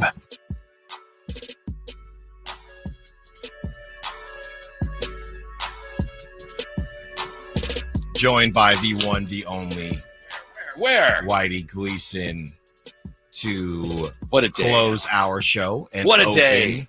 Their show, the Drive Guys, as you begin your drive home. You know what is, I'm just gonna deviate real quick. Oh yeah. What is rush hour nowadays? Like post pandemic. It's about 3:00, right? Feels like 3:30, maybe 4:30. Yeah. Kind of starts, but I feel like usually the 5 o'clock traffic is still a thing. Okay. Right? It's still bad at 5. I feel like it's all earlier now. Heading towards like Roseville and stuff, it's pretty bad. Mm-hmm. It kind of bottlenecks around Arden too, but yeah, I mean, Sacramento, it does get some traffic. I mean, you'll head towards West Sac too. I mean, honestly, yeah, 5 o'clock, it's kind of a mess. Okay. Everywhere. I guess I'm just, I guess We're home. we get pretty lucky Yeah. then, because I know sometimes like on Friday it'll be earlier because people are leaving the office earlier. So do you guys all feel right. that in your show? Do you feel like, Yeah, that's a good one. Feel drive time still as a thing? Yeah, I don't know. It's something I don't think about. I just remember years and years and years ago when they changed the way, they figured out who was listening, and they decided afternoons is bigger than mornings. We didn't think that before. And I don't even know if that's still true. Right. But it's, it's like, okay, I don't know, because I don't know. I don't even know why. Yeah. And I don't even know if it's true. I mean, I don't think about it that to much. your point, like with the pandemic, like post pandemic, I think everybody's kind of just available all the time. Like, Right. It's there's so many people who work from home with computers and everything. That's now. right. We're That's on right. YouTube. The You can lap have us on. tops. Well, you know who was driving the W bus last night? That was one Keon Ellis. Whitey, are you prepared for the conversations about whether or not Keon should be in the starting lineup? Yeah, I think I would start him, but he's not going to start. That's essentially Pretty much where we we're fell at. as well. Yeah. And Mike Brown is basically just telling us that. No, he is telling us that. He's saying stop asking. Yeah. He's saying stop asking. Yeah. What'd you think of De'Aaron's answer to you yesterday? I thought that was a great question. We actually talked about it as well. Oh, thanks. But just like, I mean, Keon's energy defensively, I'll just ask you the question you asked De'Aaron. Do you feel like his energy has, an effect, like a tangible effect on other players? It seems like it. Defense is so hard to measure. And I know you, like I do, you check Basketball Reference all the time. And there's so many metrics for defense, and they're just guesses. Yeah. How many points did he score? Well, I'll show you. How good is he playing defense? I don't know. This says this and that says that. So it's interesting to get the view of a player. Right. And I notice every time De'Aaron talks about Keon or Davion, what it's like on the floor, though, man, he just leans into the mic and his eyes kind of get big. He's like, oh, yeah. I like it. Yeah. Yeah. I mean, they need it. They desperately need it. I mean, they don't have anybody really who guards the point of attack the way they do. And I mean, I think that in a way we've talked about all year how those offseason additions didn't really pan out for this team. And Keon's kind of like a breath of fresh air. He's like that influx of talent that I think they were hoping to get from guys in the offseason, but you're getting it now in the last 18 games of the season. It's incredible to me that over the last couple games, and I know it's a small sample size and we can't get carried away, which I always do, but the defense all of a sudden is like, wow, they actually have some positives defensively, right? With the way Davion again and Keon are playing, as far as putting pressure on the ball, which to me, that's like a pass rush in football, right? And they haven't had a pass rush at all, right? People have been picking them apart. Now, all of a sudden, last couple of games, like, wow, they may have something. They're really something that's disrupting guys like not only D'Angelo Russell, but Dame. Yeah. The Dame situation and getting put on Ellis Island was outstanding. What's it called? What was that? It's my nickname. Oh, for you mean Keon Statue Ellis. of Liberty? I don't. His name is Ellis. Yeah, You but get Ellis put on Island's where Ellis the Island. Statue of Liberty is. Yeah, I know, but now it's this as well. It's like Revis Island. That's right. I know, but yeah, but Ellis Island is a real thing. It is. Yeah. So I struggled with whether it would work or not, but it's working so far. I'm giving you a hard time. It's working so far. Just wait for them to play the Knicks. That's when it'll that's really right. hit. That's when it'll That's really hit. right. Yeah. They left them out there, and I just keep adding people to my meme, just more and more players. What is this called? You know how they say the backup QB is the most popular player on the team? Yeah. What is this situation called? And obviously it's not as unique, right? The only time it comes up is if your starting QB isn't a stud, but it is your sixth man is always the most popular guy on the team because there's multiple, and it's just going to take a while for fans to get over it. We finally, every blue moon, once in a blue moon, we'll see start Malik Monk, but fans have finally stopped asking about starting They've Malik stopped, Monk. but it's still there. I mean, we just a Yeah. couple days ago, we had another, and I understand it, but another avalanche of all that. Mhm. Malik Monk, why isn't he starting? Yeah, but do you think, obviously it doesn't happen as much as football, but do you think a lot of teams deal with what the Kings are dealing with, especially, I would assume, especially teams probably under that 4 seed? Does every team have a guy or two guys that start that, man, why can't we start this person over that guy? Well, I don't think so. Okay. I can't speak to other teams, but I'll tell you, it's been a thing here for as long as I can remember. There's always somebody who can always, I mean, especially in the drought years, it's like there's always somebody who's not playing who can fix everything. It's been Mo Harkless, Chimezi Metu was that guy for a while. I mean, here, Ray McCallum. Ray McCallum. Hey, no, you're on to something there. Ray McCallum, that last stint, I still have hope for Ray McCallum. Okay, so I'm not giving up. But yeah, no, truly, I mean, if anything, I could speak to it here. And it's definitely been a thing here where, I feel like I still have it in my brain. The Kings were like 14-2 a couple seasons ago when Mo Harkless played over 25 minutes or so. Like, fans will always have, to your point, there will always be a guy where it's like, look at these numbers. Yeah. When Davion Mitchell has 5+ assists, Right. the Kings are undefeated. And it's like, I think it is a thing. The way I would answer your question, to me, it's something that fans of teams that are believed to be like underachieving a little bit, they're always looking, because they're always looking, what's wrong? And the Kings, even though, they've had a really good season, they've been one of those teams this year where people are still thinking there's another gear there. What's wrong? So anytime fans are like, what's wrong with this team? The coach is terrible, right? Oh, this guy should be starting. That's kind of just part of fandom. Why do you kind of got the gears going in my brain when you talked about the Kings kind of finding this pass rush with the ball pressure that they found with playing Davion and Keon? And maybe I'm giving Mike Brown way too much credit on this, but it makes me think that last year, this team in the last week of the season just randomly rolled out Alex Len and then rolled that into the playoffs. Am I giving Mike Brown too much credit by saying, has this not been an ace in his sleeve, but is there anything did they truly stumble upon this, or is there a chance that maybe, Mike Brown always knew, hey, breaking case of emergency? He doesn't get enough credit, right? I mean, I really think that, so I don't have a problem with giving him too much credit about anything. Exactly. Because he should be getting more. Really should. Yeah. And it really just breaks down to how many How many guys can you have on the court that can defend but also make 5. shots? 5 is the answer. 5 is the answer.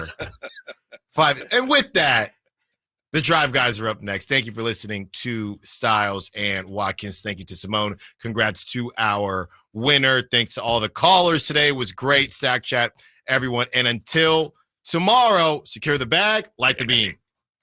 You never know what you might hear when listening to a Sacramento Kings game. Keegan going for another triple. Man, is he